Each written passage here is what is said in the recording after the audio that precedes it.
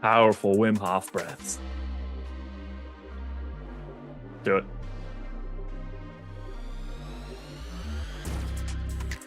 And we are live. Welcome to the NFL DFS Pick'em Strategy Show, which will last for 30 minutes. But this show will last for 4 hours. I'm Josh Engelman, and I'm here to break down what we can find on the Pick'em sites to start off this lovely NFL Sunday. Hit that like button, subscribe to the channel, hit the notification bell so you know when everything goes live. Follow me on Twitter at Josh Engelman. I'm going to apologize to everybody in advance for the next 26 minutes that you get of me. I'm a little tired. It's been a rough 2 days in the sleep department. I had to watch geriatric Mike Tyson be a human heavy bag for 8 rounds against Jake Paul at a time way too late for me. And then I had to do it again yesterday to watch the greatest to ever do it, Johnny Bones Jones, absolutely eviscerate Stipe Miocic. So the combat sports, at least for Serrano Taylor, at least. The combat sports this weekend were fun, but they are making me incredibly, incredibly tired. But we're here now.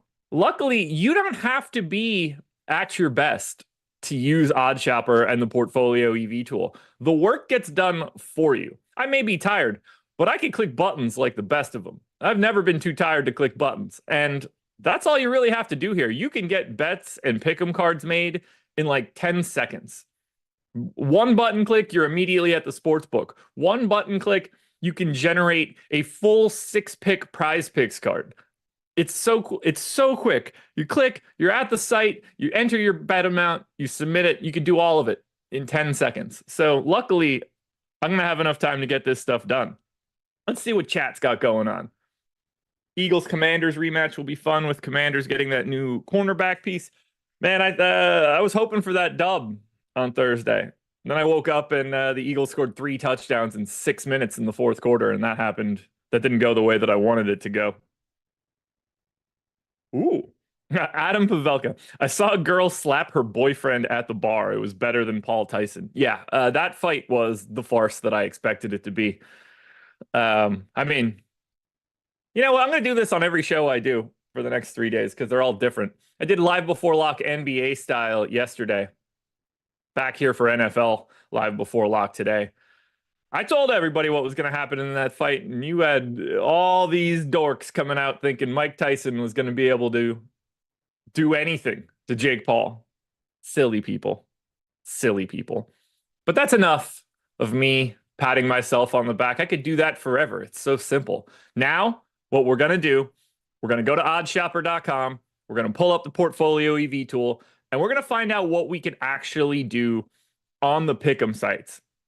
Before we go any further, I want you guys to know we have a jam-packed schedule for today. Greg Ehrenberg will be up at 9:30. He's going to build out some lineups using our single lineup sim, maybe the contest sims, depending on how much time he has. Then we kick it over to Laffy and Ben for the NFL Deeper Dive. They get started at 10 o'clock. They go 90 minutes. They will break down every single game going for today on the slate.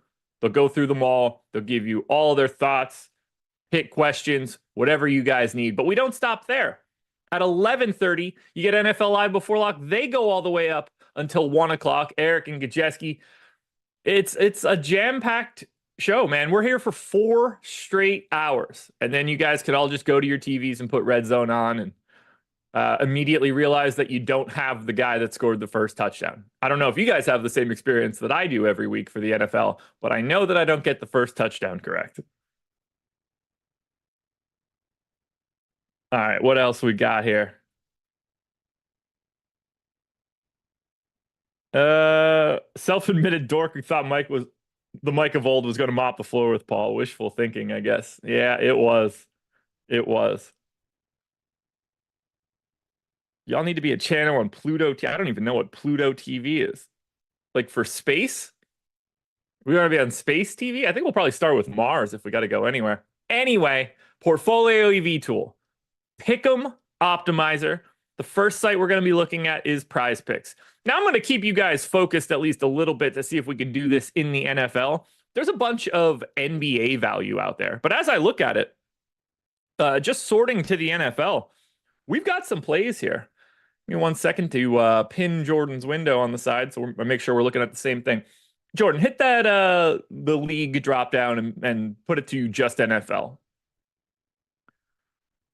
I mean, we've got more than enough positive EV plays that this is going to work out. So I'm going to add Mark Andrews under in receiving yards. We're going to add Jahmyr Gibbs over in receiving yards. We're going to get J.K. Dobbins under in rushing yards. We're going to get Gus Edwards under in rushing yards.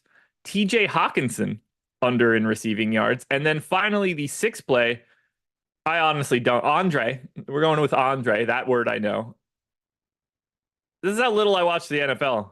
Iosivas? Iosivas. Has to be. That's a 6 per... What is it? Yoshivas? Never. Never in my life would I have gotten that. I can do the NBA names. I can't do that one. We're going with Andre. Andre. Look, I don't care about the NFL, and I don't have to. That's the best part of this tool. I don't pay attention to the NFL. The NBA is my baby. I'm in it deep. Pause. It's the thing I focus on the most. I do not in any way. But why? By the way, Jordan, why am I going to you for pronunciation? You are the most unreliable narrator that's ever been in my ears. We get those 6 in. Actually, we're pulling Andre right now. Rico Dowdle just popped up in front of my screen with a 1.3% EV. So let's get that one in. 7% EV card is what I have in front of me. And it's just this simple. I'm going to click the Bet Now button. So is Jordan. That's at the bottom of the card. It immediately populates all of the items into the Prize Picks pool. I'm going to put in my bet size and submit the lineup. Jordan, did you just submit it as well? Are you putting it in? Oh, you coward. We'll win together, baby. We ride together, we die together. Bad boys for life. And now I'm going to drop this link into chat. For anybody that wants to tail the card that we just built on Prize Picks, it's this simple. The link is in chat in YouTube. All you have to do is click it. You'll go right to Prize Picks right now. Everything will be populated, and we could all tail this one together. That's the best part of some of these pick'em sites. We can go about this as a group. This isn't, at least for Prize Picks in particular, this isn't a zero-sum game for us. In DFS, I hope you guys succeed. I always hope you do worse than me. There's no way around it. For this one, we could all click that link. We could all play this card. And then when we go 6-0, we could all just high five together and do something with our winnings. That's a fun experience. And OddsShopper makes it super simple. Super simple. We got that Prize Picks card in essentially at the snap of a fingers. Are there any promos or anything going on Prize Picks today? No. I'm definitely not doing any of those. Do we have any discounted plays? Can we talk about discounted plays on Prize Picks for a second? For all of you guys that play on Prize Picks, is it just me? Do I just not look at this correctly? Why don't they just have a spot that only has whatever's discounted? Why do you have to like find it somewhere randomly? Or am I wrong and it does exist and I've just never been able to find it? I don't get it. If they have like a free square or a taco or whatever they could be, how is that not just one of the little items you can click on? I don't get it. But I love Prize Picks. So shout out to Prize Picks. Josh, how does North Carolina have Prize Picks and books? Oh, it's really easy. We're just awesome like that. It's incredible. I honestly have no idea. We're generally we're a pretty dumb. Maybe just nobody's paying attention because we're a pretty dumb state. We don't like money. You know, we're late to the game in the sports betting side. Weed is nowhere near me, which is next level irritating. So the state doesn't generally like money, but apparently they do in this case because they're getting something. Yeah, I have no idea. And honestly, it hadn't crossed my mind until the moment you asked that question. All right, so I don't see any like bonuses, free squares, anything like that on Prize Picks. So everything we just did here, we're about to do again. But now, instead of using the entry builder for Prize Picks, we're going to use it for Underdog. And There's not a ton of value out there for underdog. We're probably going to have to dip our toe into the NBA well a bit, but there is a Taysom Hill rushing yards prop with a 2% EV that might be able to carry us to where we want to be. I'm also going to add Gibbs. I'm going to add Dottle. I'm going to add J.K. Dobbins. I think the final play is going to have to be Luka Doncic, because it's the only other play with any sort of chunk of value. That turns into a 5-pick underdog card. Jordan, switch the scroll up to the top here. Keep going. Switch that power drop down to flex. So, not the biggest EV card in the world. I'm going to read this one off to you. I tend to want to get a little bit higher than that. In theory, you could take any EV card you want. I tend to set a threshold, give myself a little bit of wiggle room. So this isn't going to be one that I'm actually going to put in right now, but maybe you like some of these pieces. Maybe you have a play that you want to pair with Taysom Hill, which is what we're showing as the #1 play on underdog. You can go that direction. While I would recommend taking the recommendations we give you, I know people want to have their own sort of spin on things. So maybe you grab that best play in Taysom Hill and you have another play that you want to add. That makes things a little bit easier if you want to try to blend your own brain with the tool. But I'm going to be pretty confident. And I say this as someone who thinks their brain is better than everybody else's. It's not better than OddsShopper. I know mine's not. OddsShopper is incredible. We have all the data to prove it at this point in time. If you guys aren't following Greg Ehrenberg on Twitter, you guys are making gigantic mistakes, because he's showing you every day how good this tool is.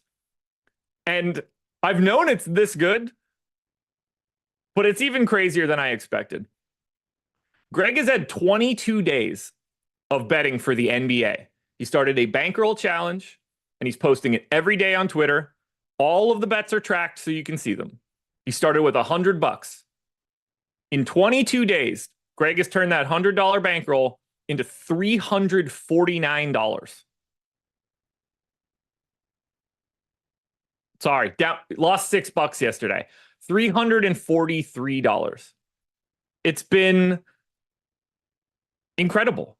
Anybody that started this and tailed along and did the things that he's doing, you could be doing this exact same thing. He's going to turn $100 into $2,000, $3,000 by the end of this year, based on the way that this is going so far. So follow Greg on Twitter if you want to know more about what OddsShopper and the portfolio EV tool is, because this is the best case study for it. And if you watched this, if you follow Greg's journey through this bankroll challenge and you don't think that you should get OddsShopper, it's a you problem at that point, because he's showing you it right in front of your face with all the detail you could possibly want. All right, let's see. Bug Boy. There's nothing worse than when Bug Boy's in chat. It's the worst. Absolute worst. So underdog, I wanted to take one look. They, at least not for me, they don't have any promos or boosts. Make sure you're taking advantage of those sorts of things. Underdog usually has something basically every day. And if you could do a 25% boost, those little things will help bring down your costs associated with playing at that site. There's going to be rake involved all the time. Anytime that you could take little bites out of that, it's going to be really helpful. We've got 2 more pick'em sites. We got 3 more pick'em sites for us to look at. The next one that we're going to go to is Sleeper. Now, we can build this in OddsShopper. Well, we're not going to be building anything in OddsShopper. We have a one solitary, ridiculous LaMelo Ball play, which, based on the way that I'm seeing it, he might have been discounted in some way, and that's going to get calculated out. There is not another positive EV play on Sleeper right now. Negative 0.1 to Xavier Worthy is the only other option. So unfortunately, at least at this moment, Sleeper's not going to be a site that we're going to be able to build a card for. But you could come back here a half hour from now and refresh that table and have positive EV plays. This data is constantly moving. The moment any lines move anywhere, that is changing the calculations for everything that we have. So it's always a moving part. But for right now, Sleeper is moving out of the Pick'em optimizer, and we are going to go to Better. Now, Better always has positive plays.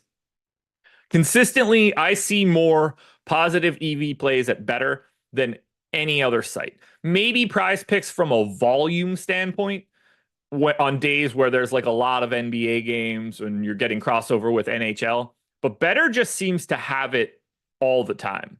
So we could look at Rico Dowdle. We could look at Ramondre Stevenson under rushing and receiving yards. We can grab that Jahmyr Gibbs receiving yards play again. Then we're getting into a deep, deep sea of NBA plays. We can do the Justin Herbert play even at negative 0.4. And then we can just take the best remaining play, which is actually LaMelo Ball under 6.5 assists.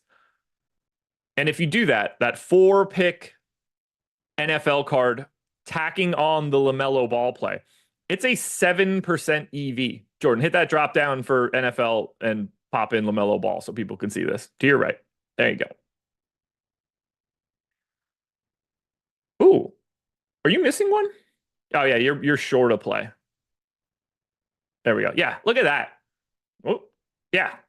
There we go. 9% EV. You got to go to 2 NBA plays. But well worth it. I mean, that's a hell of a card. We're getting 9% EV on Better. Now, again, they are app specific. So us pulling this up on the screen is unfortunately not able to be done. But I will read this one off to you guys again.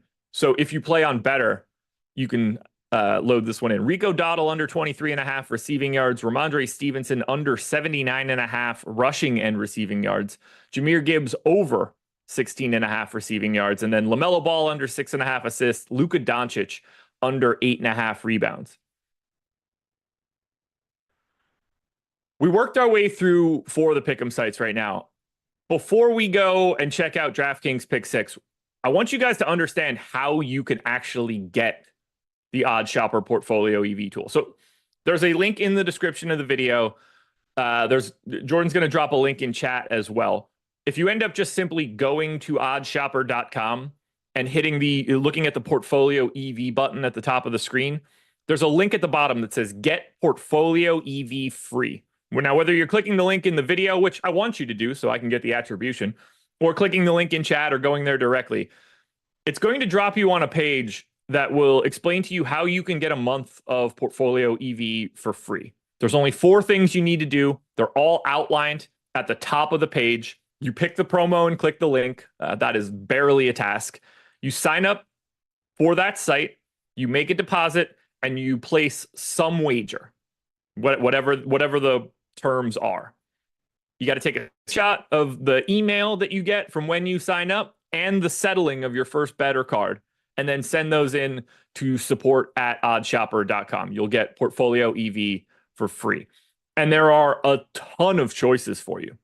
Whether you're in a legal sports betting state and you haven't signed up at all of the books that are available to you. So BetMGM, Caesars, Bet365, even DraftKings and FanDuel Sportsbook. If you don't happen to be there yet, you can get deposit bonuses and bonus bets depending on which site you're signing up. Caesars has a first bet credit up to $1,000. Bet365, you bet $5, you get $150 in bonus bets. BetMGM, you bet $10, you get $200 in bonus bets. So you don't even have to make a sizable deposit at those books unless you want to. But you can do that, get this bonus, and get a month of the Stokastic / Odd Shopper Portfolio EV tools. But maybe you're not in a legal sports betting state. Maybe you're only in a pick'em state. Maybe you're going to, you haven't signed up at Prize Picks or Underdog or Sleeper or Better yet. Well, those deals exist too.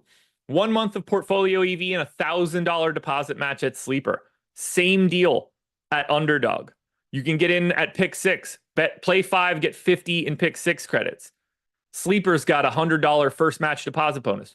All of these deals get you 1 month of the Portfolio EV tool. I can't explain anymore why that's an awesome deal, but we can kind of show you quickly. So Jordan, what I want you to do, hit that portfolio EV drop down and go to the portfolio results tab. This is going to be the thing that I think blows your mind. And this is going to be what we're going to end here on before I dip on out of here and turn it over to Greg. We have everything that we have ever recommended with our odd shopper algorithm in this table. And I'm going to do it very generically to start.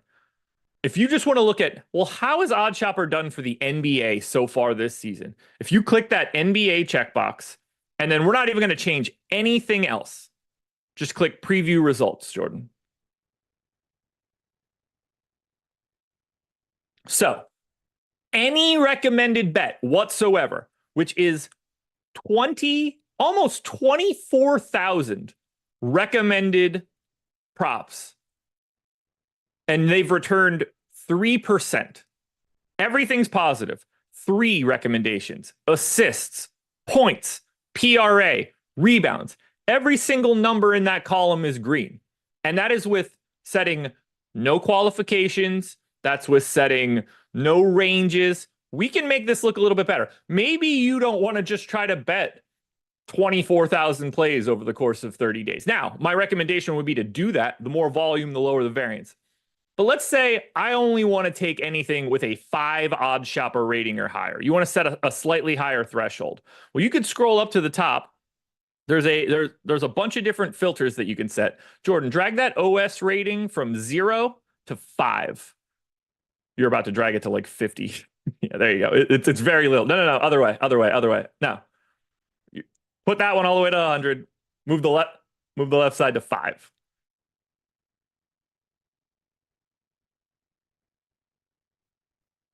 Okay, just odd shopper 5. Watch what happens to these results.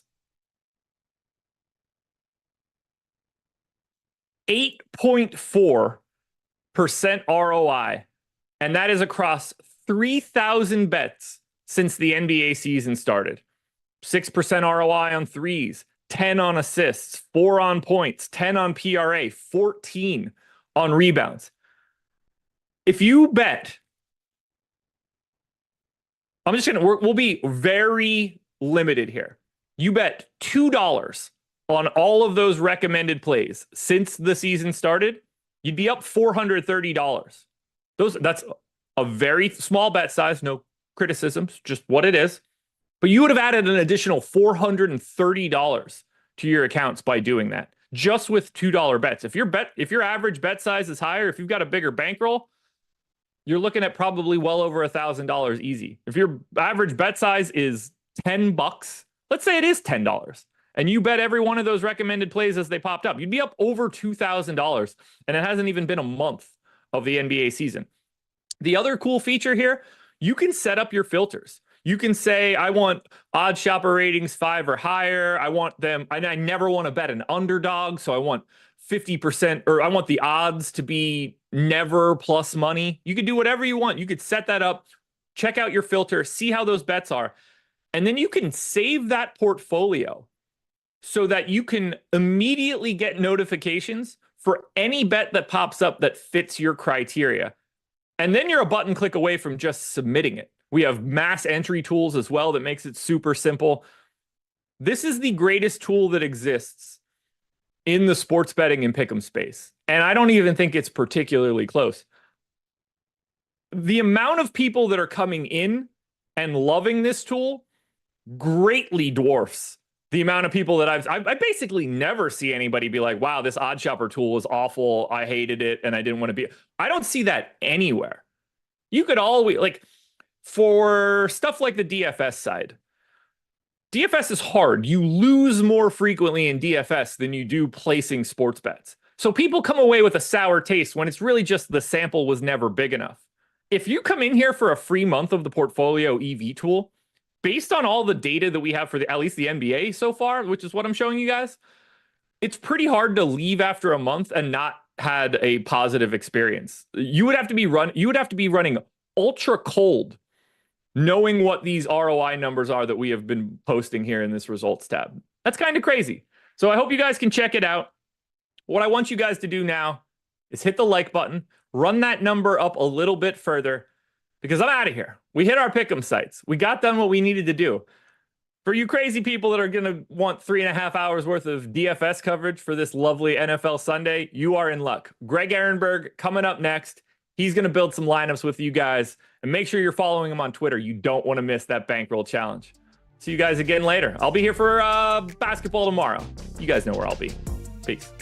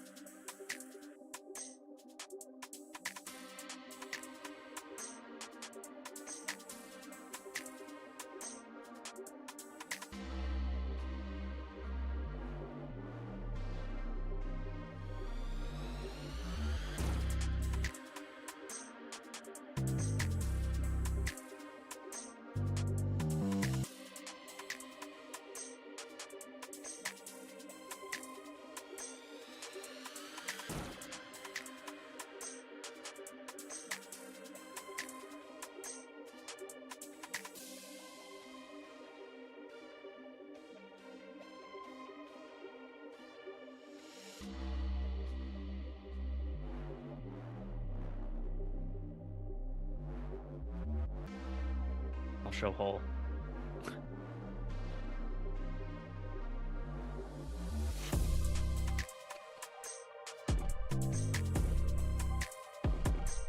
Good morning, everybody, and it is time to start talking some NFL DFS. I'm going to be building some lineups with you guys. We'll build some lineups on DraftKings and FanDuel. We'll look at all the player projections, the ownership projections. If you could do me a favor while you're watching this, like the video, subscribe to the YouTube channel. Then after me, we got the deep dive with Lofty and Ben Raza, followed by Live Before Lock with Eric Lindquist and Matt Kajeski. And all of the tools that we are using here to build lineups, it all comes from the Stokastic suite of tools. If you guys want to sign up for any of the tools that we have here, links are down below in the YouTube description box.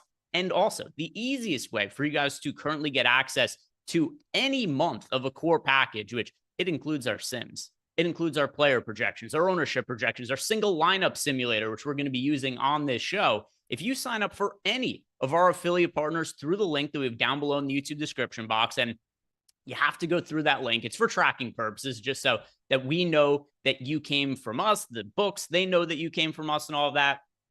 Any of these sites, you sign up for the first time using that link below. and you get 1 free month of a core package for the sport of your choosing for each of the books you choose to sign up for. So there's, I don't know what, 10, 12 books. I can't count that high. There's a bunch of ones you could sign up for right here that we just showed on screen. Each of those you sign up for, you get a free month. They stack. You could sign up for all of them if you want, and then you get 1 free month for each of those. You get 12 free months of an NFL package. You could do 3 months of football, 3 months of basketball, however it is that you guys want to break it down. Sign up for one of those books using the link we have below. 1 free month for each one you do. And now, Jordan, let's start looking at some of the player projections, the ownership projections for this weekend's slate. And we'll begin with the quarterback position where, yeah, there we go. We've got 3 QBs this week projected for north of 20 fantasy points. And we are missing a couple of the best fantasy producing quarterbacks because they played on Thursday. There's no Jalen Hurts. There's no Jaden Daniels. And Jaden Daniels has pretty regularly been one of the, if not the highest projected quarterbacks on a lot of these main Sunday slates for the last, I don't know, 5-6 weeks, something like that. It's been pretty regular for Jaden Daniels to be at the top. Now, for this weekend, Lamar Jackson, 22 fantasy points around from him. We got 21 fantasy points for Josh Allen. We've got 20.5 fantasy points for Brock Purdy. Those are your 3 highest projected QBs from a fantasy point standpoint. All of them over 20 fantasy points. And there's a really big drop off. You got Patrick Mahomes at around 18.5 fantasy points. Bo Nix at around 18.5 fantasy points. Then the next highest projected guy, it's Jameis Winston, who's going to be popular at 17.5 fantasy points. But you guys will see pretty steep drop off once you get past the first few QBs. And then once again, this is a slate with pretty spread out quarterback ownership. We don't have massive chalk at the position. 2 guys pulling north of 10% ownership in Jameis Winston and Brock Purdy. And then you got Russell Wilson at 7% ownership. And that's it. There's a lot of spread ownership at the QB position. There's nothing in there that I find to be particularly problematic as far as ownership goes. So QB, kind of uninteresting as a position. Let's go and look at running back now, where there are some really interesting talking points at running back, most namely because Christian McCaffrey is back now. Christian McCaffrey missed, the first 8-9 games of the season, whatever it was. And we didn't know exactly what his workload was going to be last week, and it was significant. He played the normal Christian McCaffrey role. It wasn't a massive game for the 49ers offense, so we didn't see big fantasy output out of Christian McCaffrey, but what we did see was enough role in the offense to know, this is Christian McCaffrey again going forward. He's going to be on the field for just about every single snap. He's going to be involved in the run game. He's going to be involved in the passing game, and even though we didn't see a massive amount of goal line touches last week, it was really just because the 49ers weren't getting there very often last week. So we should expect going forward Christian McCaffrey to be the best fantasy producer of any player in the league based on his past history. And that is also why he is projected for just a massive amount of fantasy points this week, way more than anybody else on the slate, not just a running back, but at any position. And he's also massive chalk for the slate. So Christian McCaffrey, 26.5 fantasy points, which I think that's the highest we've had any player projected for the entire season. I'm just going off the top of my head, so I could be forgetting a situation, but I don't remember doing the show at any point in time this year and seeing somebody for more than 26.5 fantasy points. So Christian McCaffrey also underpriced at $8,300. He's typically somebody who's $9K plus, but because of the long layoff and kind of the mediocre fantasy results last week, he's underpriced, looking like one of the best points per dollar plays on the slate, even at $8,300 on DraftKings. Alvin Kamara, Devon Achane, those are the 2 other running backs who are over 20 fantasy points. And even then, there's a little bit of a difference. There's tiers to these guys, where McCaffrey tier 1, then Kamara tier 2 at 23 fantasy points. Then you got right around 21 fantasy points for Devon Achane. Then you've got Breece Hall just under 20 fantasy points, Jahmyr Gibbs at 19 fantasy points. Let's sort by the ownership, Jordan. Yeah, and you guys will see that ownership, Christian McCaffrey, just massive chalk. You got over 40% ownership going to Christian McCaffrey, and I see we do have a super chat there from Will Griffey, so we'll plug your lineup in first right after we go through some of the initial projections here. Christian McCaffrey, chalk on the slate, 40% ownership. Also, that's making him, once again, off memory, I think the highest owned pay up option of the entire season, in addition to him having the highest projection I can remember of anybody. Then you got Devon Achane as well as Alvin Kamara, right around mid 20% ownership, 27.5% for Achane, 26% for Kamara. Breece Hall, 15% owned. Jahmyr Gibbs, 13.8% owned. No other running backs pulling significant ownership. We don't have anybody else more than 9% owned on the entire slate. So paying up, that is the way the field is going at the running back spot. So now to wide receivers, Jordan. Yeah, and wide receivers, this is going to paint a real clear picture as to if you guys are paying up for somebody, it's probably going to want to be a running back this weekend and less so the wide receivers, because we just saw that we've got Christian McCaffrey, 26 fantasy points, Alvin Kamara, 23 fantasy points. There isn't even a single wide receiver project for 19 fantasy points. We've got Amon-Ra St. Brown at 18.94, Justin Jefferson at 18.46, Tyreek Hill, 17.4, Deebo Samuel, 17.3. He's not really all that expensive, though. So the top-end wide receivers, they don't project anywhere near the top-end running backs. And then also, if you look at the ownership here for the wideouts, so sort by that there, Jordan, it's pretty spread out. No running backs, or sorry, I should say no wide receivers are projected for north of 20% ownership. The most popular one is Deebo at 17.84%, which makes sense. $6,800. No Brandon Ayuk. George Kittle. He was somewhat unexpected. He was on the injury report, but so somewhat unexpectedly ruled out late last night. We got that tweet in from Adam Schefter. I thought George Kittle was a little more likely to play than sit, but you never really know when guys are questionable. Then you got Kayshon Boutte. He is the popular cheap option at wide receiver. But even with that said, he's only 15% owned. So it's not like he's crazy, crazy popular or anything. He just looks like the best of the cheap wide receivers. So that's the direction the field is going in, especially with the Patriots starting to really try to gear their playing time towards the younger players to try to develop them for the future. The Patriots are clearly in a spot where they're not making the playoffs this year. They're not going to be competitive. We knew that going into the year, but it's not like teams punt from week one. So guys like Kendrick Bourne didn't play at all last week, 0 snaps. And that's what has somebody like a Kayshon Boutte looking better for this week's slate when you no longer have veterans playing as much for the Patriots. Cedric Tillman at $5,300. He's 14% owned. You got Jacoby Myers, 11% owned. Khalil Shakur, he's 11% owned. But once again, no real crazy chalk at the wide receiver position. So let's go and look at tight ends next, Jordan. You guys will see at the tight end position, Travis Kelce, he's back, right? Ever since Rashee Rice has gone down, we've seen massive targets go to Travis Kelce. And actually, if I go and pull up the target share for Travis Kelce, or just the amount of targets in recent games, you guys will remember the first few games of the NFL season, it seemed like Travis Kelce might just not be the same guy anymore. It was potentially looking like he might be washed. But once Rashee Rice went down, there was just such a big change in the role that Travis Kelce played in the offense. So his targets, week 1, 4, then it was 3 targets, then it was 5. Then Rashee Rice gets hurt, total flip in the role that we've seen from Travis Kelce since then. 9 targets, 10 targets, 5 targets, 12 targets, 16 targets, 12 targets. So we've seen at least 12 targets in 3 consecutive games for Travis Kelce now. With that being the case, he projects the best of any tight end on the slate, and there's a massive gap between him and everybody else. 17.5 fantasy points for Travis Kelce, 14.5 for Brock Bowers. That is the next closest. 13.5 for David Njoku. Then the rest of the tight ends are projecting for double-digit fantasy points. Evan Ingram, TJ Hawkinson, Kyle Pitts. Now, ownership, Jordan, if you wouldn't mind. Yeah, and you guys will see here the ownership. Travis Kelce, he's the most popular. You got Davis Allen, who is now seemingly leapfrogged Colby Parkinson on the depth chart for the Rams. And as a result, at $2,500, he's projected for 6 fantasy points. It's not like he's some can't-miss guy or anything like that. But once again, we have to look at the overall outlook of the slate where there isn't all that much value.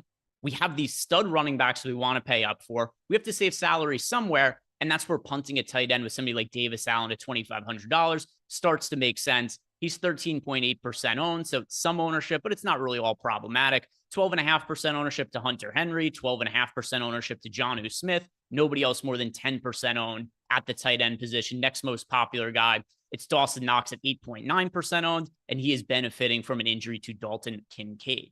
So now we've given you guys a little bit of a layout of what the overall slate is looking like. And now let's use some of that information to start building lineups. And I see that you guys have already left us some super chats. So let's plug in some of your guys' lineups. If they look good, great. If it looks like that they are simming out with a negative ROI or maybe not a great ROI, then we could use the tools to rebuild some of those lineups and see ways we can go about making them better. But where we are starting here is from Will Griffey, who wants to build a Lions stack. So Will has got Jared Goff, Nick Chubb, Jahmyr Gibbs, Amon-Ra St. Brown, Calvin Austin, Brian Thomas, double tight end lineup. He's got Dawson Knox and Travis Kelce, and then the Jets defense. Also, if you guys are a Stokastic sub, you can leave questions in the Discord channel, which I am going to be on the lookout for as well. And I see Hypnotoad asking me who my favorite stack is today. So yeah, if we build some of the lineups from the super chats, I will build a lineup as well with some of the stacks that I am liking the most for today. But let's see how Will's lineup is simming out here. And while we are working on that, I will say there isn't one stack that I love way more than the rest of the field, but my personal favorite stack, it is Dolphin stacks with Tua Tagovailoa going up against the Las Vegas Raiders. So that's the stack that I'm going to be starting my builds with here after we go through these lineups, just to answer Hypnotoad's question while we look at some of these. Yeah, so Will, negative 12.8% sim ROI. You're missing out on a number of key pieces on the slate, and it's not to say you have to play all of the chalk, obviously. That's certainly not the case. But if you're not playing any of the chalk pieces, chances are you're just leaving a lot of potential fantasy points on the table. So there actually isn't really a realistic way for me to rebuild this lineup unless we were just to scrap the entire thing and go about it from the start. But you've got a very expensive Lions stack, which is just going to be hard to get to. I mean, I'm looking at my exposures right now, and it's a good spot for Jared Goff against the Jacksonville Jaguars, but you got him with Jahmyr Gibbs. You got him with Amon-Ra St. Brown. I currently only have 3% of Jared Goff in my lineups here. And then also, I don't love Calvin Austin as a value option. I don't love Brian Thomas as a run back either. It's not because I should rephrase. I don't like anybody from the Jaguars as a run back. So if I was building a Lions stack, I'd be most apt to not play anybody from the Jacksonville Jaguars. Over the course of my top 150 lineups, Brian Thomas currently isn't in any of them. He's somewhat expensive. I just think there's better ways to go about building your lineups today, and also to make them a little bit more appealing from a points per dollar perspective. So, Will, I do think that you could make stacks of the Detroit Lions, but I would maybe go a different direction for value than Calvin Austin. I probably wouldn't have a run back in the lineup either. So keep some of the core options, but maybe rebuild a little bit. I also don't love Nick Chubb for DraftKings. He's a little bit more appealing on the FanDuel side of things, just because of him being relatively more cheap on FanDuel. It's a good matchup for Nick Chubb, but he's averaging less than 3 yards per carry this year. And once again, it's a good matchup, but 2 devastating injuries for Nick Chubb. I do have some concerns that he might just be washed. He's also 29 or turns 29 in a couple of weeks, I think it is. So that's also an advanced stage for the running back position. Running back's loaded on DraftKings. I'd rather go other directions. I prefer Nick Chubb on FanDuel if you're going to be getting exposure to him. Let's see. Christian Smith says, happy Sunday, Greg. Can we run this on DK? And here is a Tua Tagovailoa lineup. So this is what I like as my favorite stack. And he's gotten here Tua, Achane. Boy, lots of Chubb in here, because Chubb in the first 2 lineups that we've gotten, but Nick Chubb, Tyreek Hill. We've got Cedric Tillman, DeAndre Hopkins, Jonnu Smith, Khalil Shakur, and then the Titans defense. This is the lineup here from Christian Smith. And just at first look here, I think this is going to sim out fairly decently, but we'll see. It might really be hard to make lineups that have super high sim ROIs that don't include Christian McCaffrey in them. And so far, of all the lineups that people have left for us, 3 lineups, none of them have Christian McCaffrey. All right, Christian Smith looks good. 74.3% sim ROI. So yeah, clearly that the absence of Christian McCaffrey, I thought that maybe we could have good lineups, but not ones with like 74% sim ROI. I thought we'd have lineups that have maybe like 20 to 30% sim ROI. But yeah, this one looks really good even without Christian McCaffrey. So Christian Smith, I think you're good to roll that lineup out. That's a good looking Tua lineup.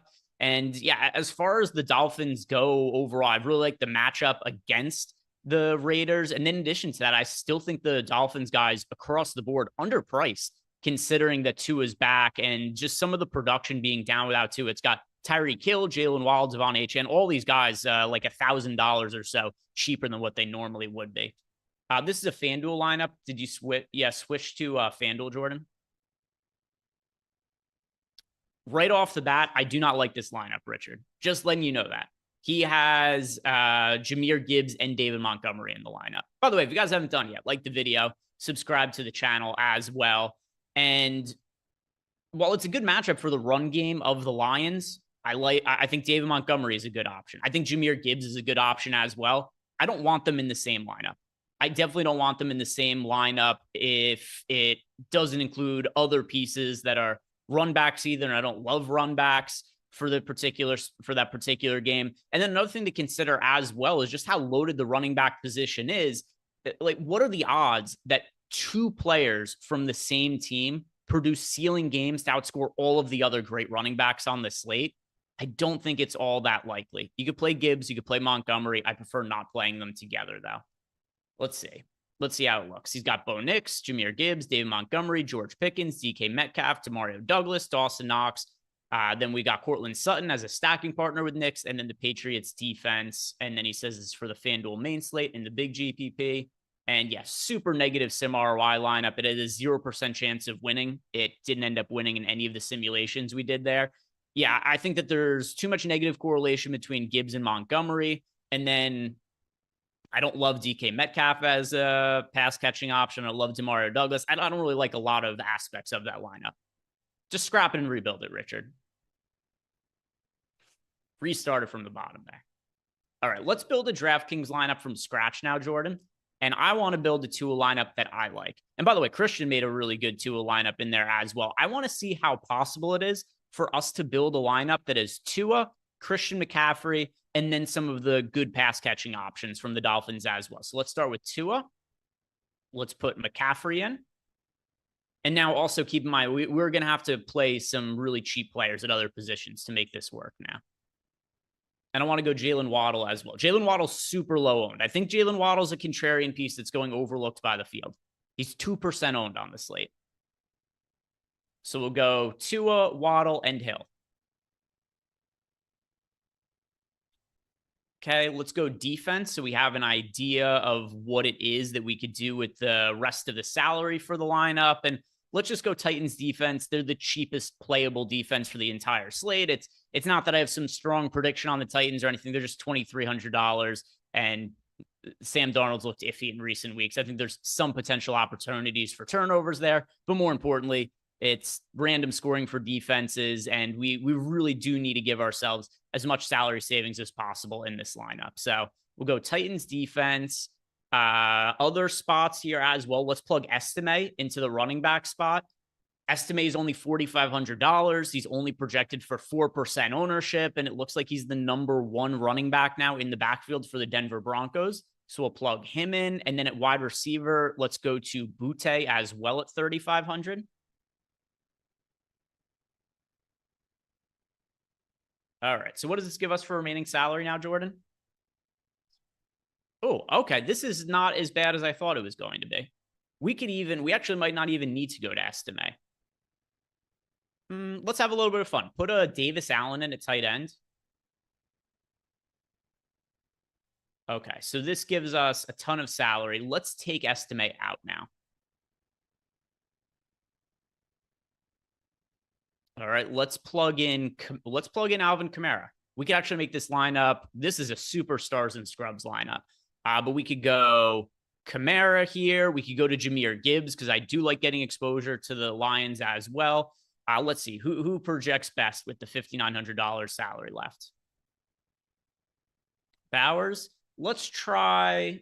All right, yeah, let's do Bowers. We'll sim it out, and then I just want to see what happens if after we do this one, instead of Kamara, we'll go to Jahmyr Gibbs, and then we'll see what other player we can get in instead of Bowers. Now, with that said, we just naturally got to run back in this lineup in Brock Bowers, which I like. I think Brock Bowers makes sense as a run back in Dolphin stacks. I like Brock Bowers as a run back, and I also like Jacoby Myers as a run back. But yeah, 122.1% sim ROI. That looks really good.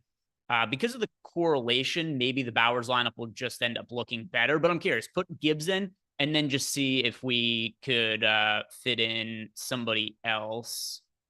Who's best now? Debo? Okay, let's just put in Debo actually. I don't hate having Debo and McCaffrey lineups, even though they're both pay up options from the 49ers. consider there's no George Kittle, there's no Brandon Ayuk. We're going to have a little bit more concentrated target share and workload in the offense than normal. Yeah, pretty comparable. This didn't really end up changing all that much. These lineups look very similar. So, all right, there's a way that we could build lineups around some of my favorite options on DraftKings. Let's do it for FanDuel now as well, Jordan. All right, so FanDuel, let's see. What do we want to do for FanDuel? And I'll keep an eye on chat. Let's see, is there anything in particular that chat is recommending? Nah, not really seeing anything too much of a consensus. So let's build on FanDuel. We could do Brock Purdy. We could do Jameis. Let's do Jameis Winston on FanDuel because we haven't looked at Jameis Winston all that much. He's popular on DraftKings, somewhat popular on FanDuel. Nothing crazy, 7% ownership. But let's go to Winston with Njoku's. Yeah, let's go Njoku at 6,600 at tight end, and we'll go Cedric Tillman as well. We'll do a double stack. One other thing that I like about building Jameis Winston stacks over on FanDuel is that Nick Chubb is going to be a little bit more popular on FanDuel than DraftKings. He's like the 5th or so or 4th most popular running back on FanDuel. So there's a little bit of leverage to be had if you're playing the Browns passing game as opposed to the run game over on FanDuel. But anyway, Jameis Winston, Cedric Tillman, David Njoku. I don't think we need a run back in this lineup. I know there's going to be people who want to roster Marquez Valdes-Scantling just because he had that massive outlier game last week. He's one of these guys who we've seen this happen a bunch this year where the data doesn't project somebody for a lot of ownership just because they don't project for a ton of fantasy points. And a lot of ownership, it's derived from data. And we always see the player who breaks the slate unexpectedly the week before almost always picks up some steam for the subsequent week. So Marquez Valdes-Scantling is only projected for something like 1-2% ownership. He's probably going to be somewhere in the neighborhood of 10 to 15% owned just because of how big of a game he had last week. I understand why people want to click on the button just because he showed that upside a week ago. But my preference is to not roster a pass catcher from the Saints as a run back. If I am going to go to a run back from the Saints, it would be Alvin Kamara, which, yeah, let's plug in Kamara at $8,200. We'll go Kamara, but as far as wide receivers go, there isn't a pass catching run back I love from the Saints. Other priority plays on FanDuel, Chase Brown. We do have the Sunday night game on FanDuel, and for whatever reason, Chase Brown coming off a really big game wasn't really priced up on FanDuel. He's still only $6,800, so he looks really good on FanDuel. Let's go Chase Brown in this lineup. That's another aspect of the FanDuel slate, as well as I think Bengals stacks look really solid over on FanDuel, and for obvious reasons, them not being on the slate, not a consideration on DraftKings. So we've got Brown in there. Let's go at defense. Let's go to, well, let's just keep it simple. Let's go to the Titans as well. They're only 3,500 on FanDuel. Some cheap defenses I think are viable on FanDuel. The Titans are 3,500. The Colts are 3,300 against the Jets. The Patriots are 3,400 against the Rams. Those are reasonable ways to go cheap at defense. If you're looking to save salary, I'm very spread out with my defense exposure, which is pretty normal for myself. Let's see, 7,000 left. So we've got close to infinity salary to play with here on FanDuel. What do we want to do? You know, let's make a change, Jordan. Take Njoku out and instead go to Jerry Jeudy at wide receiver. And then we'll go to Kelsey at tight end. That'll be a way we could spend a little bit more salary here because we did have a lot left over there. And Kelsey overall at $7,400 is my favorite. He's my favorite tight end on FanDuel and DraftKings, but especially for FanDuel because you don't have a 2,500 Davis Allen to roster on FanDuel. So now we've got a little bit over 7,000, 2 roster spots left. Let's plug in Shakir here for a couple of reasons. Number one, I think it's $6,500. He's one of the top points per dollar options on FanDuel with the Bills being shorthanded at pass catcher. But in addition to that too, we've got Travis Kelce in the lineup. We're getting a little bit of a mini game stack for correlation there. So now what do we have left? 8,100. And who projects the best? What's his salary? All right, so let's go to Jacobs and then just upgrade the defense to whatever projects the best that we could fit in.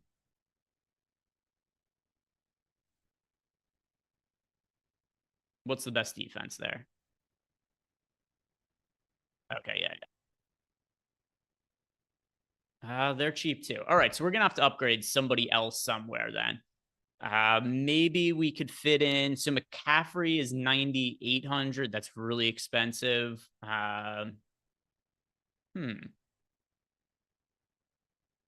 Let's go to, all right, let's just go, instead of Kamara, go to McCaffrey.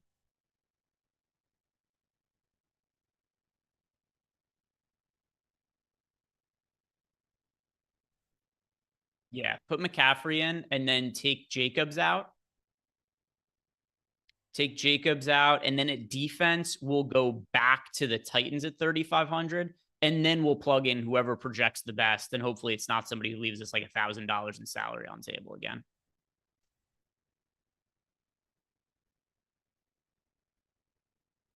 Cool. Yeah, Stevenson, not that I love him or anything for the slate, but $6,500, 9% owned. I think he's a reasonable play as a last man in sort of situation here against the Rams.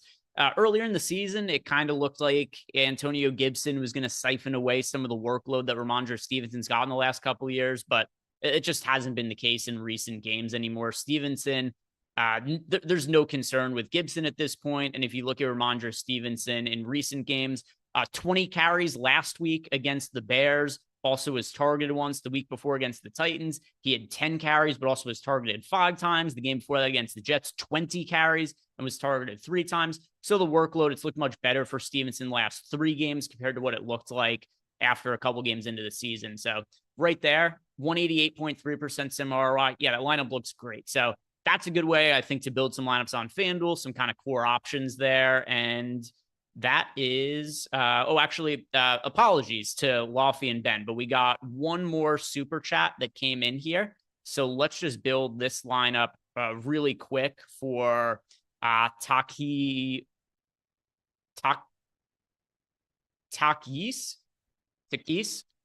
My bad. His last name is pronounced James. I know that part.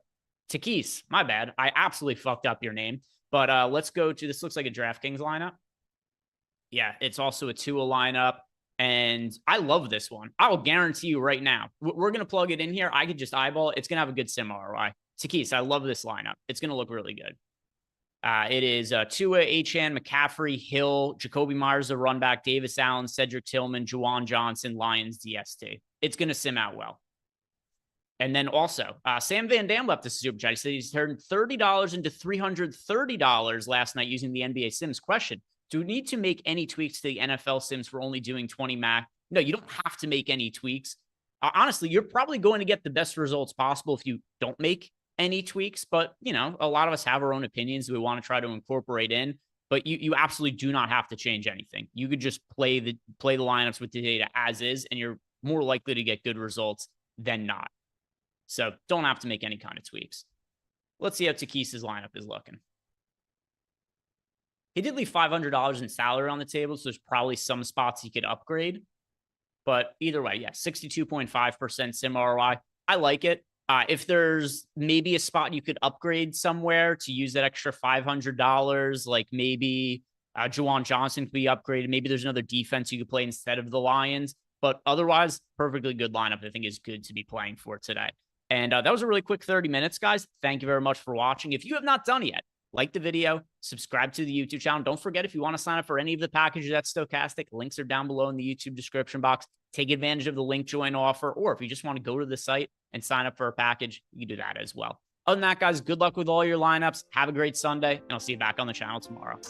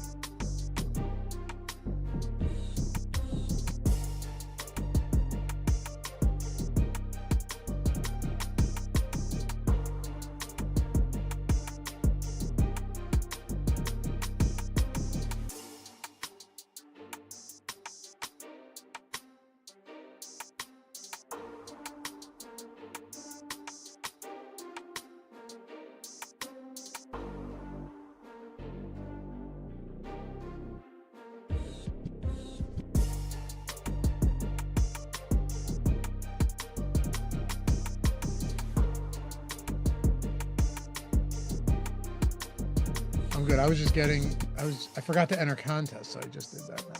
Yeah, We are in business.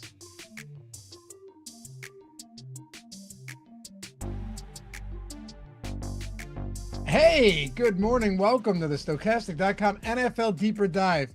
Can you believe it? Week 11 is here already. We're breaking it all down. 11 game slates on week 11.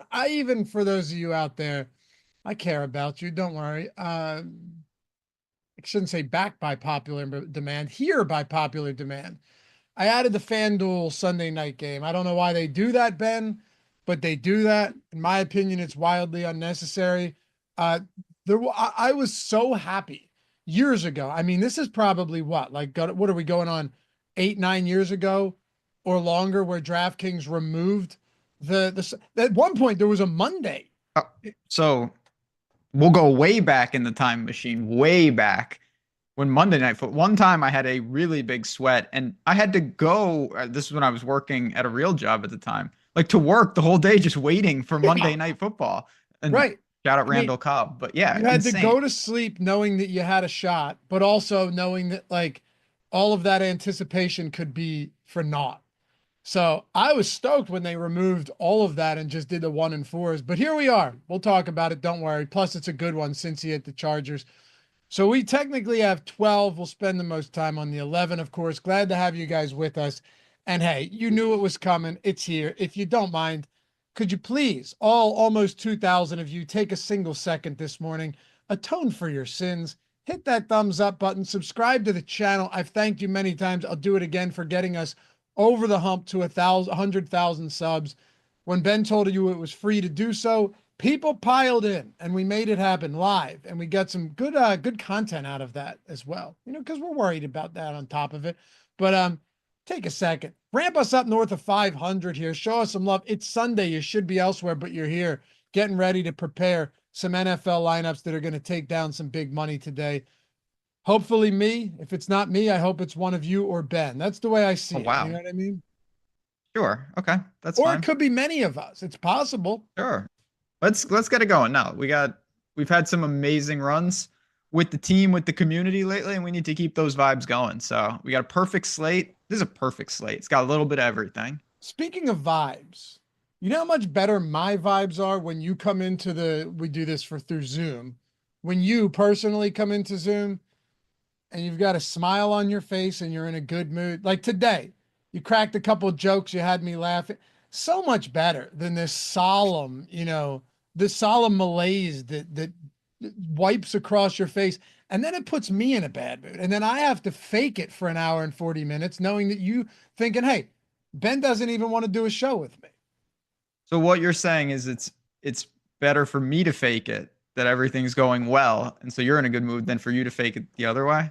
Yeah, because you'll never catch those negative vibes from me pre-show. Oh yeah, that's just what sure. are you? People, you don't even know what goes on behind the cameras with this guy. But no, I'm feeling good. Good. I'm excited. Yeah, I had a day yesterday, man. Oh, I had a day and a half. Believe Not me. even betting. Like I needed just a day off, but then I had the two girls. I had the kids for all morning and like part of the afternoon to myself. I had to get them to swim class and then, of course, get in the pool with one of them, which is wild. Like, don't look down. It's a nice pool, but you got kids in it all day, you know? And then in Doylestown, Pennsylvania, my mother-in-law, who I love dearly, thought it would be a good idea to take my niece and my kids to go see. They had brought reindeer into this place, like actual reindeer. Last year we went, one of the antlers had fallen off one and there was pus coming out. It was disgusting, bloody pulp. So she's like, let's just go do it. Whatever. So my father-in-law's there. We get there, we see the line and we look at each other and we go, no way, no way. And she's like, well, what else are you going to do? And I was like, fine. We wait in line for an hour to see 2 reindeer in an 8x10 cage just sitting there in their own feces. That part's not true, but just sitting there. And then like you take a picture with them and walk away.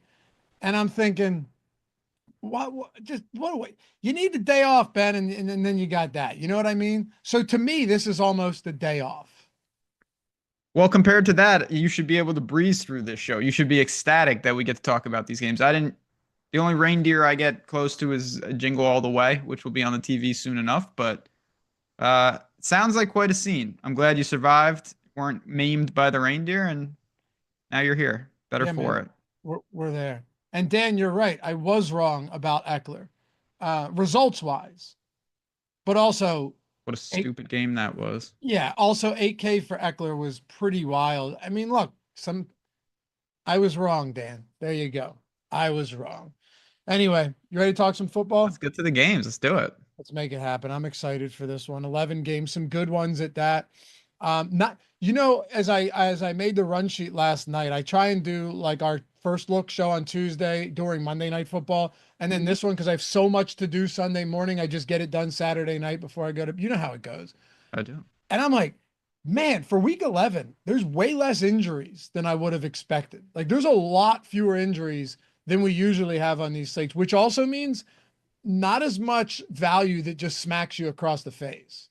And that's always the thing that we talk about on the first look show is how much is going to change in the 96-ish hours between those shows. And the answer this week was not nothing, but not a ton. We didn't have these, oh my God, this guy that we didn't even mention is now 40% owned and projecting as the best point per dollar play on the slate. We still have some values. I started building, very preliminary before the show, and I actually was able to comfortably get to pay up running backs to kind of whatever I wanted. And it's because of a couple of pretty clear pay down options that I think a lot of people are going to be on.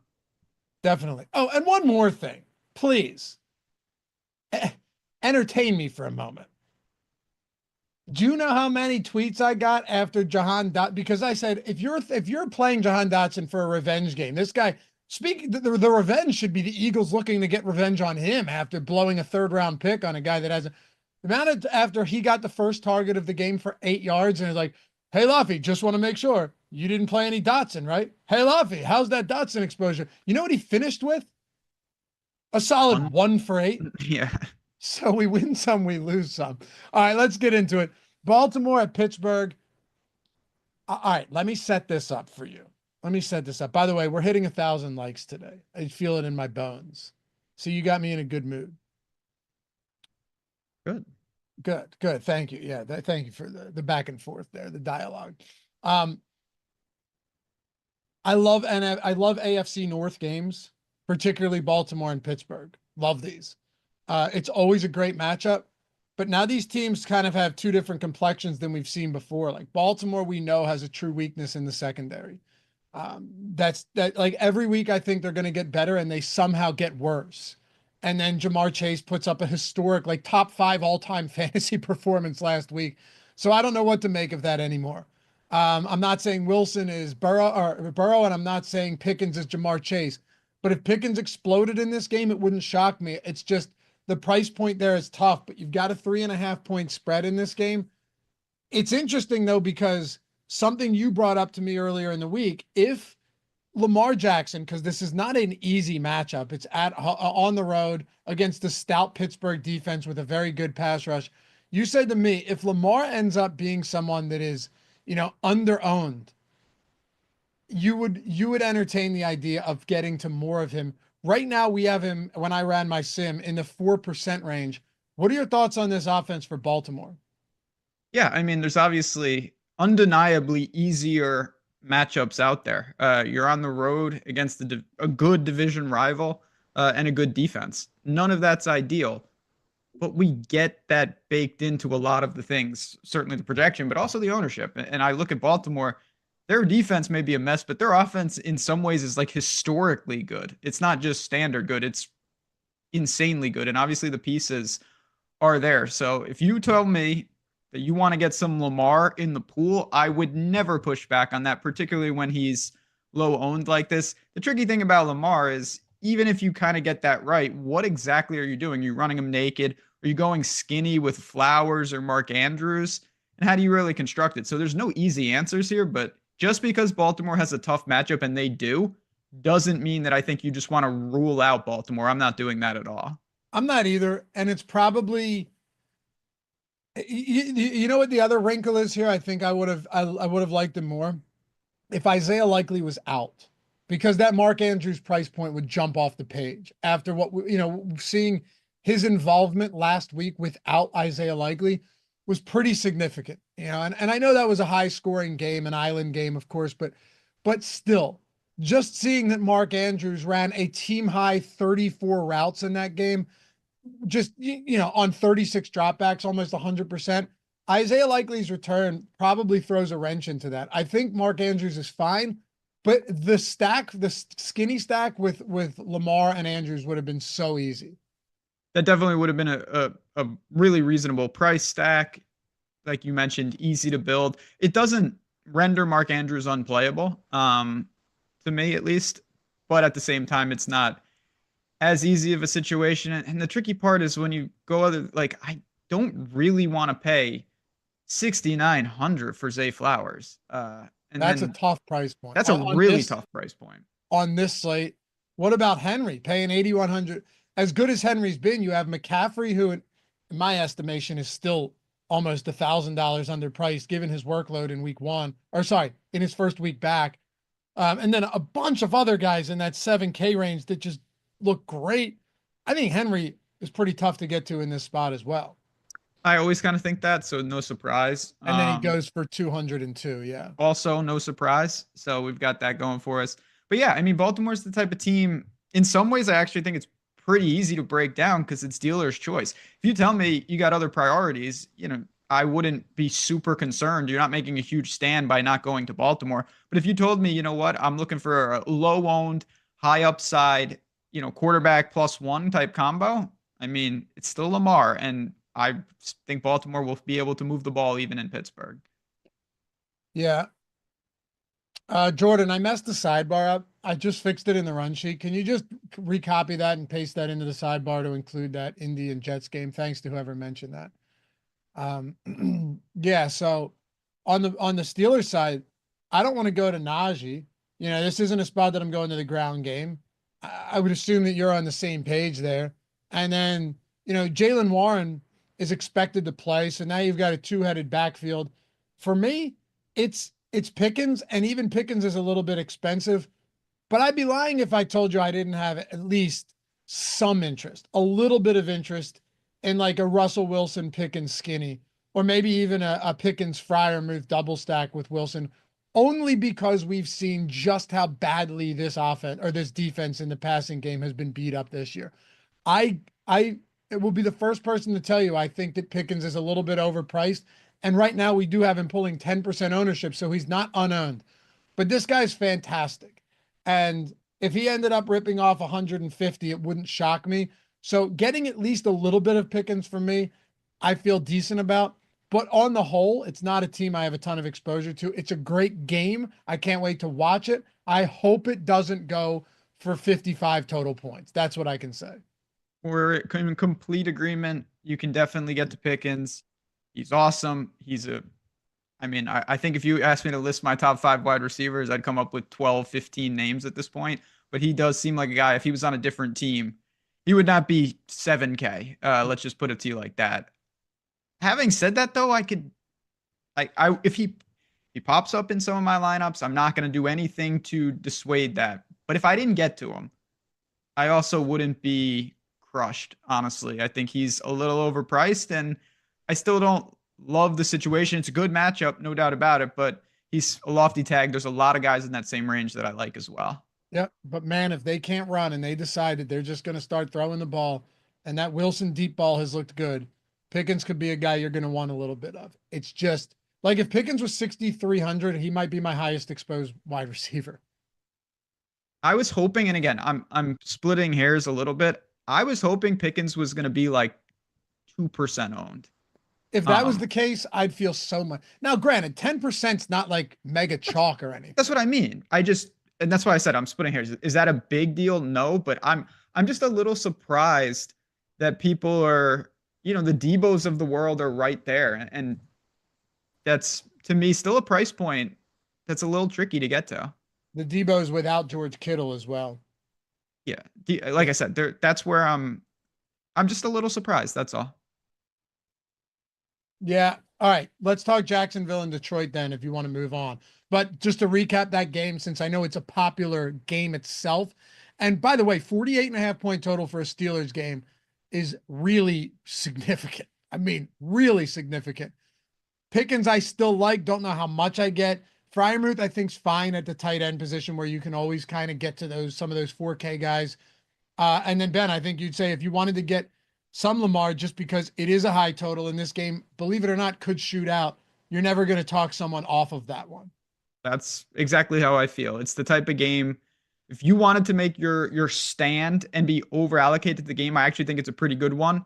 But having said that, we're talking about, multitude of games. You can't do that with every game. And I don't think that this is the premier game on the slate. Jacksonville and Detroit. This is a huge spread, 13.5. Maybe they pull some magic out of the hat and Jacksonville competes, but it appears that Doug Peterson is on his way out from all of the reports I'm seeing. Yeah, he better be packing up his stuff now, because if he needs a win to save his job, there's legitimately no chance. Yeah.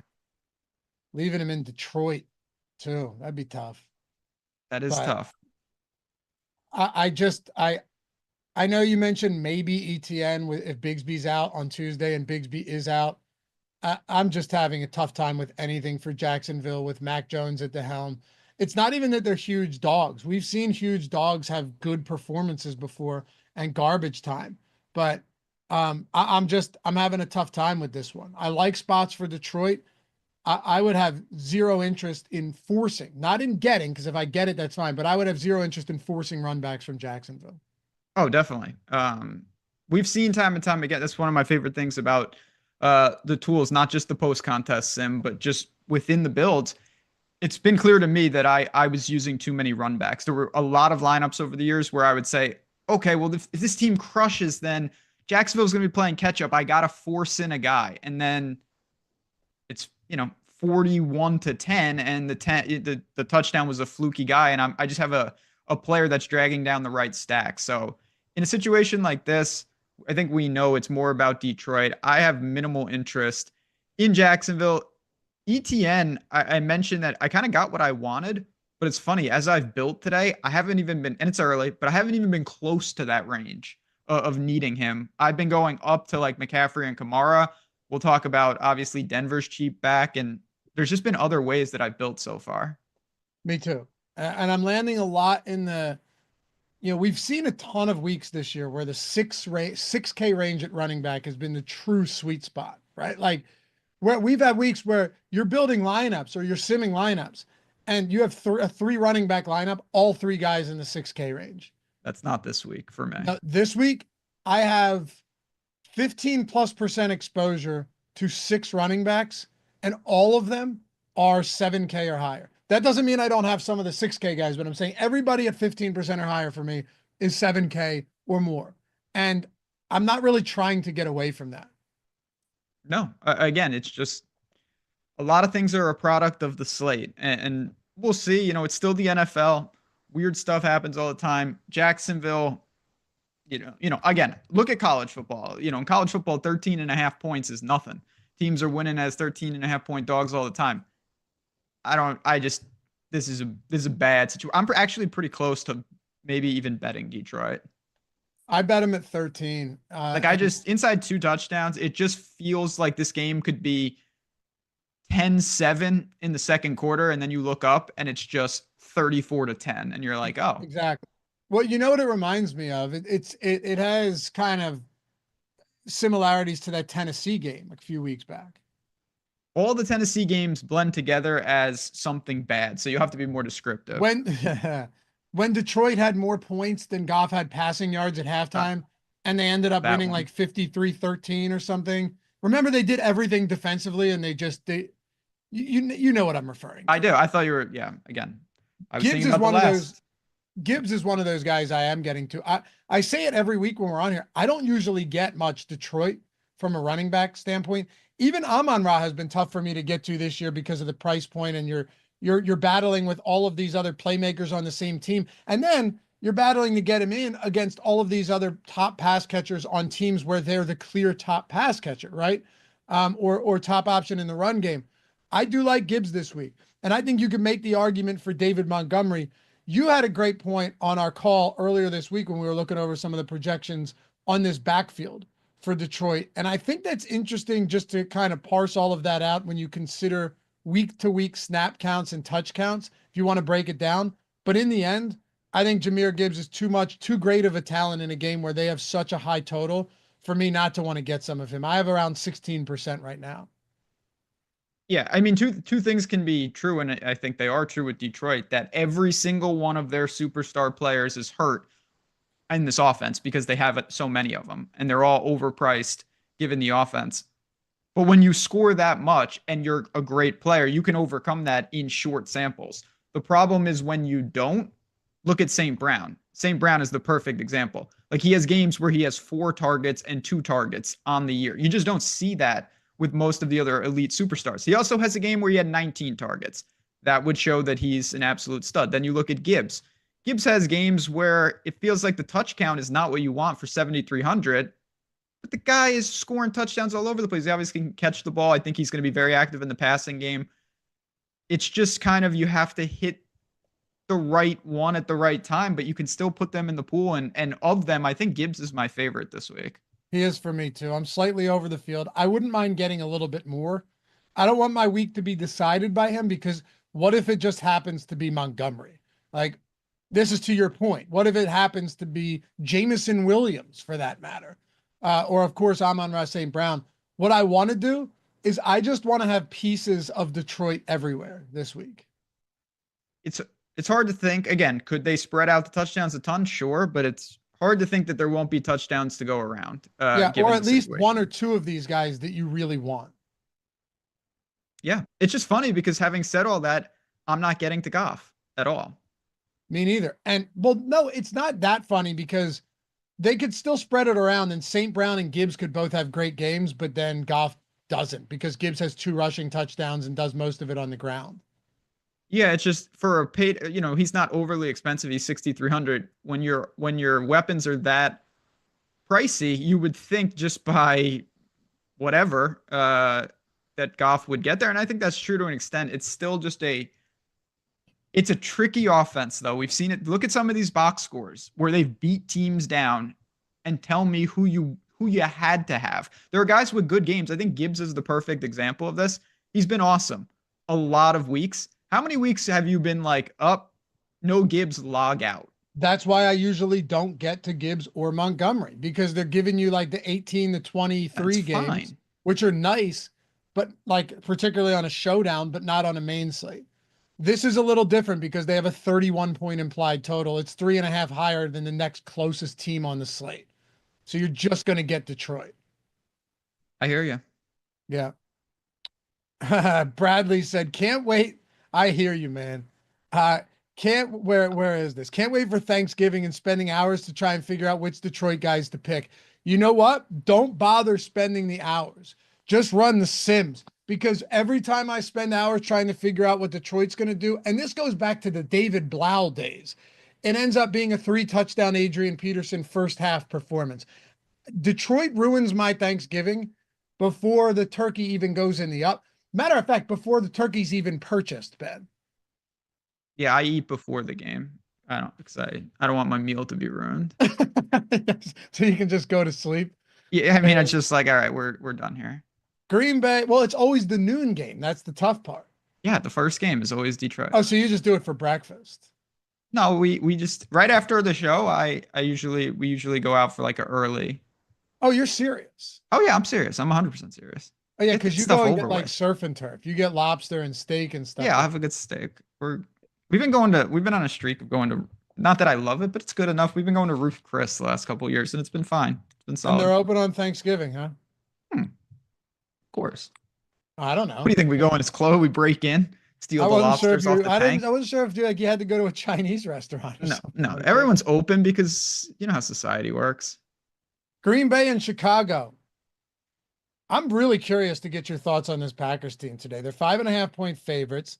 The Chicago Bears, Eberflus could be gone after this week. Of course, as you know, and you always astutely point out that you always get rid of the offensive coordinator first. Always the scapegoat. Get out of jail. You get one get out of jail free card. It's just Exactly. to axe your coordinator and say, So I'm taking Shane, over play calling. yep. And Shane Waldron, by the way, wasn't good, but now he's gone. This is a home divisional spot against the Packers.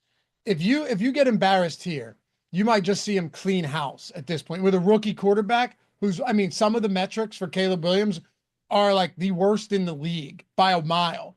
So that is a tough spot and a decent enough secondary for Green Bay. I don't like the passing game. You could twist my arm and get me to play some DeAndre Swift here. I think Swift would be the guy that I like. He's still, even despite their struggles, has been at least mildly effective, and his price point hasn't come up much because they've sucked so bad. So if they turn things around, maybe you end up seeing a decent Swift game. I'll say it right now. You know what? Especially given the price of Jordan Love and how much they spread things around in this offense, and there's no true alpha in the passing game. And Josh Jacobs isn't exactly cheap. I think the only play I really like from this game right now is DeAndre Swift. Convince me otherwise. Change my mind, as they would say. I'm not going to change your mind. I guess you could go to, obviously, if you have some money, the Packers defense, people are just absolutely crushing Caleb Williams. They can't seem to protect him. It's now or never for the Bears. They're at home, divisional game. None of this is good optics, though, for the slate. The total's bad. The price points are bad. There's a chance that I actually have 0% of this entire game. For what it's worth, though, it's not just the inability to protect him. I watched the Baldy's breakdown. You should watch all of them. Brian Baldinger does a phenomenal job. Every week on Twitter, breaks down, and he did a full breakdown on this whole Bears offense. He's like, the offensive line has been bad, but you can't just blame it on the O-line. The O-line has been bad, but the receivers are, first of all, the groupings that they have were crazy.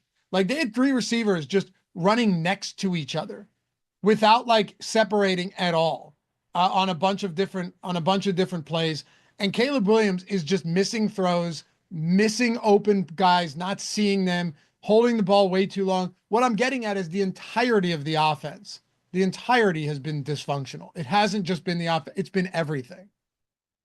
No doubt. There's plenty of blame to go around. And again, that's the reason you don't get style points for doing that. If I was going to go to a low-owned stack, we already talked about this game. Like, to me, I would much rather force in a Baltimore stack or Russell Wilson or something like that. So many things are going to, I've said it 100 times on these shows over the years. Not only do you have to hero call, say, a Bear stack, then you have to figure out, is it Swift? Is it Keenan Allen? Is it some, who from the team is it within that? And most likely the answer is going to be none of them. So I'm not brave enough to do that.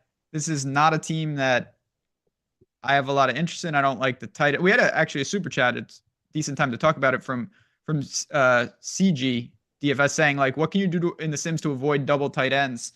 Or do you not worry about it? I personally don't really worry about it, but you can make some rules if you want. This is a game I looked at both tight ends, and then ultimately the price points just got me away from them. I'm just not there. Very difficult to get there. Thank you, Ghetto Farmer Boy said, member for 42 months. My man. Yeah. Good morning. Hit the like button. Yeah, we're at 500. We're halfway to 1,000.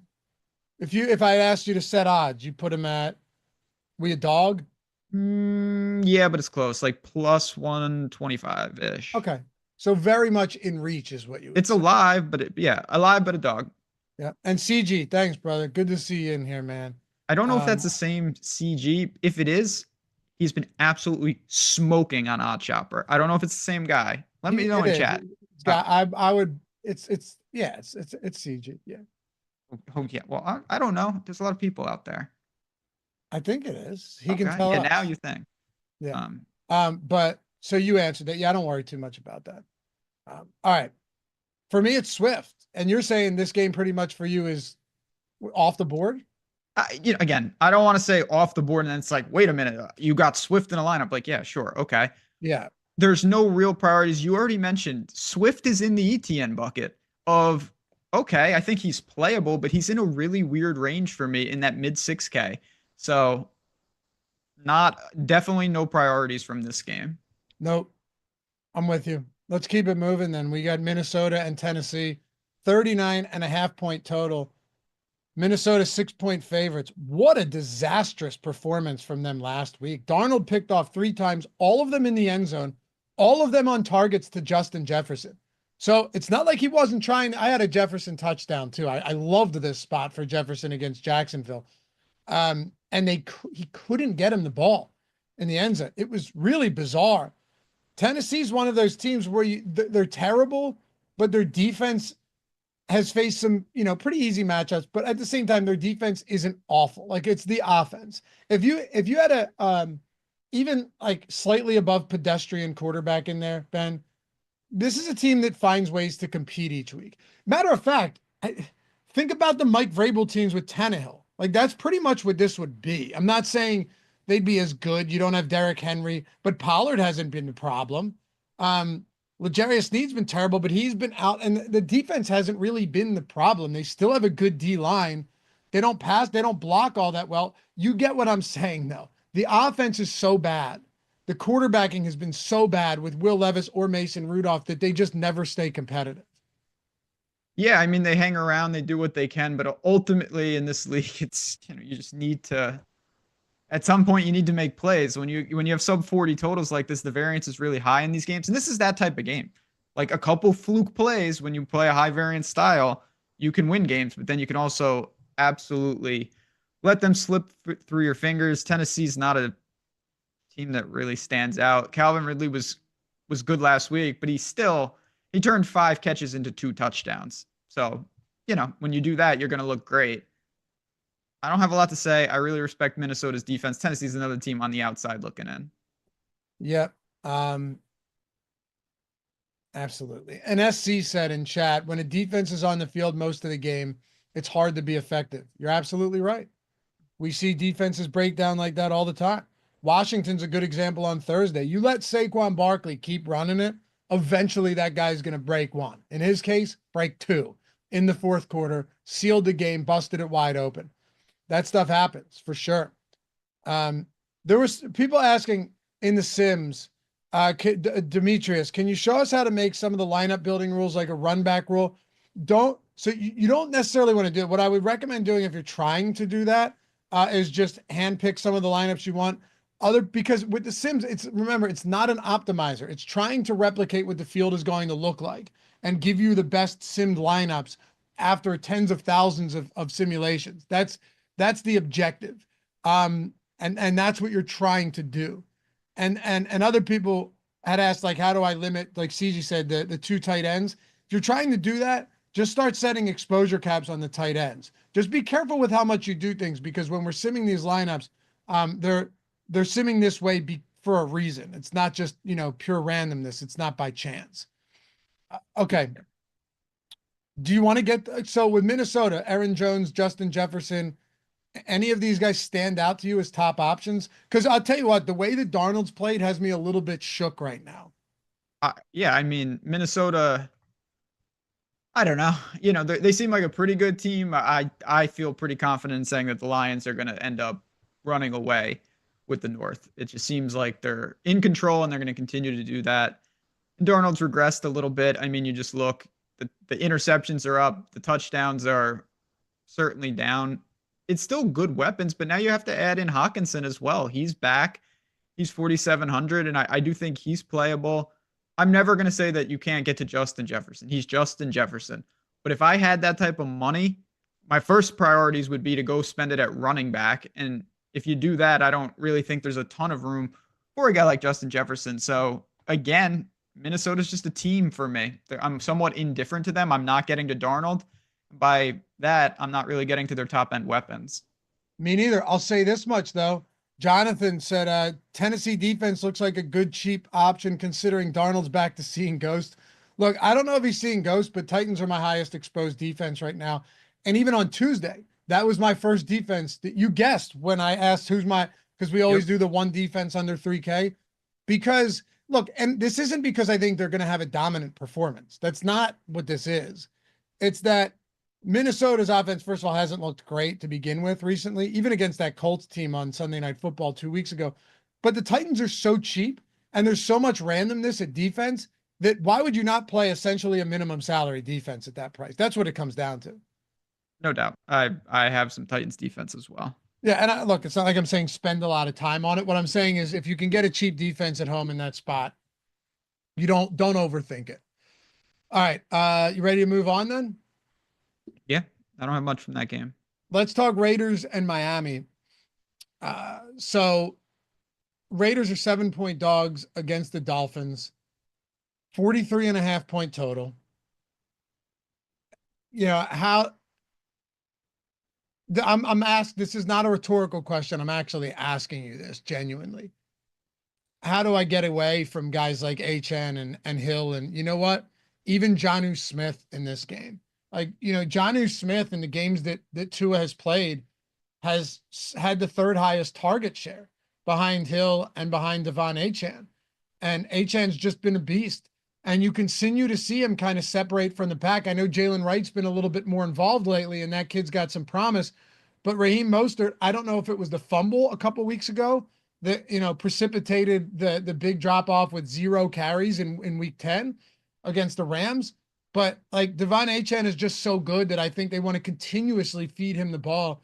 He's not cheap, but my God, this guy is so dynamic, explosive, 7-point favorites, must-win game. Miami essentially has to run the table here if they have any chance. I'm going to have a lot of HN. My highest exposed Dolphin, my second highest exposed running back on this slate, as a matter of fact, Ben, behind Christian McCaffrey. And I also have a good amount of Jonnu Smith, 26% right now. Is it scary? Sure, it's a little bit scary. It's a lot less scary when I tell you that Tua is my third highest owned quarterback. And I know that you can just plug Achane into these lineups and feel fine about having quarterback running back pairings when Achane's like a 7 target per game guy with Tua under center. That's my spiel on Miami today. I have a lot of them. I like them. If they suck, it'll suck for me. Otherwise, I'm sticking with it. I mean, it would be pretty bad to not be able to get it done against the Raiders. Who is someone, I don't know, for a lot of reasons, I feel like I don't get to him as often, and I'm getting to him today. The Miami stacks, really nice. Just the way you can do it. You have every option available. You have an alpha receiver in Hill. You've got Achane. You've got a pay down option if you want to loop in a tight end in Jonnu. And then if you want to be very different, I know he's not performed well, but Waddle's still on this team. And he's sub 6K and he's not going to be popular. And if you wanted to make a different type of Miami stack, I think you could make an argument that he should be involved. So the good thing about Tua, you know, barring something really obscene, all the production that he has is going to these type of players. He's not going to get there on the ground whatsoever. He's flat 6. Tyreek's price is still, you know, not where it probably should be just because of kind of the clunkiness of their season. Jonnu sub 4K. It's just any combination of those guys. I think you can go Dolphins onslaught. All of this is in play for me. Hey, Jake DeWitt in chat. Our friend Jake said, by the way, Jake, are there 2 DeWitts or do you have 2 different Twitter accounts that you tweet me on? I've been meaning to ask you that.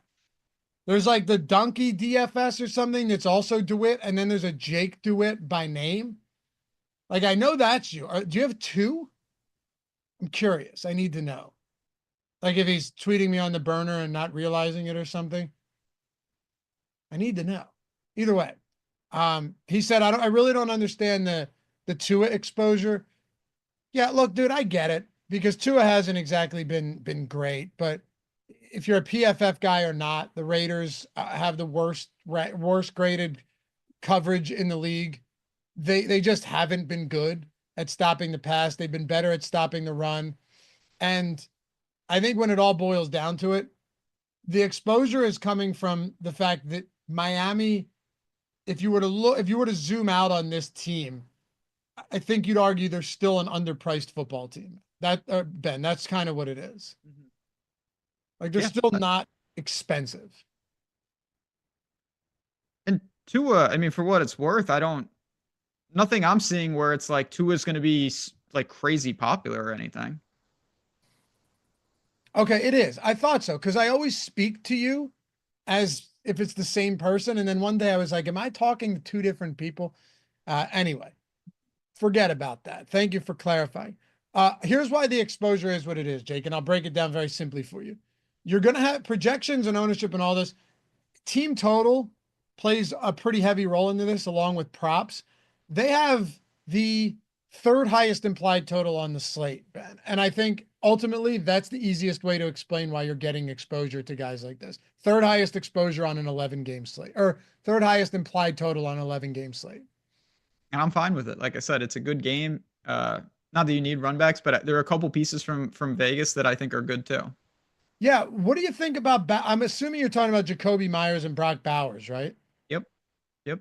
I have no issue. And by the way, I don't need to force the run back. I think I'm just going to get some of them because those guys project well for me in the sim specifically. Yeah, that's exactly it. You definitely don't need to force it, but it's just at the same time, there are, I think, objectively fine plays, and that game could have production on both sides. So it's not nearly as interesting as the Miami side, but don't forget about particularly Bowers. I really like him as a player. He's in a good spot. I think he has a fine game today. So do I. That's pretty much where I'm at. I don't want to go to the run game here. Madison, Zamir White. I can pass on that. But yeah, I like both Mount, Jacoby, and Bowers. And the Miami side's pretty, we explained that one pretty much in depth. Let's talk about the Rams and the New England Patriots. By the way, it's a DFS show, guys. I heard Josh mention it earlier. But if you're somebody that enjoys, like if you're doing this recreationally, awesome. That's fun. If you bet recreationally, that's fun. If you're someone that's like, all right, I'm actually trying to make money here, supplement my income, whatever it may be, take this shit seriously. That's why we have the sims. That's why we have all the tools. But on the odd shopper side, that's why we have Portfolio EV. It is 100% revolutionized the way I bet. I did a video the other day, Ben, and I recorded this like a week ago. And I was like, yeah, look, it's not even a month into the NHL season. I'm up $4,200. I haven't watched a single game. I would have no idea how to originate my own bets. I'm up 7,000 in NHL 5 weeks into the season now, and that's 1 week later. It's been dominating. I have not turned a game on. Okay. NBA is crushing. I went in, you build your portfolios out, right? You build your portfolios out, and that's so like the other day, I just hit you up this morning. I was like, I went in and I revamped all my portfolios. You can build out portfolios because we have a tool. It's the results tool. Hear me out. So you understand what I'm talking about. You have a results tool to where you can adjust all the sliders to see how all of our plus EBV bets, all of them that have been recommended for every sport, for every prop across all time frames and books, how they have performed historically, real results. This isn't some simulation. These are real results. And then you can build all of your portfolios out specifically for those props. So then when you're betting these props, when you're getting these recommended, you know exactly which props are the ones to bet. So what I did, I revamped it. I went out and I built out every portfolio by sportsbook and sports. So like Caesars NFL, Caesars NBA, Caesars NHL, and I catered every single one to the EV results tool. And the first 2 days since I did that, $2,300 up in 2 days just from doing those.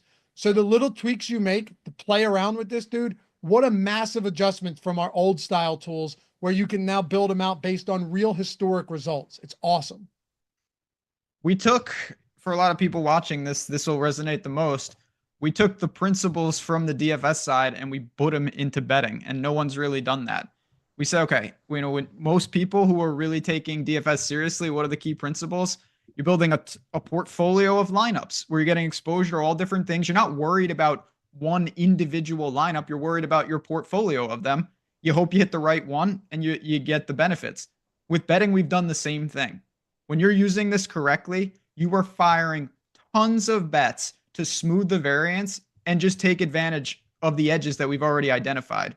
It's as simple as that. If you, like I said, if you're even remotely intrigued, just do yourself a favor and sign up for a week and see it for yourself and build a couple portfolios and try it out. You'll quickly see that there are edges to be had. And if you just want some extra money to fund the DFS bankroll or just in general, I mean, the edge is not going to be around forever. The books will eventually start to combat this because it's here and people are making a lot of money with a couple clicks of a button. It's an actual print fest is what it is. And I don't use that lightly. It is. So we have the mass entry tool. Just like you would for like running sims, mass entry tool, you can do dozens of bets at a time. Like the last week I placed well over 1,000 bets, and it's not like I have a ton of time in the day to do it. No, it's the You're opposite. looking for the small edges on all of these bets that accumulates and compounds over time instead of 3 bets that you came up with on your own each day and you lose all 3 of them and now you're miserable and you felt like you wasted your day. Anyway, links in the description and in chat. Ask us questions, guys. There's nothing Ben and I love more, honestly, than helping people figure this out. Because once it clicks, you go, oh, now I actually get it, right? That's what it is. Links down there in the description and in chat. It's for NHL and NBA. My God, it has been fantastic. All right, let's talk about this. And my DMs are open, always open. And our Discord, join the Discord. Ben's in the Discord answering questions all day. Rams at the Patriots, 43-point total. Rams are 4.5-point favorites. Davis Allen, man, I laddered him up to 40 just to have some fun at plus 410 today because the guy ran around a 44 of 50 dropbacks. He played 80% of snaps. Parkinson's role from what we've seen is decreasing. We got to a lot of him on that Monday night game. The problem I have with Kupp and Nakua, and even to a lesser extent, Kyron Williams, is if you're playing these guys, who aren't you playing? I know that's the simplest, laziest analysis, but I'll throw it over to you because that's the issue I'm running into with those top guys on this team at their price points. I mean, it's a very, very reasonable opportunity cost type question. Now, it works both ways because I have a feeling most people see it the same way. So if you are playing them and their neighbors don't have ceiling games, you could be in an advantageous position. Having said that, I think this game, the number one priority for most people in this game is going to be value. There are key pay down pieces in this game on both sides, starting with Davis Allen at tight end. He's going to be very popular, but he makes a ton of sense. He's clearly underpriced and he opens up the rest of your lineups. Yep, he does. And the crazy thing is he doesn't need a big game. No, not at all. I mean, that's why he's so appealing because his price point gives you just a ton of wiggle room of where ultimately you want that to be. Yep. So let me ask you this then. What does your exposure look like to the big 3 on this team today? Because I have a lot of Allen. I don't have a ton of these other guys. It scares me in this spot, but I currently, my highest exposed player from this game, and let me go into the Sims here. Team, because you can just search by team. It's easiest if you guys are looking to see your exposures quickly to a single team. Let's go LA Rams. Davis Allen by far. I have 9% Puka Nakua, 6% Stafford, 3% Cooper Kupp, and very little Kyron. That's the part that scares me a bit. I mean, everything's always a little scary, but I'll tell you this: if Kyron beats me today, and that's why I lose, I will not have much regret. Yep, I hear you. Demetrius said, "What are you doing? What are you doing?" It's upstairs. I put it upstairs. The Demetrius Walker said, human. Yeah, they just got home. The wife and kids just got home. She's looking for something. Demetrius said, watch Parkinson play more. He definitely could. But Demetrius, here's the interesting part about that. If he does, you paid $2,500 for a tight end, right? Like, it's not the same as me fading Puka Nakua on that primetime game and him playing more and me having a ton of Cooper Kupp, which happened, by the way, and like me shorting Puka props and everything. It's a lot different. It's a lot different than that. So yeah, that's the way it works. Anyway, anything to add to that whole situation? Because I don't think it's crazy to think Parkinson plays more, but the opportunity cost is minimal. No, I mean, the Rams to me seem to be willing to change things kind of like the Broncos on the fly with no rhyme or reason. You kind of have to just live with that. But the guy's $2,500, barring him just being phased out of the offense, which would make legitimately no sense. You should have ample opportunity for him to not kill you. Definitely. Lucas Smith said, Laffy, did your wife find out about those couch cushions? Yeah, my dog had a bone and she was trying to nudge. Sometimes the days I can't walk her, I feel really bad. So I gave her a bone, like one of those no hide bone. You wouldn't know, you don't have a dog, but you're about to get a dog. So you'll learn soon enough. And she was trying to nudge it into the couch cushions and scraped her nose up. And I come down for Thursday night to watch the game and there were like streaks of blood all over the couch cushions. Now, clearly you can't Google, hey, how do I get blood out of the couch? Because that, that would signal something odd is going on. Yeah, that flags you, I'm sure. So once I got it, Lucas, yes, she does know because I made sure to get all of it off, and then Why didn't you just turn the cushion around like Seinfeld? you can't turn these ones; they're stitched on. Oh, that makes it more difficult. Yeah. So once I got it all out, I was like, "Hey, you wouldn't believe what happened the other day." But yeah, we're good, man.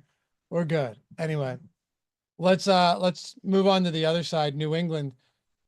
Mayo said that Kendrick Bourne's going to play, kind of throws a wrench into the works. But since I bet that Kayshon Boutte prop, it went up, not down. So I don't think Bourne seems like a huge issue here. I think Boutte's price is good. He's been on the field for almost 100% of the plays in each of the last 2 weeks. We know Mayo wants to get the young guys involved. So look, it's ugly. You guys don't have to like this, but if you're trying to get value on a slate that is largely devoid of it, I think you're just going to end up with some Kayshon Boutte. I am. I think you're going to end up with a little bit of Demario Douglas. It's just the way the slate breaks out. And Drake May is a lot better than Brissett. At least you know that he will have a few games where he's decent. So, yeah, Kayshon Boutte is my highest exposed player to this team. And Ramondre Stevenson, I have a little bit of as well. Yeah, I mean, this is another team. Like I said, these bad teams with a ton of interchangeable parts. It's very difficult to know. There's a lot of variance. Certainly, Boutte seems $3,500. He's explosive. The targets have been there. I get it. Chad just mentioned, Kendrick Bourne could be back. There's all sorts of, Polk is there. I just said, Mayo said that he was going to play, but how much? But it's just so many, last week, it's the hilarious part about all this. It was literally 1 week ago at this very moment, we were on this show and saying how good Hunter Henry looks and that he's going to be a very popular pay down option. And legitimately nothing has changed except the fact that he had one catch for 14 yards last week. That's the only thing that I can think of. So it's just funny how quickly that changes.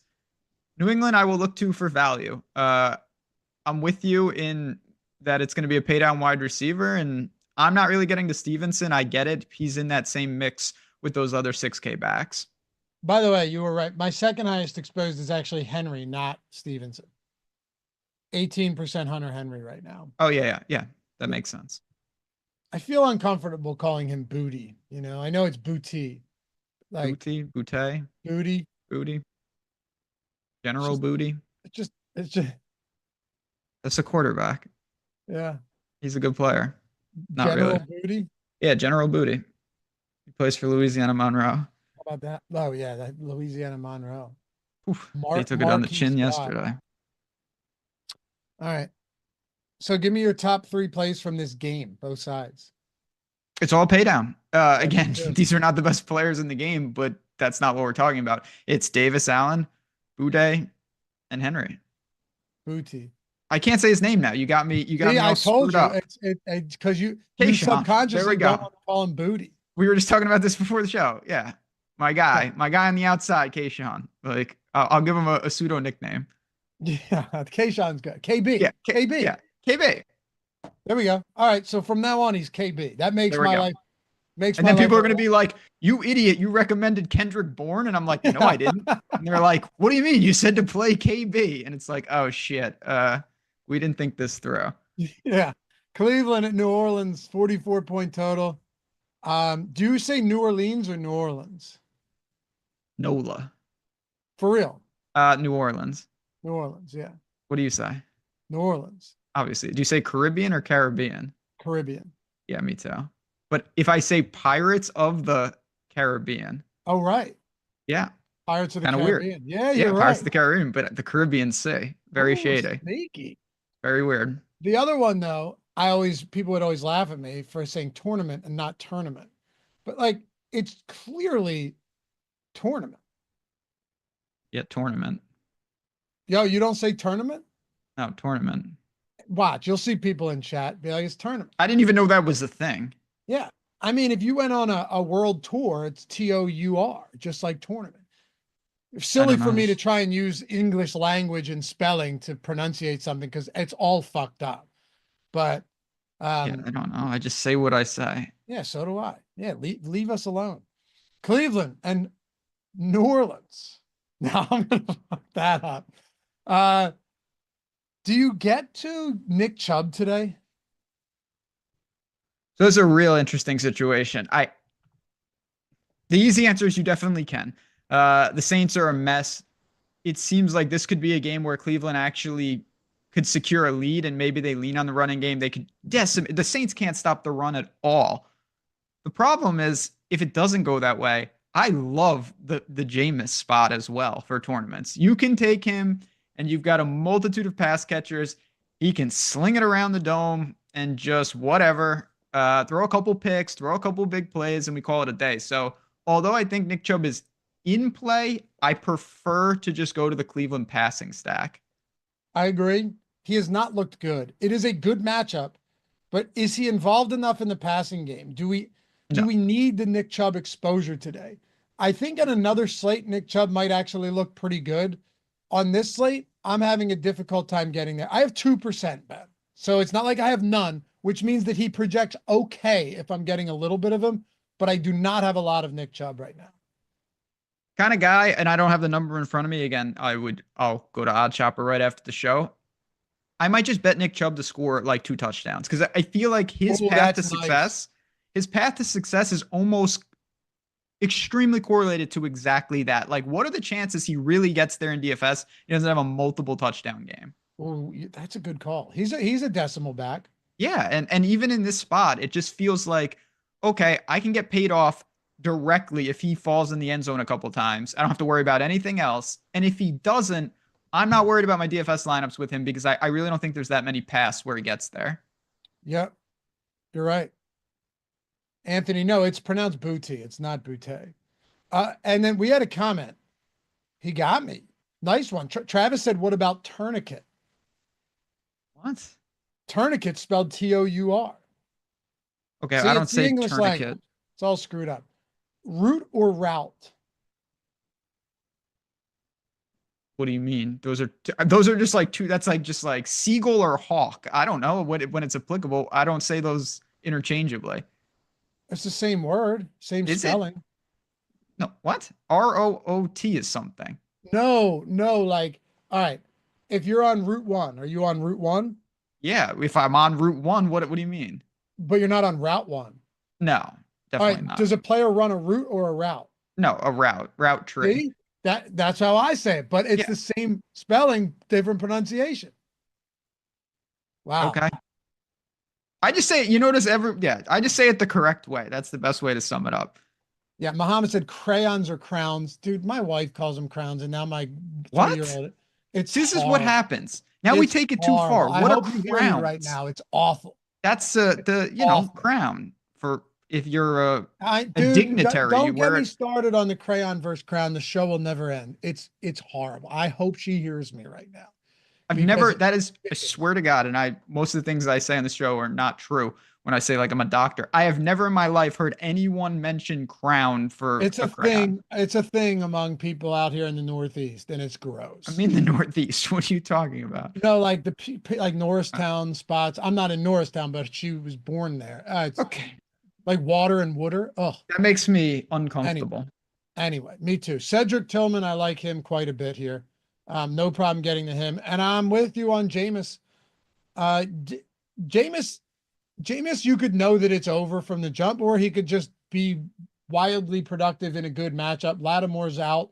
They don't have a good defense. I think we saw a dead cat bounce last week. Would you be shocked if Cleveland had a good performance today? Because I certainly wouldn't. No, I genuinely expect them to. That spreads indicates that they should play pretty well here. So no, not at all. Yep. Yeah, I think so too. What's their total? Their implied total should be basically the same. It should be 23. Like 23. 23 is nice. Yeah. For the price that you're paying, that's cheap. But I'm with you. Passing game. If Chubb might just go out there and dominate, if that's the case, that would suck. Not if you have him. What about the Saints? Alvin Kamara. It is a good defense. He's very expensive, but Jamal Williams remains out. You know they're going to use him. Yeah, I mean the Saints are a dysfunctional team. It's pretty much Kamara or pass for me, and he's going to be very popular, and I think he should be. Yo, you spoke unintentionally MVS into existence last week. Yeah, I really got paid You're off like, oh, for MVS is that. the guy that's on 100 different teams. Who knew he was here? And then he goes and has 3 for 100 and 2 touchdowns. Yeah, that sums up pretty much where we're at. Not good. There was a world, no joke, where I could have come up with MVS last week, but it wasn't this world. It was.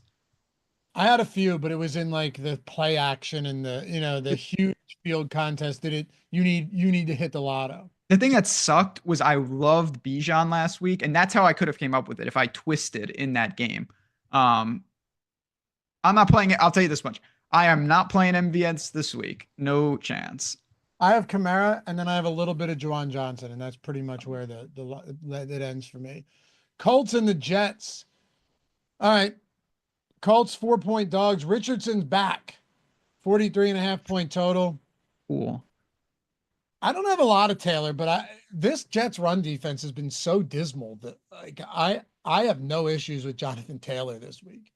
I really don't. I mean, I know that Richardson can come in and snipe opportunities, but it also opens a lot of things up when you have a mobile quarterback. We've seen that in Philly for years now under Jalen Hurts and with other spots as well. Maybe he gets a few less carries, but I still think Jonathan Taylor, like if I'm talking Colts, am I paying for Josh Downs with Richardson throwing him the ball? Probably not. You have Pittman back. I don't like the passing game this week. The only spot that I'd be entertaining would be Jonathan Taylor. Never going to push back on a really good running back like that. If you're going to attack the Jets, that's certainly a way that you can do it. I think most people, me included, would rather find the money to go get McCaffrey or Kamara. That's probably my only concern, or even Breece Hall on the other side. Breece Hall is still here and alive, and the Jets have realistically 3 players on offense at this point. You got the 2 alphas on the outside, and you've got Breece Hall, and they're going to distribute all the targets and all the usage to these 3 guys. So it's not a great game. I'm not getting to either quarterback. So if I get exposure, it'll be to one-offs, and it'll be those pay-up options in Hall, Taylor, Wilson, or Adams. You know what Taylor's rushing plus receiving prop is this week? 97. You're good, man. You're good. 98.5, 99.5 on FanDuel. So it's a pretty decent number. Yeah. I get that. Again, you can chip But him he with some needs to passes. score. I loved him last week, and he rips off a nice 100+ yard rushing game. Didn't hurt me because the whole week was low scoring. Didn't really make a ton of difference. Unless you said, well, Bijan ahead of Taylor would have been all the difference. You'd be right. But like he wasn't worse than anyone else. But not finding the end zone despite the opportunities. And then who was it? Who was it that got Tyler Goodson had like a receiving touchdown or something, which was brutal. One touchdown from Taylor changes the complexion of that entire spot. So yeah, and my week. What I'm saying though is Taylor, not a decimal back necessarily, but with Richardson out there, kind of. That's the thing I don't love. He needs to score. Oh, he definitely needs to score. There's no doubt about that. And that's, again, these are the little things. So it's Jonathan Taylor. He's got opportunities, but not the most streamlined position I've ever seen. I have a good amount of Garrett Wilson, though. You have, if I had to choose between Wilson or Adams, I would choose Wilson. So me too. But well, in the Sims right now, I'm getting a lot more. Adams' target, his volume's been insane. Yeah. There's plenty to go around, though. It's not a volume issue. It's true. That's true.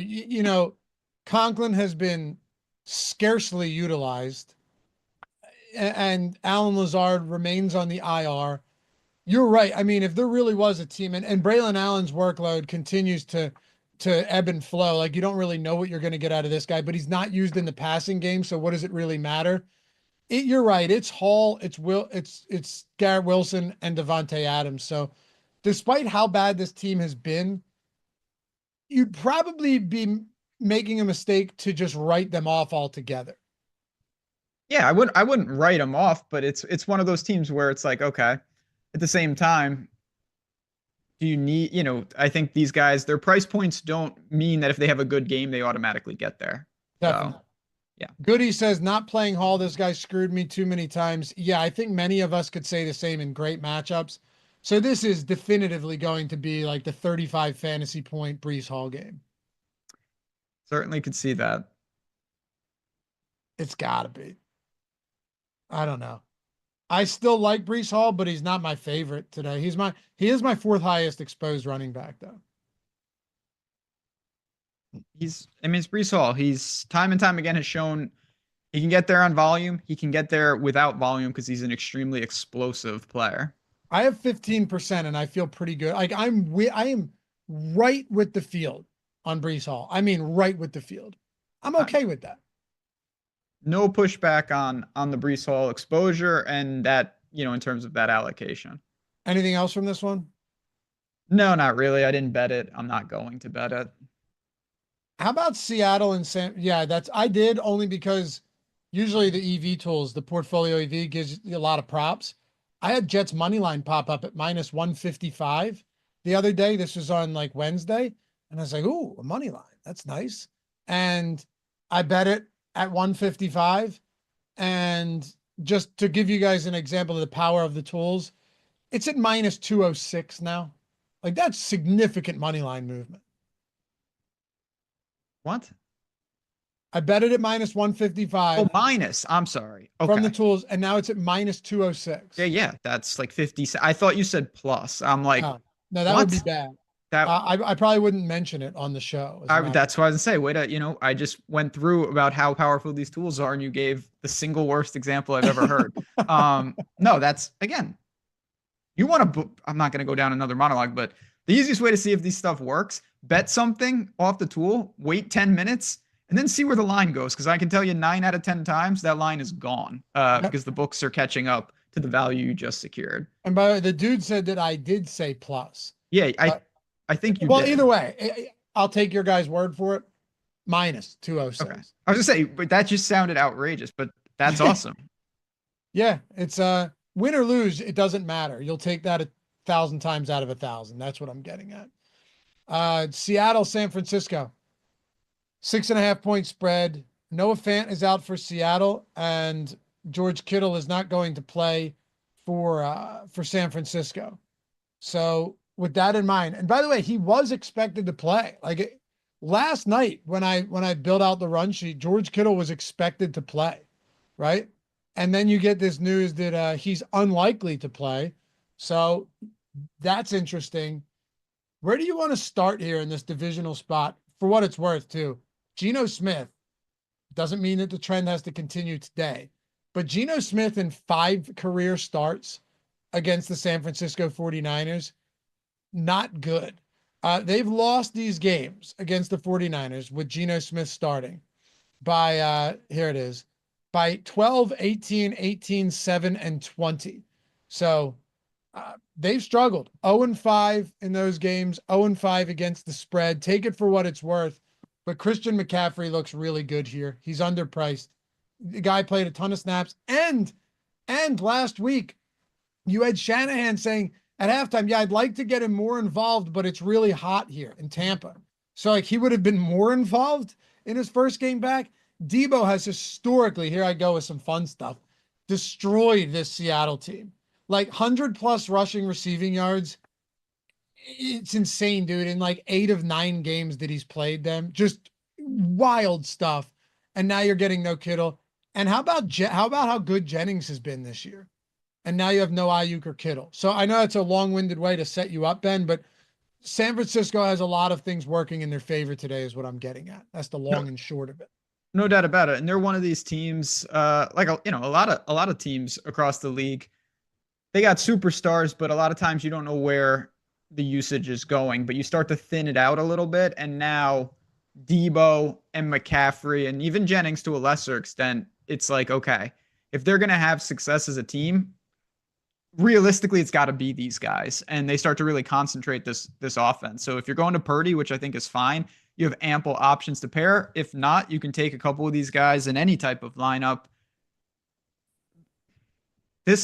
Create a tight end. I guess you could pivot off Davis Allen if you want to do that. I'm not personally really looking to entertain that though. Eric Saubert. Yeah, like what that just feels like one of those where I'm just being a little too cute, and he's out there and he maybe gives me a couple, but I don't think I really want to do that on anything important.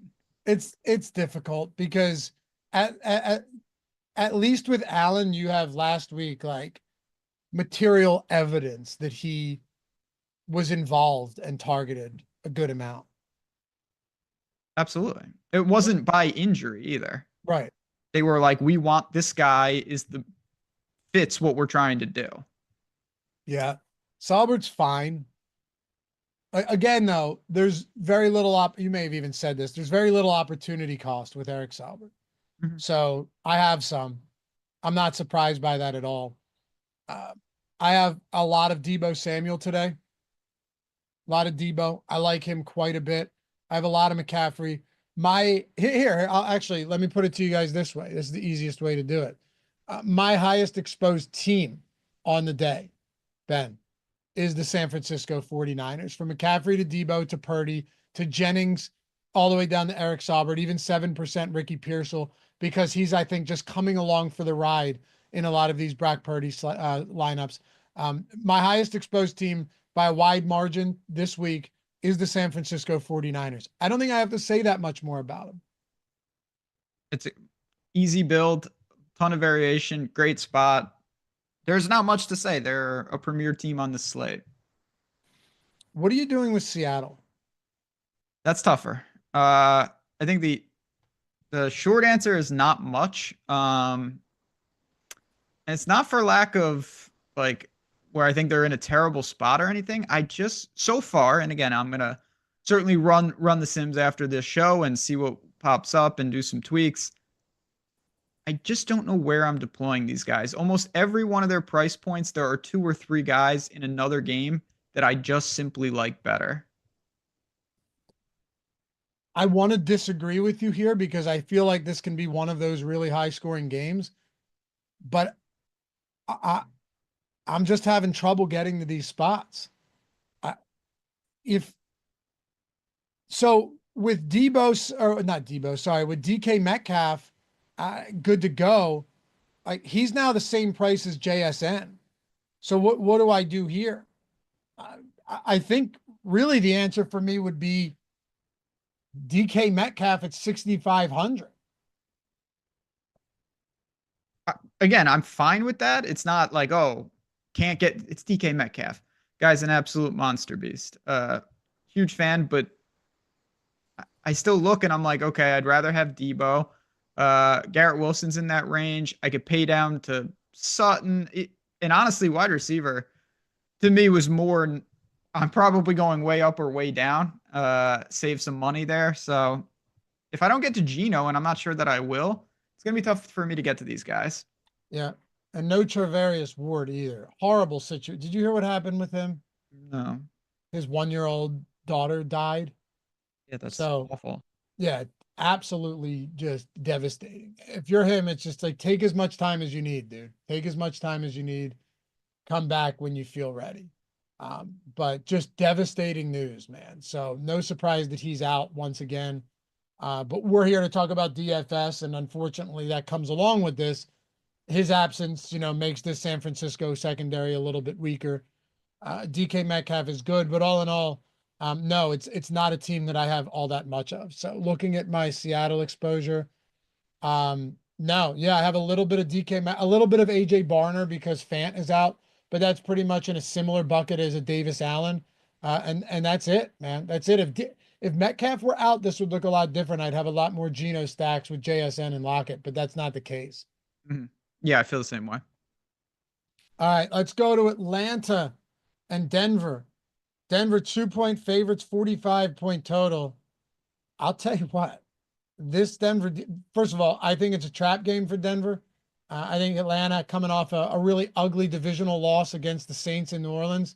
I think Atlanta comes in here and wins this. That's my bold call today. I got them at 2.5. It's at 2 now. We'll see how that plays out. But even with that said, I'm going to have a tough time getting to the Falcons because none of these guys are super cheap. The running back position has a collective group of really good plays today. And same thing at wide receiver. How do you make the argument that Atlanta makes for priorities? And I can't find it. Priorities, no. But I'm gonna put them in the Baltimore type bucket of there's some good players on this team that are not going to be popular, and I don't think they should be popular because they're not in an ideal spot. That doesn't mean that they can't really return some potential upside. And the guy I'm mostly referring to is Bijan. It's clear to me that he's not going to get a lot of love today because he's in Denver and there's better spots out there. His prices come up. This guy is quietly absolutely dominating. Over the last 5 weeks, he's got 20 or more fantasy points in all those games. He's got 5 touchdowns on the ground. He pitched in another one, through the air. He's had like 5 called back. Every time I go to red zone, they show Bijan and it doesn't end up counting. The volume is there. He had 20 carries last week, 19 the week before. He had 7 targets in 2 straight games just a couple weeks ago. I'm going to make a case for this is the type of guy that I think, honestly, you could really look to in a tournament setting. I'll get back to him in a second. I want to hear your thoughts on him. I'm okay with him. I knew that's where you'd be going. You're a big Bijan guy. I am. And he's great. Yes, Yes. if there was a way that you really wanted to get different, it's clearly paying $7,800 for Bijan on this slate. There's simply no way that he's going to be popular. So while I don't love the spot on paper at all, he's going to be very low owned relative to how he's performed. This is the type of guy I want to mention. Honestly, I was going to mention this before and it kind of just dawned on me because we had a couple of people saying like, I've been thinking about getting involved, but price point and things like that. And we probably shouldn't bury the lead. You can get these tools. It's on the screen. You see the yellow for free. We'll talk about the link join right now. This is the type of guy when you get these tools and you sign up at one of our partners, we'll explain it. I think I might manually boost some Bijan in the Sims to give me some because I doubt you get a lot if you just go factory settings. You won't. And if you do boost him, you at least know that those lineups he's in are good lineups. Absolutely. Right? That's what I mean. One of the things, I don't like to tinker too much because then you start to really devolve the process, but I may look to do that. And again, I just want to say very quickly to people, if you're unfamiliar with what we've done here with the Sims and the tools and the free link join, it's super simple. There is a link in the description of this video. When you click it, it takes you to a page and it is our partners page. Lavi, I don't know if you want to explain this. You want me to just talk through it because it's simple. It's simple. It's the first link in the description. Yeah. Join any sportsbook, get Stokastic Sims free. If you guys have wanted to use the tools, make better lineups, win more money playing DFS, whether it's with the Sims, the single lineup sim, utilizing the boom bust tool. Our friend Rick took down a milli 3 weeks ago. And he's like, yeah, I use the boom bust tool. I adjust some of my stuff.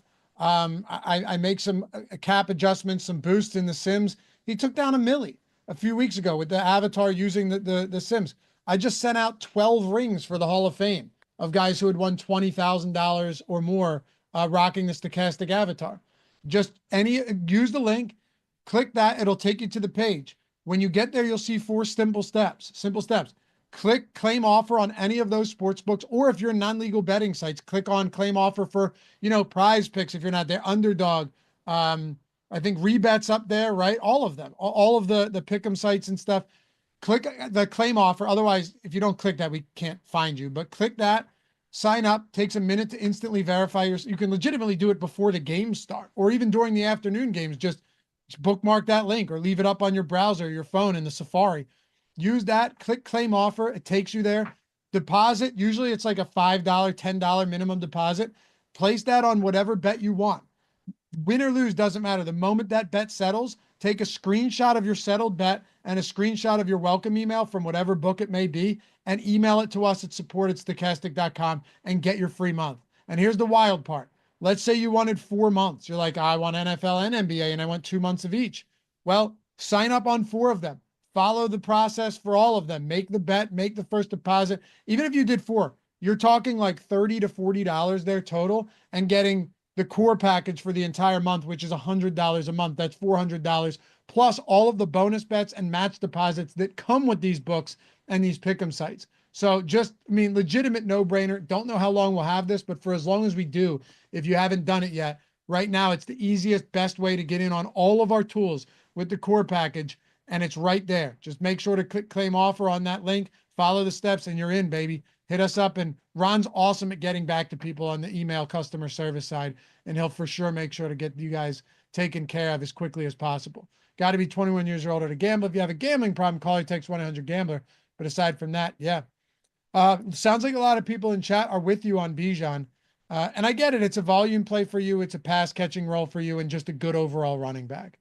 And the beautiful thing about that, he could have 0 today and I'll be fine, because you don't need to overhaul. This is not a, oh, if I want leverage, I have to have 60%. You can get a healthy amount of him and be, 2-3x the field without going crazy. So there are better running backs in better spots. I'm not writing this guy off. I think that he could have, once again, 25 total touches in a tough matchup on the road, but I will ride with him until something changes. A few people mentioning that we never mentioned Kenneth Walker. Look, guys, it's not unintentional. If you like Kenneth Walker this week, coming off of a bye, I get it. 76% of snaps last game against the Rams. I get it. He's just, as our friend Adam would say, a casualty of the slate for me. I just am getting a lot of other high-priced running backs, and on this slate, Walker hasn't been one of them for me. That's really all I can say. I mean, it's not a perfect transition, but I got to ask you, what are you doing with Estime on the other side of this game? This is the toughest decision I have on the entire slate. I have some of him. I don't have a ton of him. I don't fully trust Sean Payton. I feel like this could, and again, I think I'm going to put him in the pool for sure. This feels like a guy that could end up with like 6 carries today. It absolutely does. If this guy loses a fumble, he's completely done. Now, I'm not saying you do or don't play guys based on that, right? But that is a real concern for me, that Peyton just doesn't fully trust him. I know he wants to get the young guys involved. I know Javonte only had 1 carry, and you have a 55.5-yard rushing prop on DraftKings for Estime, 55.5 on Pinnacle. If you like the over, grab it on FanDuel at 52.5.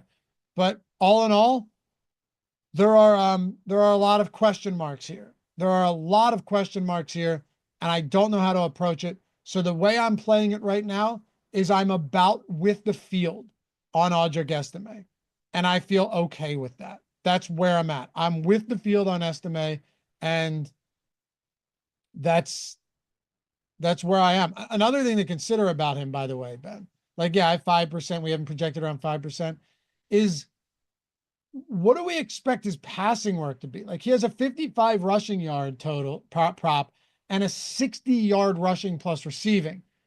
So he is cheap, but if this guy doesn't find the end zone, you could be looking at, even if he has a decent rushing performance, you could be looking at 7 fantasy points. A lot of ways it could go wrong. Obviously, I'm generalizing, but I think one of the most dangerous pay down potential, chalky pay down options are decimal backs.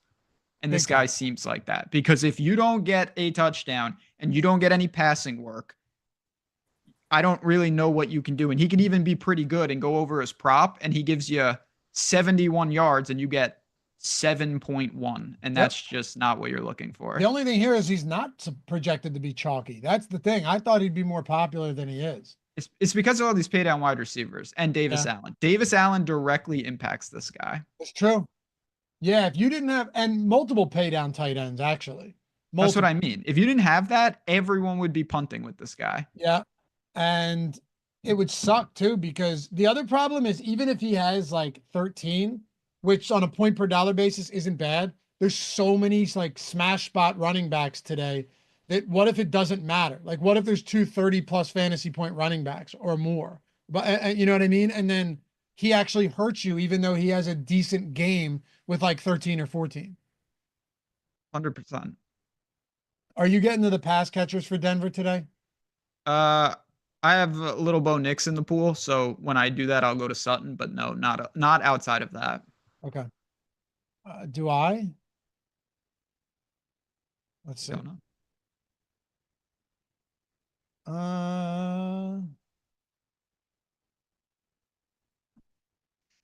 9% Sutton, 7% Broncos defense seems about right. 5% Estime. Yeah, that seems about right. I'm basically with the field on the entirety of this Broncos team. By the way, guys, stick around. Matt Gajeski, Eric Lindquist coming up next, taking you all the way up to 1 p.m. lock. You'll want to stay tuned for that. We're about to get the inactives in about 1 minute here. They'll break everything down. Even if you're listening in the background, you listen through this whole show, keep it on as you're building lineups. Kansas City and Buffalo. All right, here we go. 46-point total, kind of the game of the week, the designated game of the week. Buffalo 2-point favorites here. What do you do with Kansas City and Kareem Hunt? Because I feel like they have no reason not to just keep running the shit out of Kareem Hunt today, knowing that Isaiah Pacheco will be making his way back likely next week. And Kareem Hunt is basically a throwaway piece, right? Like he was off the couch, and I'm not getting any of him. And I kind of wish I was. Feel the same way. It's honestly related to, we had a super chat from Paul Golf was asking about the afternoon slate. I don't think Kareem Hunt is sneaky per se, but I like him a lot more in like the afternoon setting when you don't have as many options. He's just a little lost for me on the full slate, and kind of Kansas City as a whole is a little lost for me. I'm not sure I'm super interested on them for this slate. I'll get right to it. I like Buffalo in the game. I know, here we go, blah, blah, blah. Bet against Chiefs. They're never going to lose. They're not going to lose to 2029, or they might lose today, considering they're 2-point underdogs. So we'll see. I get it. I get it. Like the Chiefs in theory should try to run the ball down Buffalo's throat. That would be the way to attack, but that's not really what Kansas City does well. No, but they will do it is the thing. Like, they will attempt to do it, but it's not strength on weakness. It's weakness on weakness. And sure. I just don't love that situation. Obviously from a DFS standpoint, Travis Kelce has looked awesome. If you're paying up a tight end and you don't want Bowers, Kittle, of course, is not here. You're not going to hear me push back on Travis Kelce. He's a little, not over-owned, but more popular than I thought. We had another super chat was saying like Mega Chalk. We don't really have Mega Chalk today besides McCaffrey, and I like him. I'm a little shocked that Travis Kelce is grading out as one of the more popular plays on the entire slate, and I think I'm going to come in slightly under on him, especially with all the cheap tight ends, right? That's what I mean. I just like I'm just a really surprised, unless you're going double tight end, and I'm sure plenty of people are. It's just a little weird for me to go to $6,300 Kelce on this. I hear you. It's just wild with Hunt. Like someone in chat said he hasn't been running well lately, and they're not even wrong, but 27 rushing attempts, 22, 21, 27, 14 last game, but only 14 against Denver. He had 10 targets. Just insane. Like the touch counts for this guy, or his total looks, 24, 28, 22, 24, 28 over the last 5 is wild. So I probably boost him a little bit in the event that they say, you know what, we're going to just keep feeding him the ball because it's, somehow we're winning games with it. But no, he will not be a priority for me. Clearly Travis Kelce is my most exposed play for this team, and it's not particularly close today. And it's the same for me for what it's worth. I just am very surprised that Kelce was popular relative to the field. Yeah, totally understand that. Did you hit on the others? We had another super chat earlier that was, maybe you did, maybe you didn't. The Mega Chalk one is the one that you were referring to, right? Thank you for that. Yeah, like I said, it's not the only quote unquote Mega Chalk on this slate are McCaffrey and Achane, and I like both of them. So yep. I'm not going to say to go under on them. And shout out to CG for gifting the 5 memberships. Bobby with a free super chat, member for 24 months. Colts or Titans defense if you have the money. Probably Titans, but I don't look at it like that. It's just whoever fits for me, truthfully. There was one more. Oh, the Paw one. Yeah, okay, right. He said, oh, and the tone. Yeah, we're not going to hit that 1,000 mark. We tried. We got 3,900 people. We're 250 away. What happens when you're a slight dog? We tried. We tried. Goody just mentioned this game. He said Buffalo, Kansas City, going way over or way under today is the question. What's the history between these two? I mean, you talked about this, I think, with I think it was Cincinnati and Baltimore. These are just when these type of teams play, anything can happen. I hate to be that type of person. I said it to you on Tuesday that this could be a 17-14 or a 40-37. Yeah, like it's not great analysis, but it's just true. The range of outcomes is massive for this game. Massive. Yep. But at least with Kansas City who's going to be who you think is going to be getting the ball. Because Xavier Worthy is not getting the ball very often right now. at all. Buffalo, do we have the Amari news? It is past 11:30. I think he's in, but I'm not positive. Is he? Yeah, but I'm not. Wait, you are positive or you're not positive? I'm not positive. Amari's in. Okay. Yep, Amari is in. Okay. So that changes things. No Keon Coleman, no Dalton Kincaid. What do you do now? It actually I think it's good for my bet and bad for my lineups. I'm glad he's in because he's going to help the team. I think it makes it harder to play Buffalo, though. I don't really want to play him.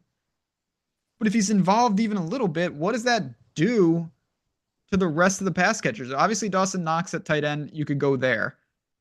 Shakir, like I don't really want to like dart throw with Hollins or Curtis Samuel. Cook is obviously a running back. I like Josh Allen. I think Josh Allen's going to be active. I may bet the over on his rushing yards prop. This is not an easy team to stack, though. I think it has to still be Shakir. Me too. By the way, now it makes more sense why Gerard Mayo said that Bourne is going to play, because KJ Osborne is inactive. They have unlimited wide receivers that start with the letter K, and I just don't have time for the Patriots. I'm just letting you know. He's another one. I know we're up against it. Why? And I'm not suggesting you. Yeah, I'm not suggesting you play Bourne. What I'm saying is that Osborne being out, now it makes sense. They knew Osborne wasn't going to play. How many teams is that guy on? He's another one. Yep. Kansas City, though, has a very good defense. If you had to rank the Buffalo skill players, including James Cook, how do you do it today? It would be Shakir 1, Knox 2, James Cook 3. Shakir, Knox, Cooks, and then again, Amari. that's with price. I want to be clear. Knox he's in a different price point. There's another cheap tight end. Yeah, that's what I mean. Knox, another cheap tight end. Yeah. So Amari for you, just not feeling it at his price point in this spot. I just like, because I agree know. with you for what it's worth. I just don't, it's really hard he's got to have a good game. And then there's also like, what if he's actually injured and just giving it a go? That's always a concern. Like, it's not impossible that he's actually injured. Yep.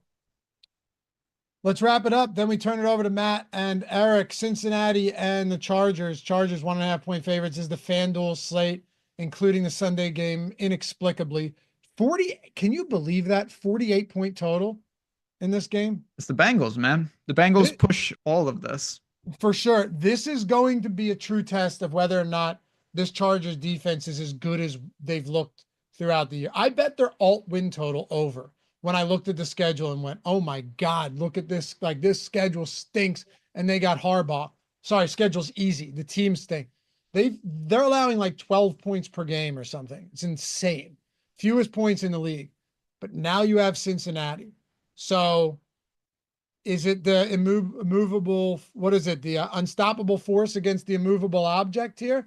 What do you make of Cincinnati today? And do you prioritize them? Because as easy of the matchups that they've had, I still think it's a good Chargers defense. I do too. I like the Chargers, but I think that the defense is not nearly as good as it seems. And I agree with that. We're going to find out tonight. Still above average. Above average, but they're not the best defense in the league. And at times they've looked it. Cincinnati's at a free get out of jail, free cards, whatever you want to talk about it. They've blown too many games that they should have won, and now they have to win these games. Chase Brown is going to continue to be someone. Ladd, I think it's really just the usual suspects there.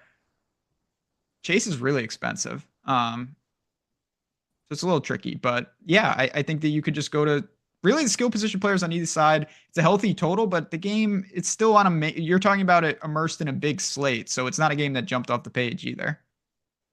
Yeah, it's not. Like, what about Ladd though? Yeah, Ladd, again, home run ability. Cincinnati gets in these type of games. And I'm fine with that. I don't think they can just solely lean on Dobbins. Me neither. And Dobbins kind of fallen off a bit. They got Gus Edwards back as well. Maybe they're realizing they don't want to give Dobbins an insane amount of work. It's totally possible that that's the case, I will say this much though. Chase Brown's workload is so insane that anybody wants to play Chase Brown in any spot.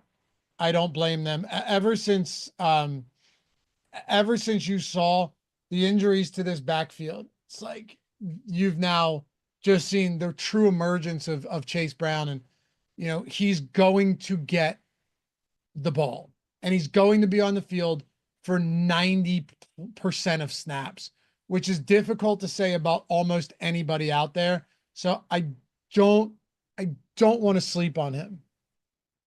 Yeah, I mean, he's just the guy's doing everything. He can't be phased out of games. Have you seen his price point? He's 6,800. Yeah, 6,800, and he's going to be really popular because of that. Just keep that in mind. And he should be. He should be. Yep. He's the best play in this game. Not even close. Yep. And also, we have Ladd McConkey at 6,300, very popular as well. So if you are playing this, don't sleep on that game. There's a lot there. We even have double-digit owned J.K. Dobbins. So, yeah, man. Actually looks like a pretty good game. I have one fun one for you, and then we're out of here. You ready? Sure. If we've seen Cincinnati run the table late in the season before, Joe Burrow is plus 3,000 to win the MVP. If he goes on, I put 50 on him. If he goes on to run the table or win, like, what does he have? 8 games remaining, 7 of their last remaining 8 games, and make the playoffs. With the way he has performed up until this point, oh, that's a fun sprinkle. I also ran it by our boy Greg, who is like the futures master here at Stokastic, and I ran it by him live on the show, and he signed off on it. So a little sprinkle for Joe Burrow. I mean, that's all you need to know. The person to ask is Greg, and certainly not me. So he signed off. He said, "Hey, that's all you need to know. Some value there. Sub 5% chance. Let me get it." Anyway, appreciate you guys. You are the best. Thank you for hanging out. As always, have a great rest of the day. Good luck. Stick around. Eric and Matt coming up next. Follow Ben at JazzRazBets. Me at Laffy_D. Remember, the link join to get any Stokastic sub or the core sub $100 value is down there. And join us at Portfolio EV. Jump in the Discord. Learn this stuff, man. It is going to change the way you bet, and you are going to make money on it if you do it right. That's not hyperbole. You're going to make money on it if you do this right. It's down there. You'll see it. Odd Shopper, Portfolio EV. We got you, baby. We'll see you over there. Otherwise, catch you back here for the next one. Peace.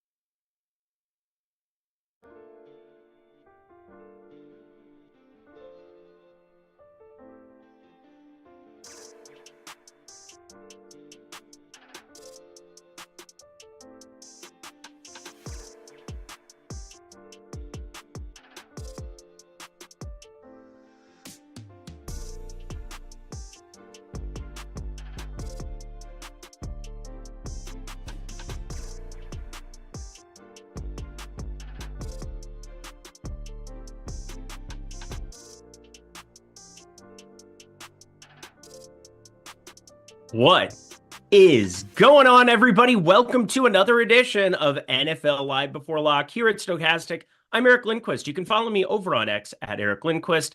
I'm joined, as I always am, as I am fortunate to be able to do every single Sunday with my friend Matt Gajeski. He's Matt_Gajeski on X. He's college football extraordinaire. He's NFL extraordinaire. He is our football guy out there in the woods of Wisconsin. How you doing, my dude?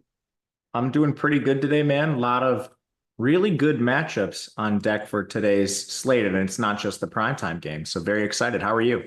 I would think the primetime game looks awesome, but yeah, no, I woke up feeling pretty good about this slate, which isn't always the sentiment. You know, you get the coffee rolling in the morning, you start to put together exactly what your game plan is. I did a lot of the work yesterday.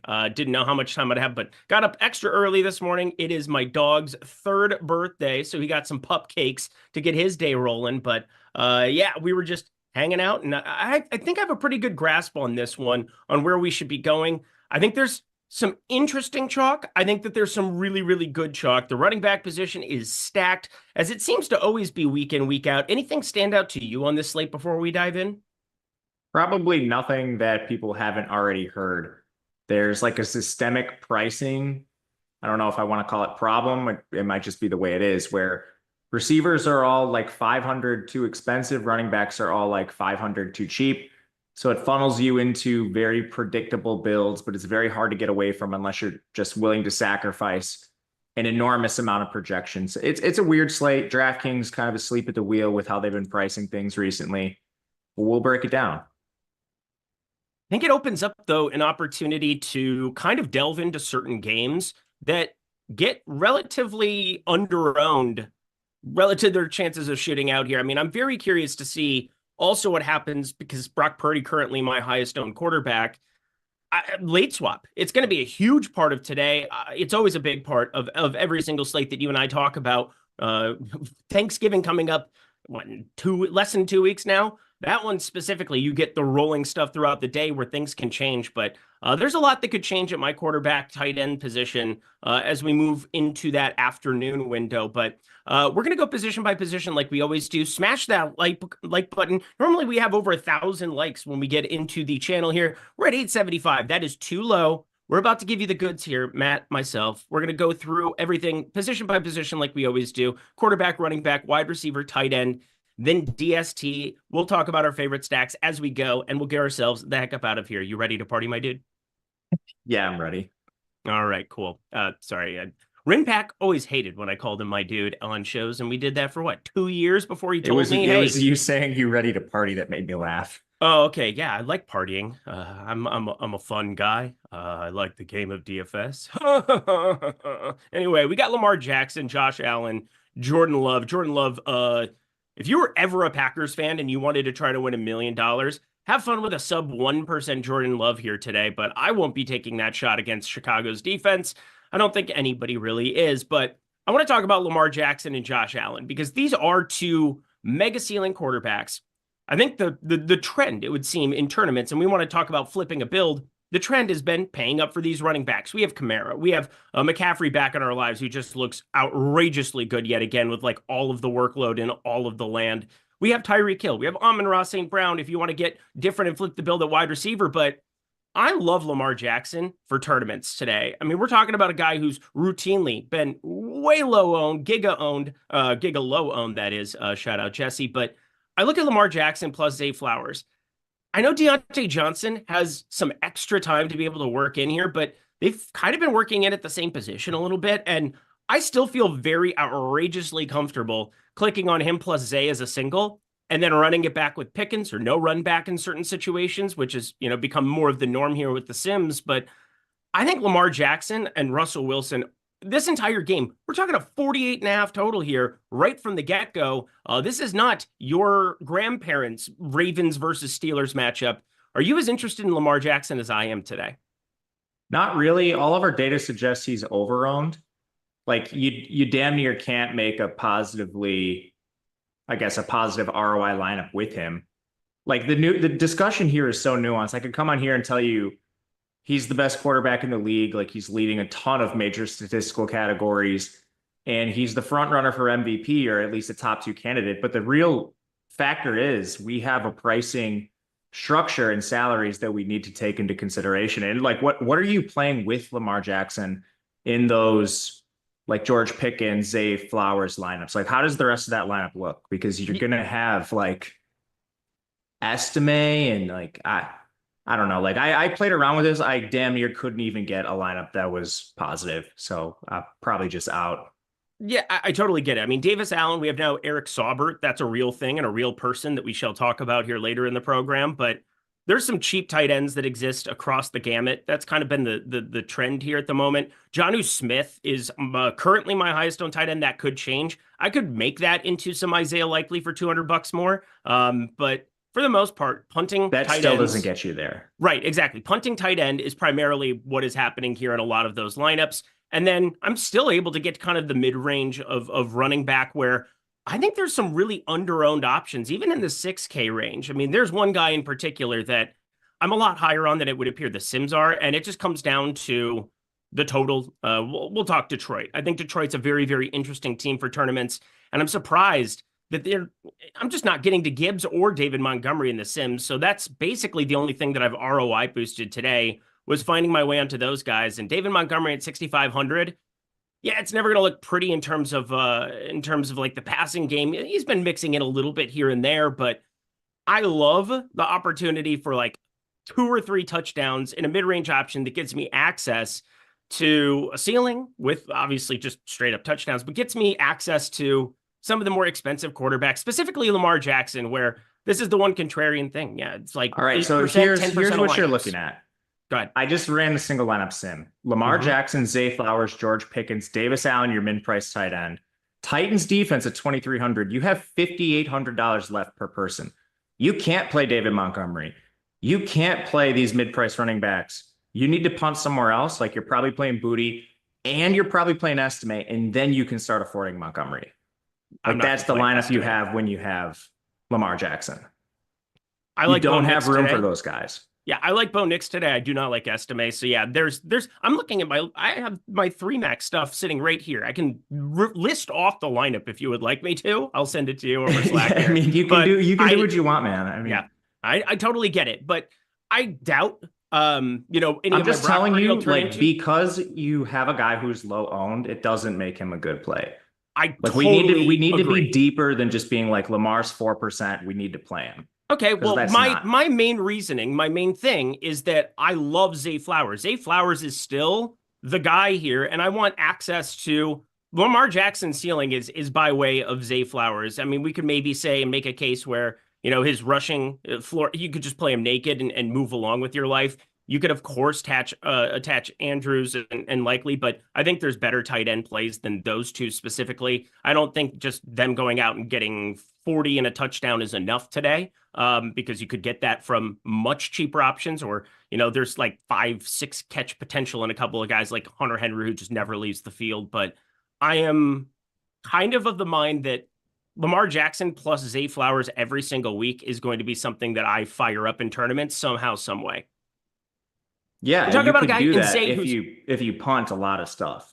I want to attribute to, I know it was from Fantasy Points that I saw come through. It's an awesome data site that you can parse through a lot of data with. And I want to attribute who it was, but we're talking about Zay Flowers being like 4th in yards per route run in terms of in terms of yardage going up against like specific coverages, like specifically what we're getting from the Pittsburgh side. I mean, it just kind of like, I was looking for some validation that this is something I wanted to do. But let's get into the more popular pieces here. Obviously, I love we're getting frisky over here in the morning. I'm a big fan of it. Josh Allen, I doubt I can turn a lot of my Brock Purdy into him at the moment. And as I said, Brock Purdy, he's my highest owned quarterback. Sims love him. He's going to be cash game viable. Him and Jameis Winston, your basic only 2 options, I think, for cash today, if you are doing such things. And hey, I'm doing such things today for sure. Patrick Mahomes, 6,800. It's Patrick Mahomes. You got Travis Kelce. You get Juju Smith-Schuster back. Just not really showing up for me all that much. Kirk Cousins, Jared Goff. I mean, this could be as easy as if I need to, like if I have major failures from my early running backs, I will find my way onto Kirk Cousins. I will find my way onto Patrick Mahomes potentially. But my 2 favorite tournament quarterbacks are in this range. They are Brock Purdy and 1 Bo Nix. I love Bo Nix for tournaments today. Nothing can stop me from rostering him. Do you have any pushback on those 2 or anything that stands out to you in the 6K range, Matt? No, this is where most of your ownership should probably be, because you can actually afford it and play a reasonable lineup.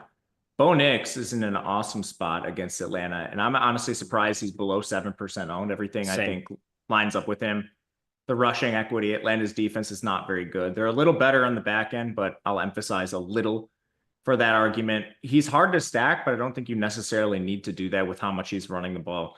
This is one of the best offensive lines in football, and they're like a top 3 pass protection unit facing a bottom 3 pass rush from the Atlanta Falcons. So even if you think there's trouble stacking him, I think you could run him naked if you'd like. Bo Nix is another player I'll be overweight to.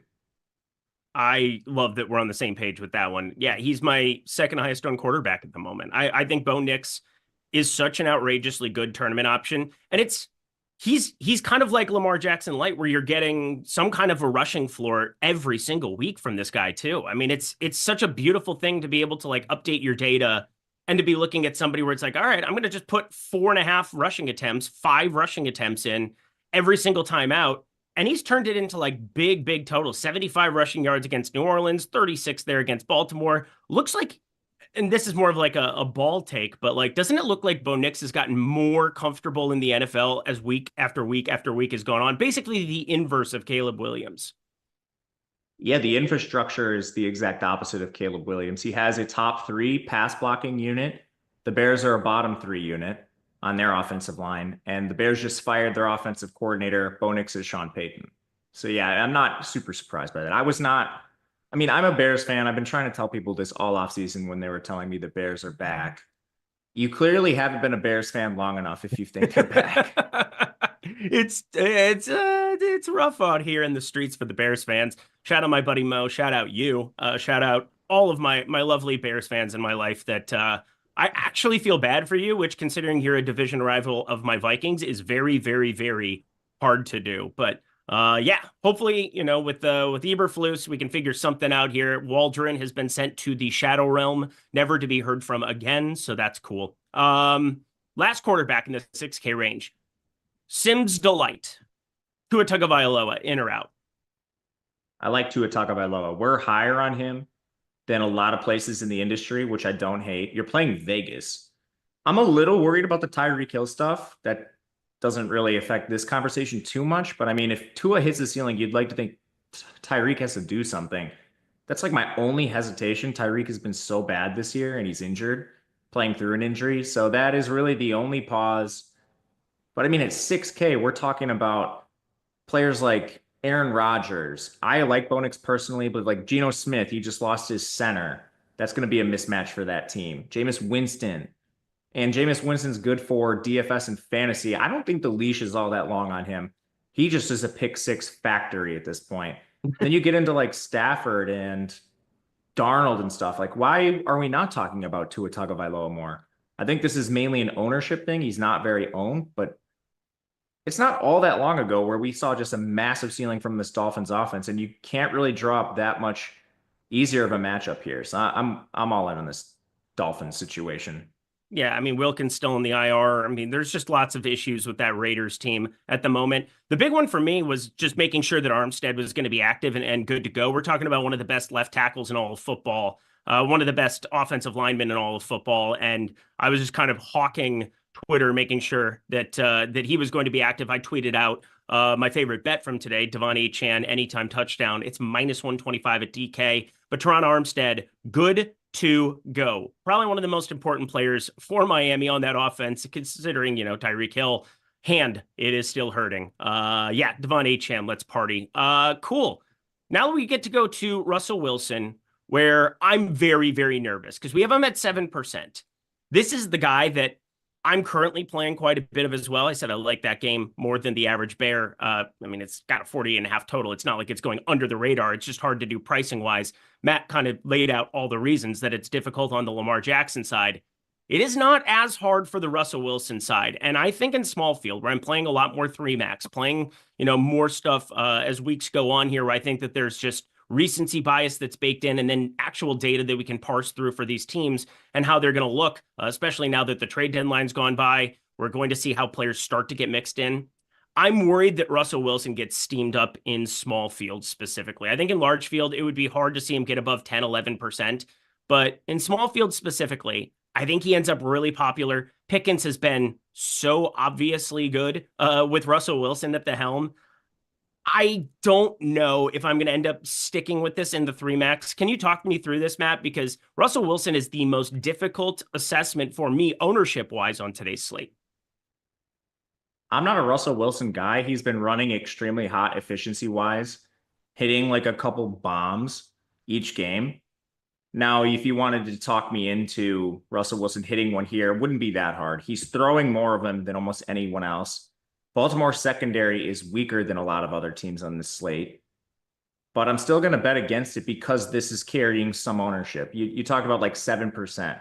The highest owned quarterback on the slate is at 11. So that's actually decent ownership for a QB on the slate. If you're going to play Russell Wilson into ownership, I'll just play Drake May, Tua Tagovailoa, really anyone else below 6K. Yeah, it's such a tough ask for me right now to play it in small field at the moment. I'm going to play him in large field. I don't think there's anything that's really going to get me away from that. I think there's a lot of upside there, but yeah, I'm just going to keep rotating through different iterations in the Sims because not that there was any massive update with inactives. I think the main thing we were all paying attention to, Amari Cooper, making sure that he's active here for the afternoon slate. Sounds like he's good to go. Juju good Lord Christ almighty. Juju Smith-Schuster is off the injury. I hate it here. Why can I not say his name? What am I actually doing? Schuster.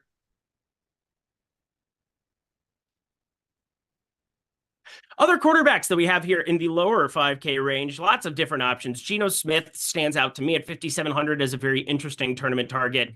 Jameis Winston, that's a lot of ownership for a guy named Jameis Winston, who going back to his old stomping grounds where he didn't really get to stomp at any point in time for New Orleans, it was absurd what we saw, the flip. You go from, you get the good, you get the bad. We saw two-face basically in back-to-back games from Jameis Winston, but 41 and 46 passing attempts seems good in this offense.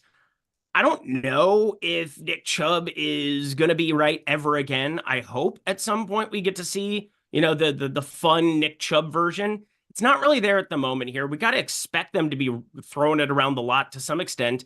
And there's a number of like cheaper pass catchers you can associate him with. I just feel like you're running into a lot of those same builds where it's going to be Achane, Kamara, McCaffrey, and then just rotating around Jameis Winston lineups because they're so damn easy with Elijah Moore. Cedric Tillman seems like he's going to be the number one. I like Jerry Jeudy a little bit for tournaments, but what are you doing with Jameis Winston and the rest of this 5K range? Yeah, and it shouldn't have even been like the tale of two Jameis Winstons. He had like 4 turnover-worthy plays in his first start. It's just there were a ton of dropped interceptions. Yeah. Which sometimes it is what it is. And then other games you get the Jameis Winston output where those are actually converted interceptions and he looks horrible. But again, it's not terrible for DFS purposes. The only real problem I have with Winston is the volatility and then when you have to play that into ownership. Because he's not a good quarterback. He's better than Watson, sure. But what's the leash on him? Could this implode at any point in time? Absolutely. That's the case with a lot of quarterbacks in this range.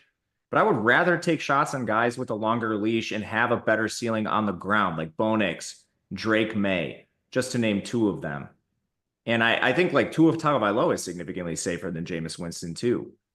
Those are players that I would rather get to over him. What are your paths with Drake May here? I'm going through the Drake May lineups in the Sims, and hey, he's kind of parsed in the middle of this sea of San Francisco, which is a good sea to be a part of. Plus, you know how much I love late swap. We have Atlanta, Denver, Bo Nix. I'm going to have a lot of that there. Kansas City, Buffalo. You could talk me into iterations of that game where I just walk myself into pieces of that, depending on how the early slate games go. Again, always be updating your lineups. Always be updating your lineups. But I want to know how you're stacking up Drake May today. I don't think you have to. He's running more than any quarterback in the NFL. That's what I was looking at. I think I'm going to play him naked in a lot of stuff. Yeah. I don't think you have to stack him at all. Because he's got cheap pass catchers, and I think the natural inclination for people is to just click on Booty, click on everybody else. I like Ramondre Stevenson as a contrarian tournament running back, and we'll get into some of the ins and outs of that one, but I think Drake May naked is simming out really well for me. And that's kind of the one that I wanted to throw out there for you because Bo Nix, I'm still going to be stacking him up because he's got some 3K pass catchers. And we have a 3K pass catcher, but it's the most popular wide receiver potentially on the entire slate here in Mr. Booty. And I feel like if I can get away from that one piece and I can just go Drake May, like stacking correlation, it's a reason everybody does it because it's very, very effective. But if nobody's going to play Drake May naked, I will be that guy. Yeah, I'm fine playing him naked. I'm fine playing him. I mean, you could play him with Hunter Henry. There's a lot of ways you could do this. Yep. Hunter Henry looks pretty darn good here at the tight end position as well. That's the most common stack form that I have with him. I have a little Demario Douglas, but I am very nervous about I mean, we've seen some effective slot play by the Rams. They've done a pretty good job against some of these slot wide receivers in recent weeks, and has me a little bit freaked out and gun shy of firing up as much Demario Douglas as I was hoping. But again, the Sims, they've talked me into some Drake May. That is for sure. Anything else you want to talk about at the quarterback position whatsoever? Because we still have Mac Jones, all the way down here at the floor yet again. He is awful, terrible, horrible, no good. He is a 14-point dog. But you know what 14-point dogs generally have to do, Matt? Throw the football more than they want to. That's true, but it also coincides with just like a minuscule team total. So the scoring expectation, even though you are throwing a lot, is really, really low, and we know that's how quarterbacks make their money. Mac Jones had a rushing touchdown last week, and he scored 8 fantasy points. I mean, like, this guy should be the stone minimum. Yeah, They should have to $4,900 pay down. you salary to roster Mac Jones. That would be kind of nice. I'm a big fan of that version of DFS. Honestly, you should get a rebate for DFS considering the slate we have in front of us. Then maybe we could afford, I don't know. You can't play 2 quarterbacks, but then maybe we could like consider some Lamar Jackson stuff. Let's get the rebate version of this out there. What's the worst quarterback play you have in your portfolio? I have 2 shares of Will Levis, it looks like. That'll go well. We didn't talk about Anthony Richardson. What are you doing with him? Oh God. He feels like he's going to be more popular than right around 3% than we have projected. He's 5,300. He's coming back from the Shadow Realm, which is hard to do. Nothing like telling your second-year quarterback, hey, we're going to bench you for a 40-year-old dude who had like glimpses when he could just go out and sling it. There was no expectation or pressure. Well, then you put expectation and pressure on him. I put the emphasis on pressure because he had to face Houston. Well, I guess it was Anthony Richardson against Houston, but then Minnesota. Nothing like walking into the Lions' den with Brian Flores calling blitz after blitz after blitz and just getting in Joe Flacco's face. I mean, just absurd that they would choose that to roll him out against. And then Buffalo. I mean, yeah, Buffalo kind of the inverse, not blitzing a lot, but they have a good defense. 3 picks he throws there, loses another fumble. I mean, just ridiculous stuff there. Anthony Richardson, though, we know you can get some type of rushing floor. Same thing with Knicks, but he's been potentially the most inefficient thrower in all of the NFL this season. There are moments where we see him, you know, I think week 1 against Houston, there were a lot of good things. They probably should have won that game. Alec Pierce was an absolute monster in it, but not really landing on Anthony Richardson when it's all said and done. Yeah, I didn't get much either. I think I'm going to boost him artificially. I mean, this is the guy that was drafted like 5th overall consensus. And he was like quarterback 10 in rushing last year, despite playing 8 quarters. It's in there. I don't know if we see it today, but it's at least worth mentioning. Yeah, SC, for what it's worth, Joe Flacco checking out because he's tired. Yeah, that's still one of the weirder things. I think people probably blew that out of proportion purely because, I mean, the guy ran to the sideline. He ran a couple of like just ridiculous things. And I don't know. It feels like when you're a quarterback, you're supposed to take all this damage. You're supposed to be tough. You're supposed to do all this other stuff. And it's like, you know, he just kind of ran into a spot where maybe they didn't have a timeout that he could have maybe burned there or something. Like, I don't know. It just feels like a weird narrative. But Josh Downs, Michael Pittman, Alec Pierce, absolutely no ownership coming in on these dudes. I mean, who are you going to stack them up with if you do at all? That is a big problem. So I just wanted to know what you thought. I don't have a lot of Richardson. It's going to be like a sprinkling. And part of the problem is all these receivers are priced like Flacco's playing. So even though, like, let's say you boosted Richardson's projection, you thought that was a good idea, which I think you could if you wanted to. You still have the problem of these receivers are going to be poorly projected because their price is if Flacco's out there. So you could run him naked. That's probably the best way to do it, I think. But I think he's interesting. That's why I wanted to at least bring him up. The other guy I wanted your take on is Jared Goff, which I think is a product mainly of team total, but you're balancing this between, all right, they're going to score a lot of points, but they're probably going to try to do that on the ground. So what like ownership percentage would you start becoming interested in Jared Goff? I think I have some interest. Yeah. I mean, this is the weirdest betting week I can remember in a long time for me, where there isn't like a single spread or money line that I'm even remotely interested in. Like, if you're in a pool where you have to be picking stuff, like sweet, but like normally I come in and I feel pretty confident that, this spread doesn't make any sense, or, this, like, the public is wrong about this, and I can kind of point to the factors or what's going on in the market to kind of justify that. From a DFS angle, a little bit more applicable, where, we're taking a lot of the rushing and receiving props, and we're able to kind of value players according to what the market is telling us, and being able to make our own manual adjustments. Jared Goff having to throw the football more than like 25 times would shock me against Jacksonville. Like, that's my biggest issue, is you have to really, at 6,300, he has to throw for 3 touchdowns. You're getting absolutely no rushing floor from him. Like, legitimately, does he have any rushing yards this entire season? I feel like I always put him in for 0 every week in my sheet. Yeah, That's probably wise. Yeah, I think Jamison Williams is an awesome tournament player. I think Amon-Ra St. Brown is probably the expensive wide receiver that I have the most of, not named Tyreek Hill, because obviously we talked about Tua, but yeah, I find it very, very difficult to play Jared Goff this week. Yeah, I don't disagree. I think he's a guy you could sprinkle in if you're running 150 because the team total's so high, but ultimately I agree with everything you said and on the line's likeliest approach to winning this game. Yep. Yeah, I'm looking at his passing attempt props. I mean, this is just, it's so hard to envision a world where Jared Goff has to do anything that isn't just like, Amon-Ra St. Brown, get the ball out of your hands super quick. I mean, I almost bet, the closest thing I got to betting a spread was Jacksonville plus 14. It's sitting at DK minus 105 right now. And then I just put the bottle down. Like, why would I do that?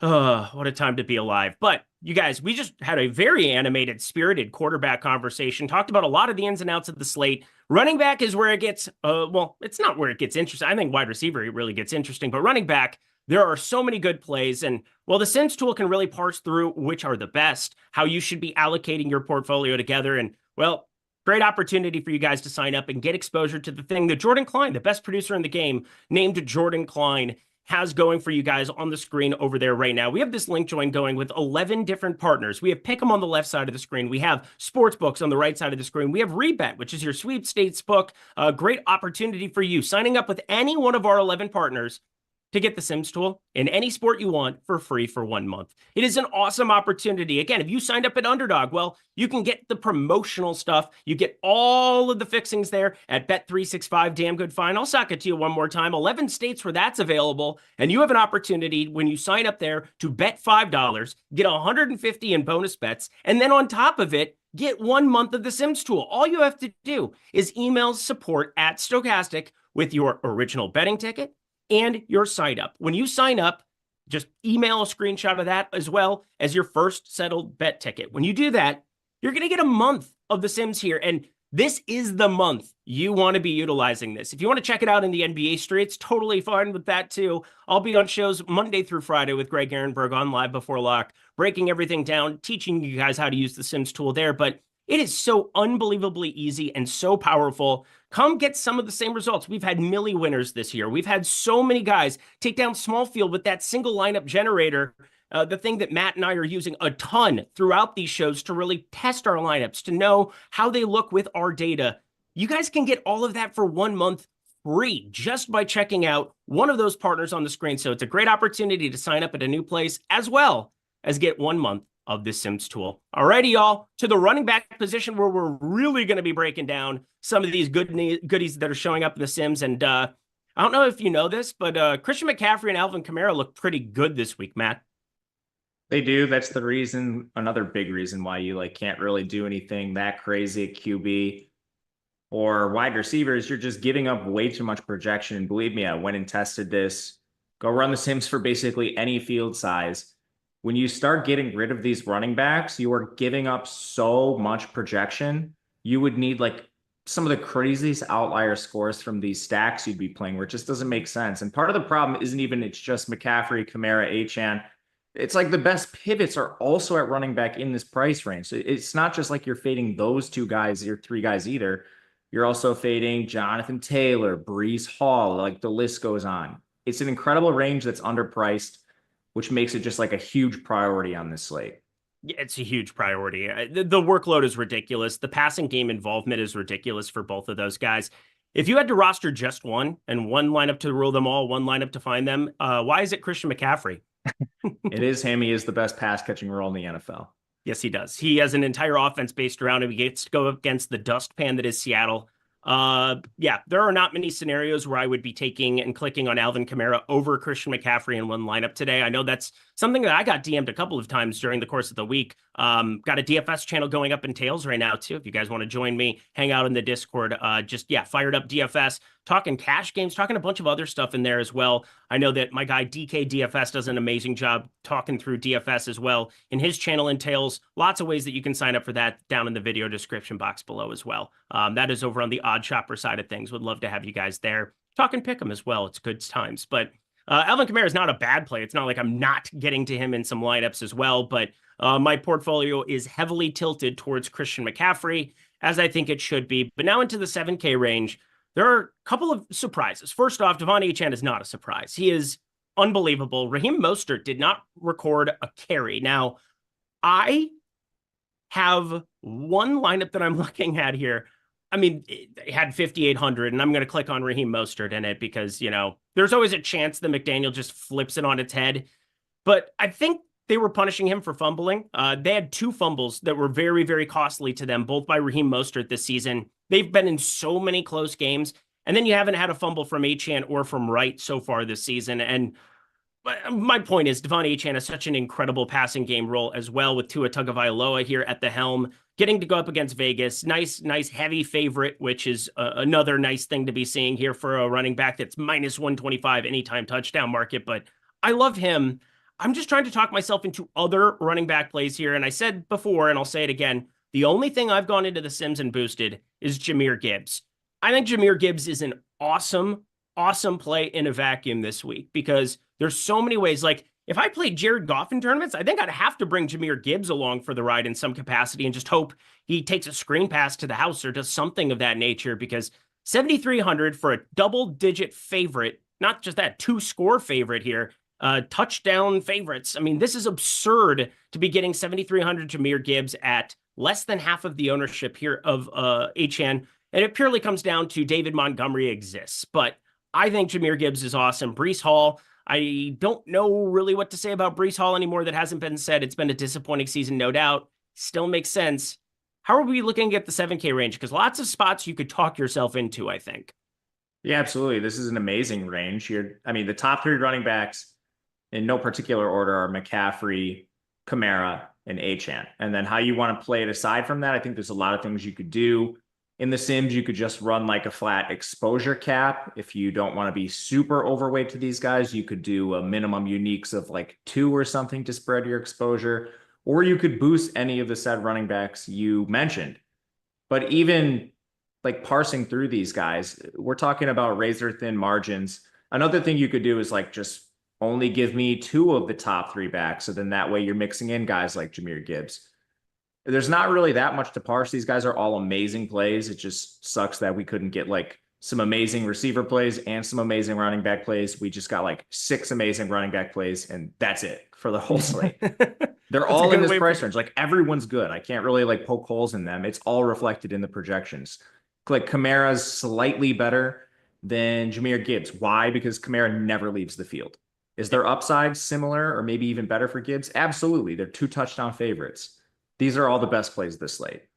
Yeah, for me, it just comes down to like, there's a lot of builds where 7,300 for Jahmyr Gibbs. I kind of need the savings off of a Kamara. I need the $900 very, very badly. I said before, I'm jamming McCaffrey. I'm jamming Achane as well. I think running back, finding some cute plays to kind of rotate around them, including our boy Aaron Jones. Aaron Jones. Always nice when you can do a Mike Jones double feature on the Live Before Lock show. I think the people like that, but Aaron Jones at 6,900 against Tennessee. It's a terrible, horrible, no good, very bad game, but Ty Chandler doesn't exist. They're mixing in Cam Akers here and there, but it's freaking Cam Akers. Aaron Jones is somebody that I'm going to get to. He is our boy. He's been mega chalk. This is obviously a terrible spot against Tennessee. I really do respect that defense as this season has gone on. Then you've also got Kareem Hunt. I think Kareem Hunt might be like the best running back tournament play relative to ownership on the slate. It's up against Buffalo. You've been able to get after Buffalo on the ground here and there. It's just that a lot of teams are trailing against Buffalo.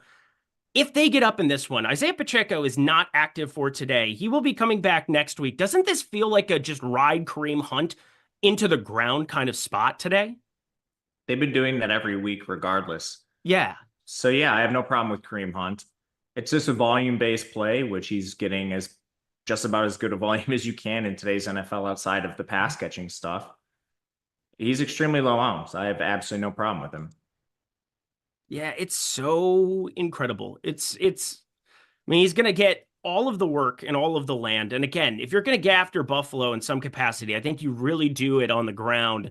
I mean, it's Patrick Mahomes. Would it shock me if we had a ceiling game from Patrick Mahomes at any point? No, we just really haven't seen it this year. And that's kind of making people a little bit queasy. Tampa Bay was a shootout in general, but outside of that, that was the only game I think he's recorded over 20 fantasy points the entire time, which is wild when you consider the name, just the name value there in Patrick Mahomes. But yeah, Kareem Hunt, definitely somebody I'm interested in these competitive spots. I mean, 27, 27, 21, 22 carries, only 14 against Denver last time out, but 10 targets, 7 catches. I mean, Kareem Hunt has lots of ways to get it done here for the people. So yeah, that's my guy that I think relative to ownership, I really like. David Montgomery, I do think does get some steam in the 6K range here, purely because of being 2 touchdown favorites. Made the cases there. We've got him sub 10%. I would love to have a sub 10% David Montgomery, but kind of picking and choosing my spots here. Najee Harris makes some sense against Baltimore as well, but they've been awesome against the run. Teams have to throw against Baltimore all the time. I think I brought that up last week or 2 weeks ago because, well, yeah, Baltimore's giving up the most receiving yards in the land, but yeah, it helps when you have a really good offense on the other side, pushing every single game into the stratosphere. And then Ramondre Stevenson against the Rams. I think these are kind of interesting tournament options as well. Who do you really like from the 6K range? Yeah, these tournament options I think are decent if you wanted to like mix and match them with 2 of the top 3. Save yourself some salary, maybe go up at a receiver position. I agree with you on Ramondre, excellent pass catching role. The offense is just kind of inept. You're hoping that, Drake May hits a ceiling game here and Ramondre maybe scores a couple touchdowns. The volume should be there. They're not really using Antonio Gibson anymore. I like Aaron Jones as well. My big worry there is he keeps getting hurt. So yeah, the workload has been there. But at what point in time do they realize that like we're going to lose Aaron Jones for a longer period of time if we keep giving him this workload? So there's a little bit of push and pull with him. And he's like upper 6K range, so it's not like a fantastic price tag on him.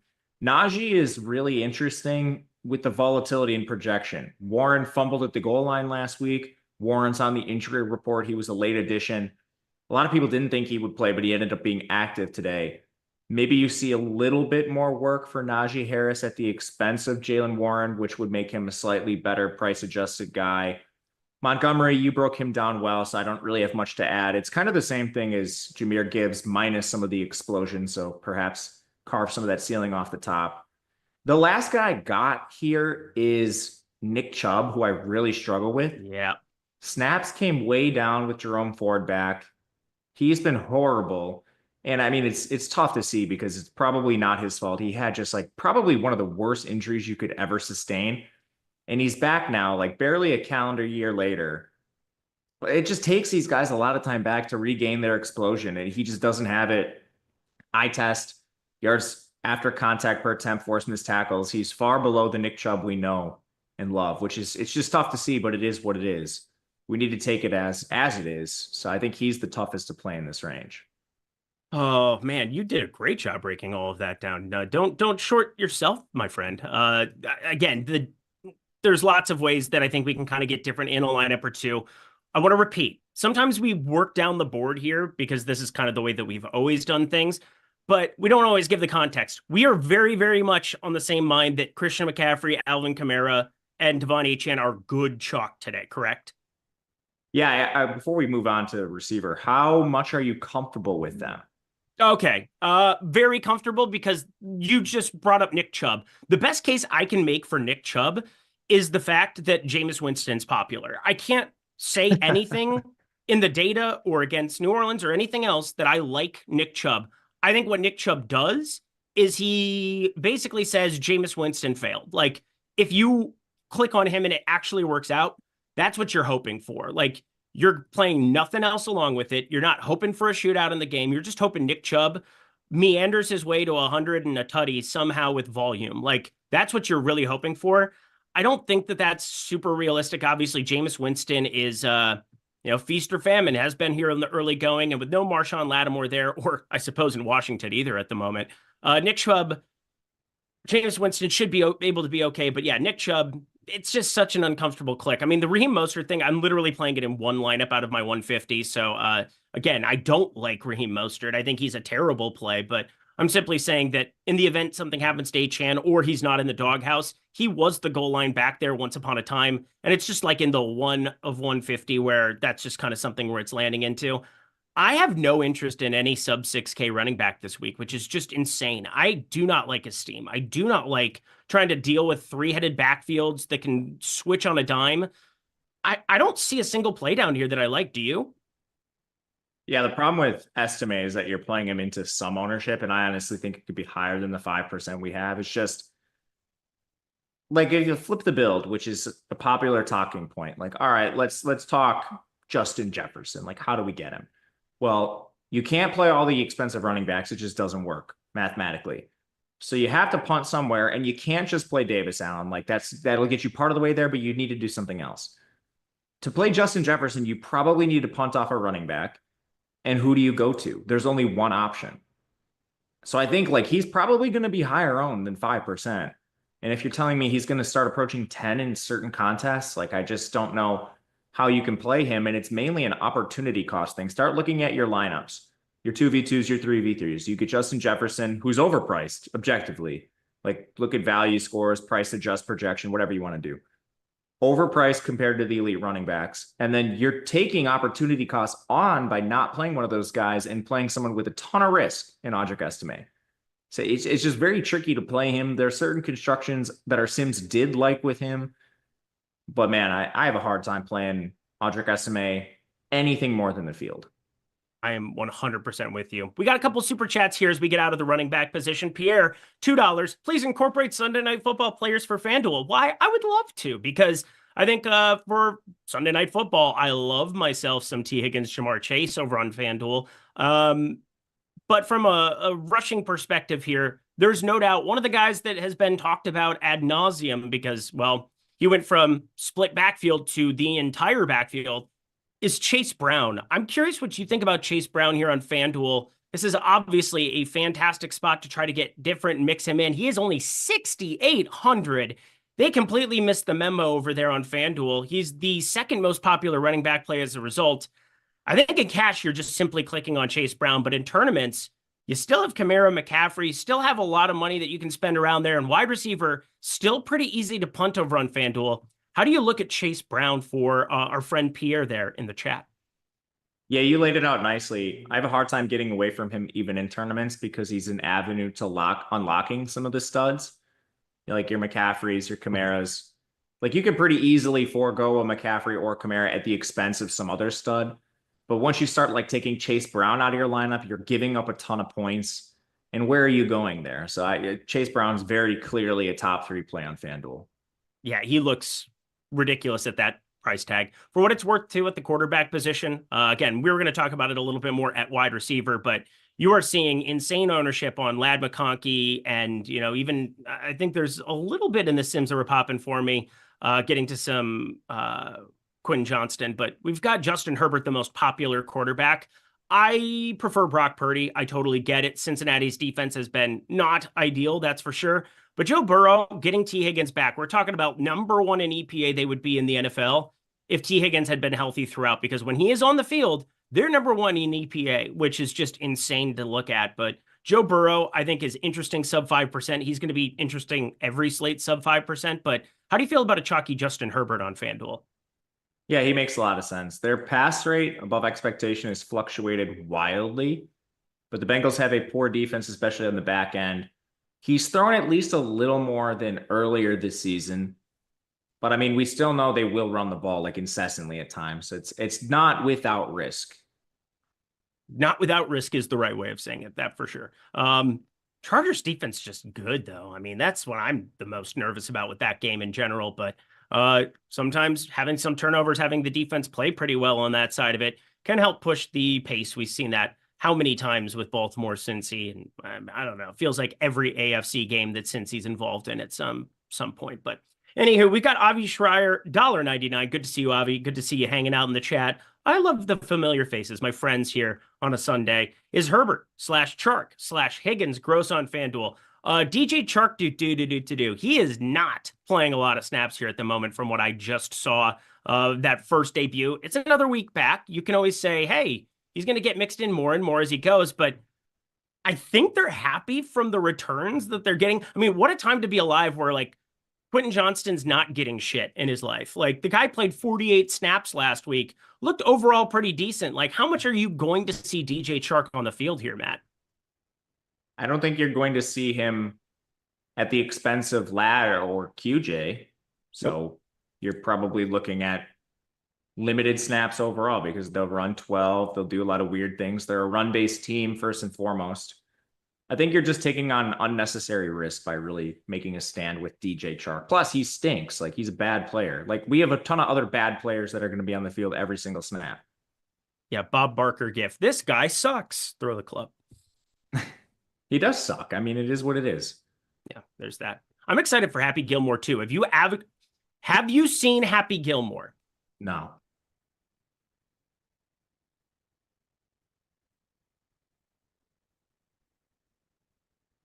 Like, okay, I don't know if we have time for this tangent. What are like your top 5 favorite movies?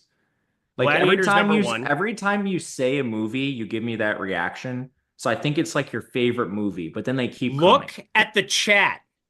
This is you, bro. This is not me. You're giving me shit. I'm giving you shit. I'm not. I'm asking you a question. I said, what are your top 5 favorite movies? I'm giving you an answer. You're a crazy person. How have you not seen Happy Gilmore or Billy Madison? Have you seen Billy Madison? No. At no point in your incoherent rambling did you make anything that was a logical thought. I award you no points and may God have mercy on your soul as we head to the running back position. Holy mother of God. Yeah, fire him. Yes. Look at that. Happy Gilmore has nothing to do with the NFL slate today. What's your favorite movie of all time? La La Land? Is that the only movie you've ever seen? Recently. Actually, I did watch some of Lord of the Rings. I went on a plane, so I had to watch a movie. It was something with Tom Cruise. I don't know. I went on an international flight and he had his own section. I can't remember what it is.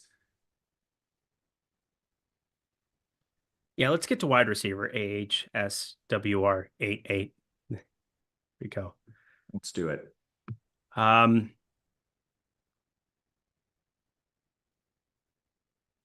to the people about Justin Jefferson and Amon-Ra St. Brown. I don't really know how you play them in any significant part of your lineup. It's the same thing as Lamar Jackson. They're awesome plays that are just too expensive because of pricing errors from DraftKings. You're foregoing a lot of projection by playing them. That's about it. Same thought that I had. Let's get into the more interesting ones. Remember last week when everybody wanted to play Devontae Adams and Garrett Wilson? How'd that go? As I said before, I was overweight to both, so I'm kind of making fun of myself, but I had like 15% of both. I'm going to be right around the field again here at 10% and just pray to the Lord above that against Indy, where you can do all things through Christ who strengthens you. How do we not like Garrett Wilson and Devontae Adams here in this spot? Just a Jets team back against the wall still. Aaron Rodgers just been awful, but this is Indy we're talking about at home. Gotta just roll the dice one more time on these two goobers. I hate all the things about it, but you know what? I will say Garrett Wilson showing up in the Sims. I like that. Yeah, I mean, our projections stem from Vegas data first and foremost, and they're favored again.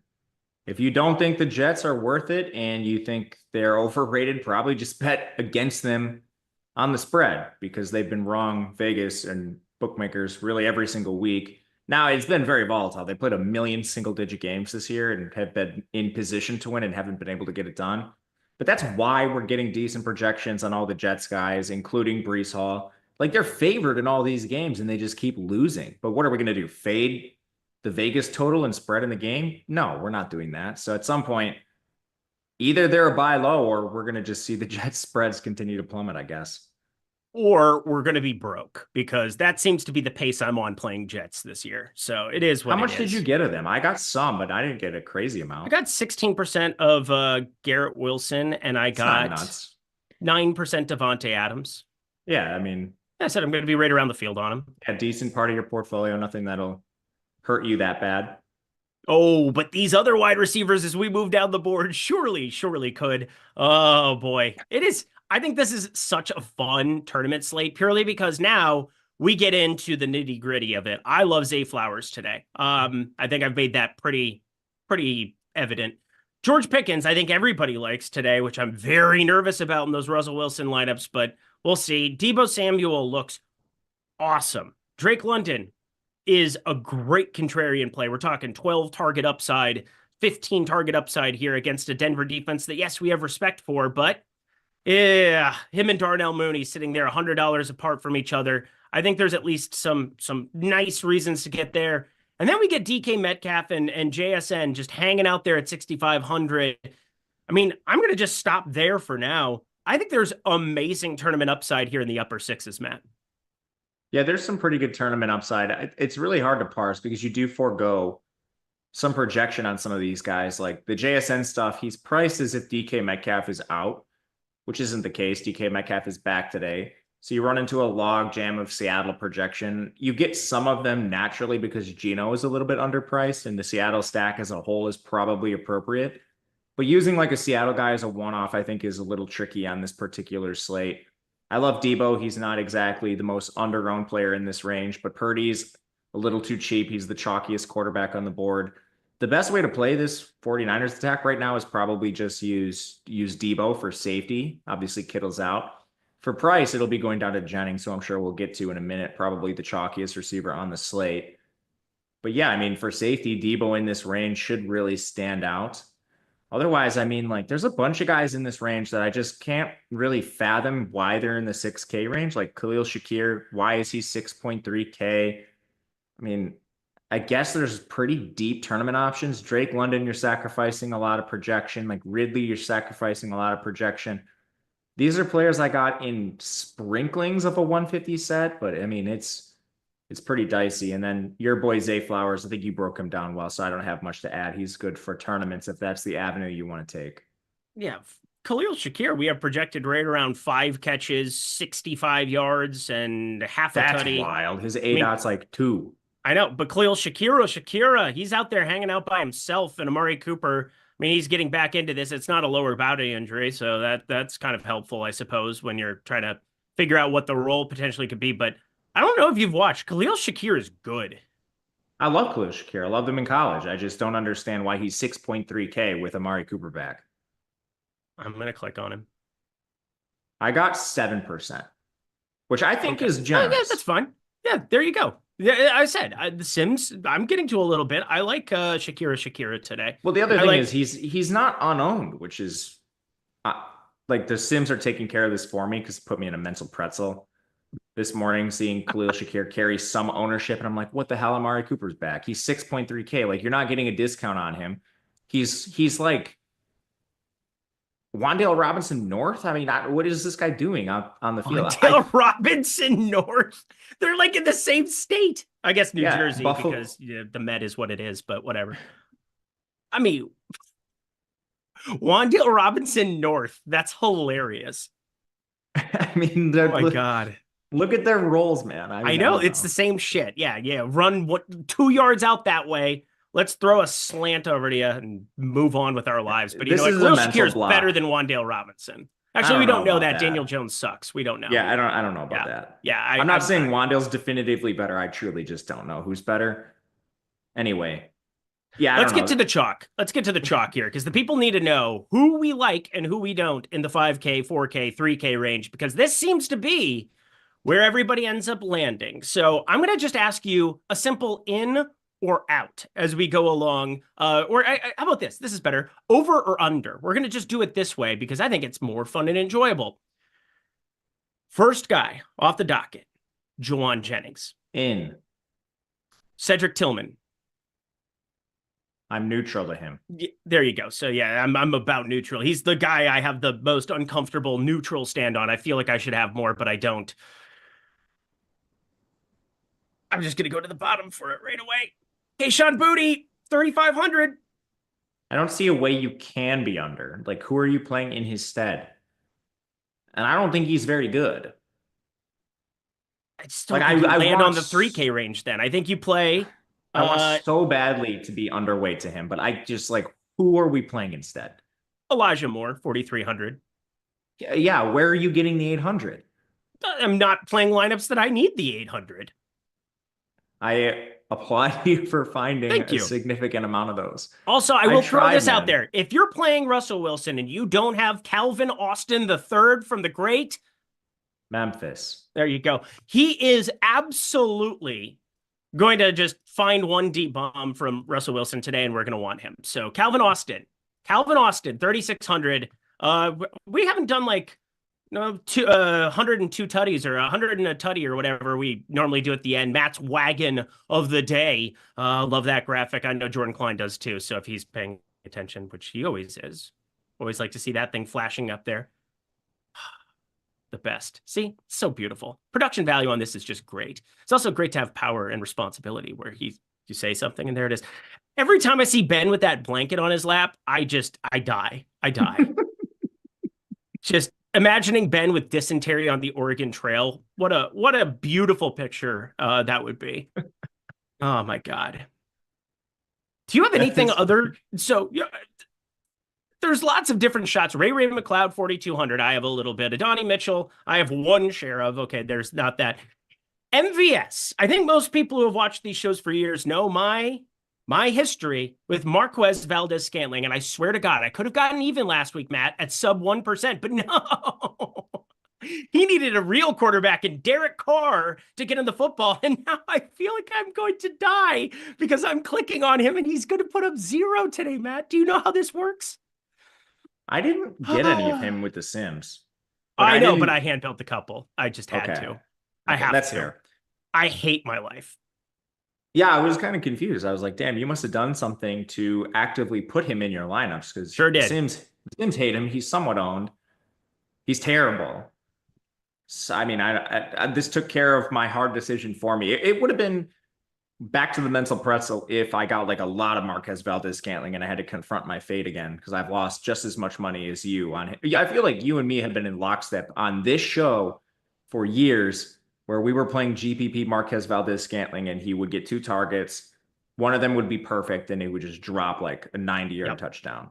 Yep. I know that a year of my life has been removed on the old ticking clock that we all have above our heads in life because Marquez Valdes-Scantling exists. Like, that's a true statement.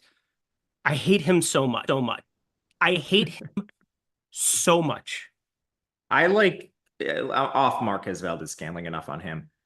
The players I am rolling some dice on in this range, largely correlated with QBs, Devon Vele, Lil Jordan Humphrey. So just like getting some pieces of Denver in some Bonix lineups. I have a fair amount that are just Bonix by himself.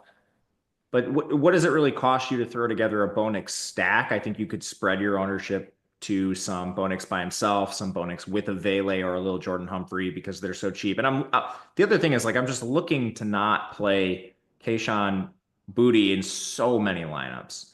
I think I'm going to be slightly above the field. I can't really find a way out of that, but I don't want to be like positively leveraged 25% in my own lineup. So one way is using Denver. One way is using Buffalo. Like, let's go back to Curtis Samuel. Let's play Mac Hollins. These are sprinklings, but they're just ways to get off of them in specific stacks. You mentioned Austin. I don't have a lot of Russ Wilson, so I didn't get as much of him, but You could use the Austin approach. I mean, this is just, what are we? I have Nick Westbrook Akine lineups. Yep, I In have 2024. Ville. Ville is the guy that apparently I would like Veal with that. Thank you, sir. I definitely want to get myself a little bit of just exposure to these pass catchers that you're just attaching to the quarterback and hoping good things happen. Because if the quarterback achieves tournament winning upside, there's probably one of these cheap pieces that work out. I don't know who it is. I think some of the ones that project the best, like Westbrook Akina or whomever else, they're not going to be having quarterbacks you necessarily want to get to, which makes it even more difficult. But yeah, I'm kind of just trying to attach a couple of these guys to the sales of the quarterback and praying to the Lord Almighty that it comes to fruition, because I don't know what else to do. I mean, Calvin Austin. Do I want to play Calvin Austin in my life? No, but it's a 48.5 total. It's a guy who's shown that he'll run that way very, very far and catch long passes from Russell Wilson from time to time. Also, punt returning potential. You could correlate him with Pittsburgh defense and have yourself a fantastic little day. But yeah, let's get the super chats here and get over to tight end for the people. Safe Din Super $1.99. Appreciate you. Pearsall thoughts. Ricky Pearsall. He's fine. I have so much Brock Purdy that it's impossible for me not to get to him. I agree. It's just like, why is he 4,900? Because DraftKings showed no mercy this week. For real. I mean, like, he's a bad play, price adjusted, but everyone we've talked about is a bad play. So, I mean, choose your poison. I prefer the bad plays that allow me to get like McCaffrey. But I mean, you got to do something, man. Like, this is a horrible price slate. Avi Schreier, can you rate Knox, Disley, and Jasicki on FanDuel? Yes, we will do all of that here at the tight end position as we head over there. But one more time for the people. 14 minutes left in the show. Hit the like button if you've enjoyed it. 1, yes, I'm always caffeinated. 2, well, we're having ourselves a joyous old occasion. We are getting into the holiday season, and I repeat, holiday football. You want to avoid your family and you want to build out on the Sims tool? Well, you can do it, friends, when you sign up with one of our 11 partners. Show it up on the screen one more time, Jordan Klein. Throw it into chat one more time, just because the people need to get access to the Sims tool here. But with the Thanksgiving showdown slates, with everything going on here, it is incredible the value that you're getting just by signing up at one of these sites, and then also getting yourself the Sims tool to come along with it for the ride. Unbelievable opportunity, because Sims tools aren't cheap. This is high-powered grade A technology. I was going to quote another movie, and then I just had to hit eject because we don't have time for that. But 11 on the site, or 11 sites that you can sign up for. Get the Sims tool 1 month for free just by checking them out, and get those awesome deals that come along with it. It's only if you're 21 and over. If you have a gambling problem, please call or text 1-800-GAMBLER. Alrighty, to the tight end position, and I'm going to start with that. Let's rank them on FanDuel for our friend Avi Schreier. Knox, Disley, Jasicki. Jasicki is dead to me with Higgins back. Agreed. That's the exact order I would go. Actually, yeah, Knox, Disley, Jasicki, in my opinion. Same order for me as well. I think Knox, I always want to say Russell Knox because I come from the golf streets. He's a great Scottish golfer, good ball striker, terrible putter. But I like Dawson Knox here today for sure. The Sims seem to as well, but the Sims really like one guy in particular, and I just kind of want to get your thoughts on him. AJ Barner is my highest owned tight end. Why and how? But I guess we're doing this, Matt. Yeah, he projects pretty well for us. We're a little high compared to the industry. So if you wanted to like bring him down via uniques, via an exposure cap, I think you could. I mean, this is another product of the slate. Other sites have Davis Allen slightly ahead. So honestly, if you wanted to like split the difference and play, I don't know, 25% of both, 30% of both, I wouldn't exactly hate that. That's kind of what I'm doing just from a risk management perspective. Yeah. Both these guys are horrible. So it's like, do you really want to come in at like 60% Barner, 20% Allen? Allen has the touchdown, Barner burns you. For me, the answer is emphatically no. So I'm going to try to just remain as neutral to these two players as much as possible. They're kind of like the cheap players you're getting the most of. Knox, you have to find at least $400 for off Barner and $1,000 from Allen. That was very challenging for me in a lot of builds. Going up to like Jonnu and Hunter Henry, you got to find even more salary. So that's all very, very tricky. I'm being pretty spread at tight end today, with the caveat that there's some pretty good exposure in my overall lineups because I have a decent amount of 2 tight ends, which is another reason like DraftKings, people do not like playing 2 tight ends. Your product is bad. Stop doing this. Like tight end is the worst position in fantasy football. Now you're forcing me to play two of them. Like, come on, man. Well, And how about Davis? How about Davis Allen, Eric Saubert lineups? How about some 25 hundo double punt? Those look absurd, by the way. Well, that's what you're doing when you double punt. Well, yeah. Yeah. I mean, Eric Saubert projects for under 5 fantasy points. Sure does. Sure does. I mean, it's weird because We there's got like the nobody who steps situation. in. Yeah, there's no such thing as a George Kittle role that a tight end is going to step into because George Kittle is a one-of-one unicorn, but I am not loving what I see as far as getting to some of these Davis Allen mega chalk lineups. I think you have to do it. I think in cash, you just kind of do it, right? Davis Allen's just your cash tight end. Yeah, and he is the preferred option because he saves you 600 from Barner. And versus like a Saubert at the same price, we have a 1-game sample this year where Kittle was out and Saubert played like the starting tight end role. He did nothing, but it is a 1-game sample. So again, going back to we have a ton of ownership on horrific players. Yes. If you want to spread it out and get like I'm going to ROI boost Saubert just because I don't want to have Davis Allen or AJ Barner burn me. And that's not really like a data-backed scientific take. It's just these tight ends are all horrible, man. Like, what are we doing? It's not great, Bob. Not great. But you know what? It's okay. It'll all be over soon. I don't know. Like this morning, I was like, am I going to play more on FanDuel today just because the experience is better? Which is, I don't think I've ever said that. Not for NFL. No.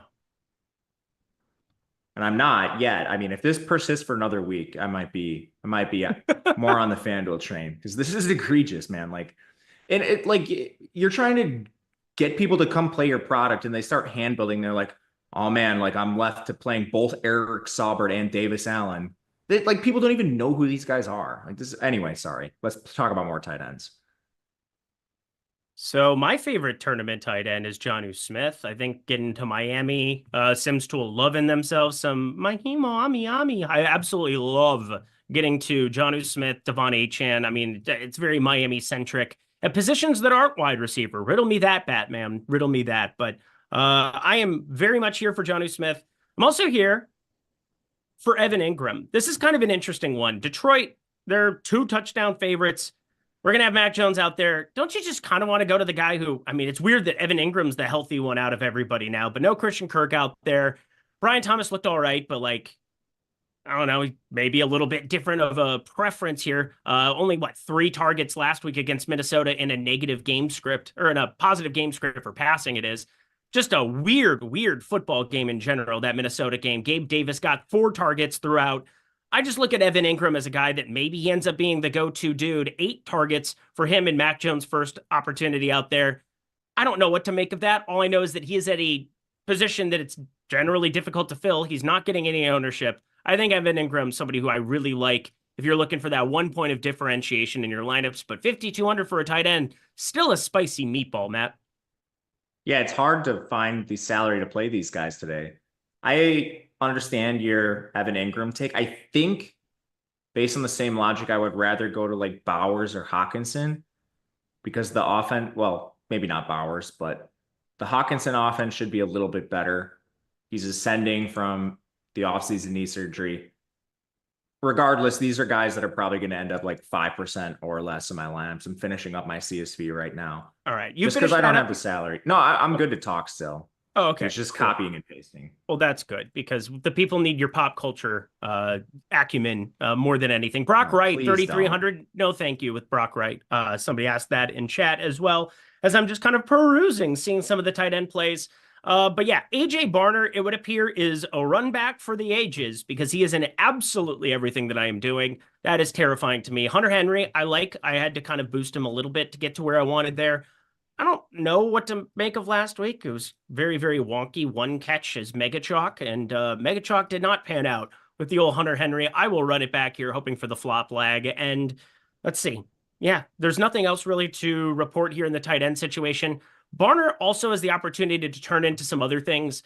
I'm sure I'll find my way onto Kyle Pitts like I normally do because I hate money. So I'll find Kyle Pitts in my life in that afternoon slate somehow, some way. But I have so much Seattle, San Francisco. It shouldn't be that hard to carve out something there based on how my lineups are doing in the early portion. We'll do defense here for the people, and we'll get ourselves the heck up out of here. That's for sure. But this is kind of an interesting one, Matt, because defense, I'm surprised. The Sims is getting different at defense this week. I don't know if you noticed that.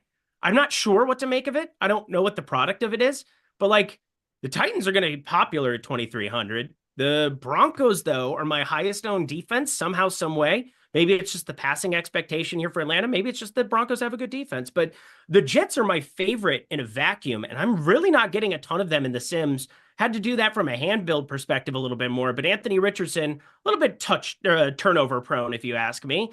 But yeah, I'm finding it pretty interesting to get different at defense this week. How about you?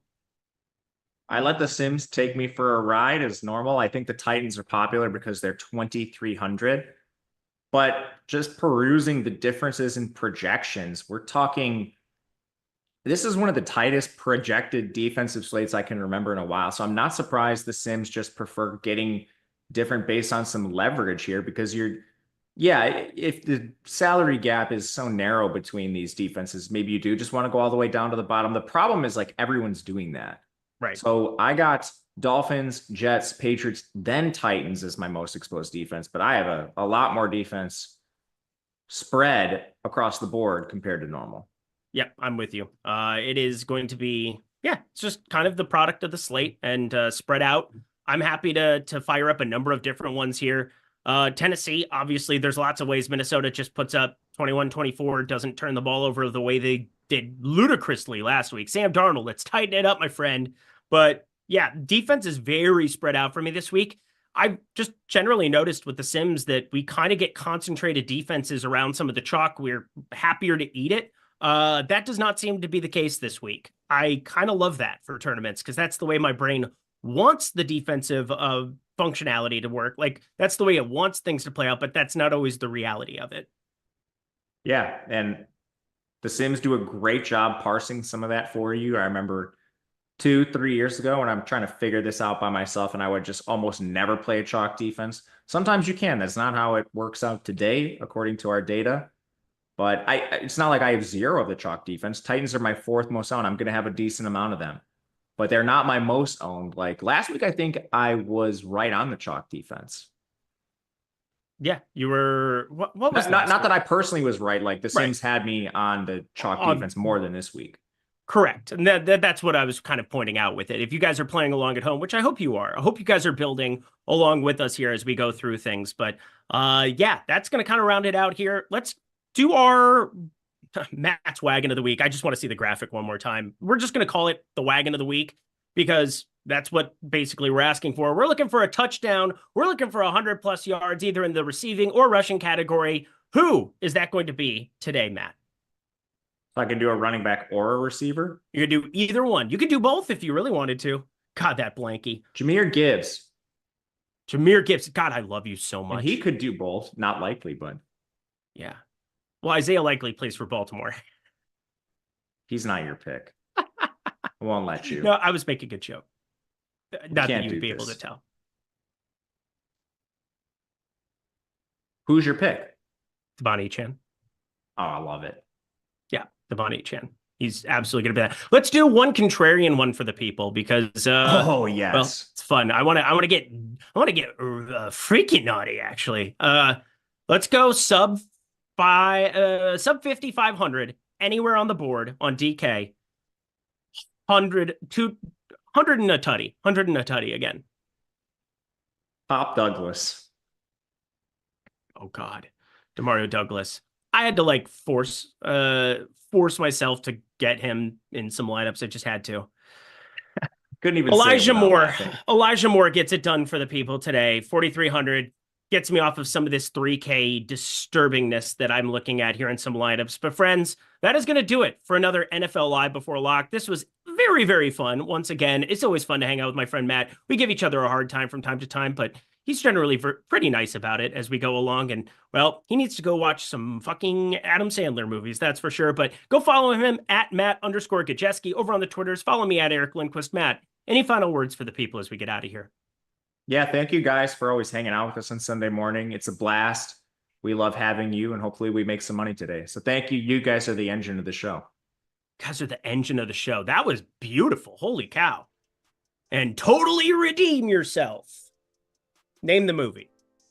Don't Dude, name you the gotta movie. stop with NFL Live this. Before Lock. That will be coming up here for the showdown here this evening. I believe that will be EMAC and Greg Ehrenberg hanging out on this very same channel. Check him out at 7:30 p.m. Eastern Time, 4:30 Pacific. He's Matt. He doesn't watch anything. I'm Eric. I watch too much shit. We'll see you guys later. Enjoy the football.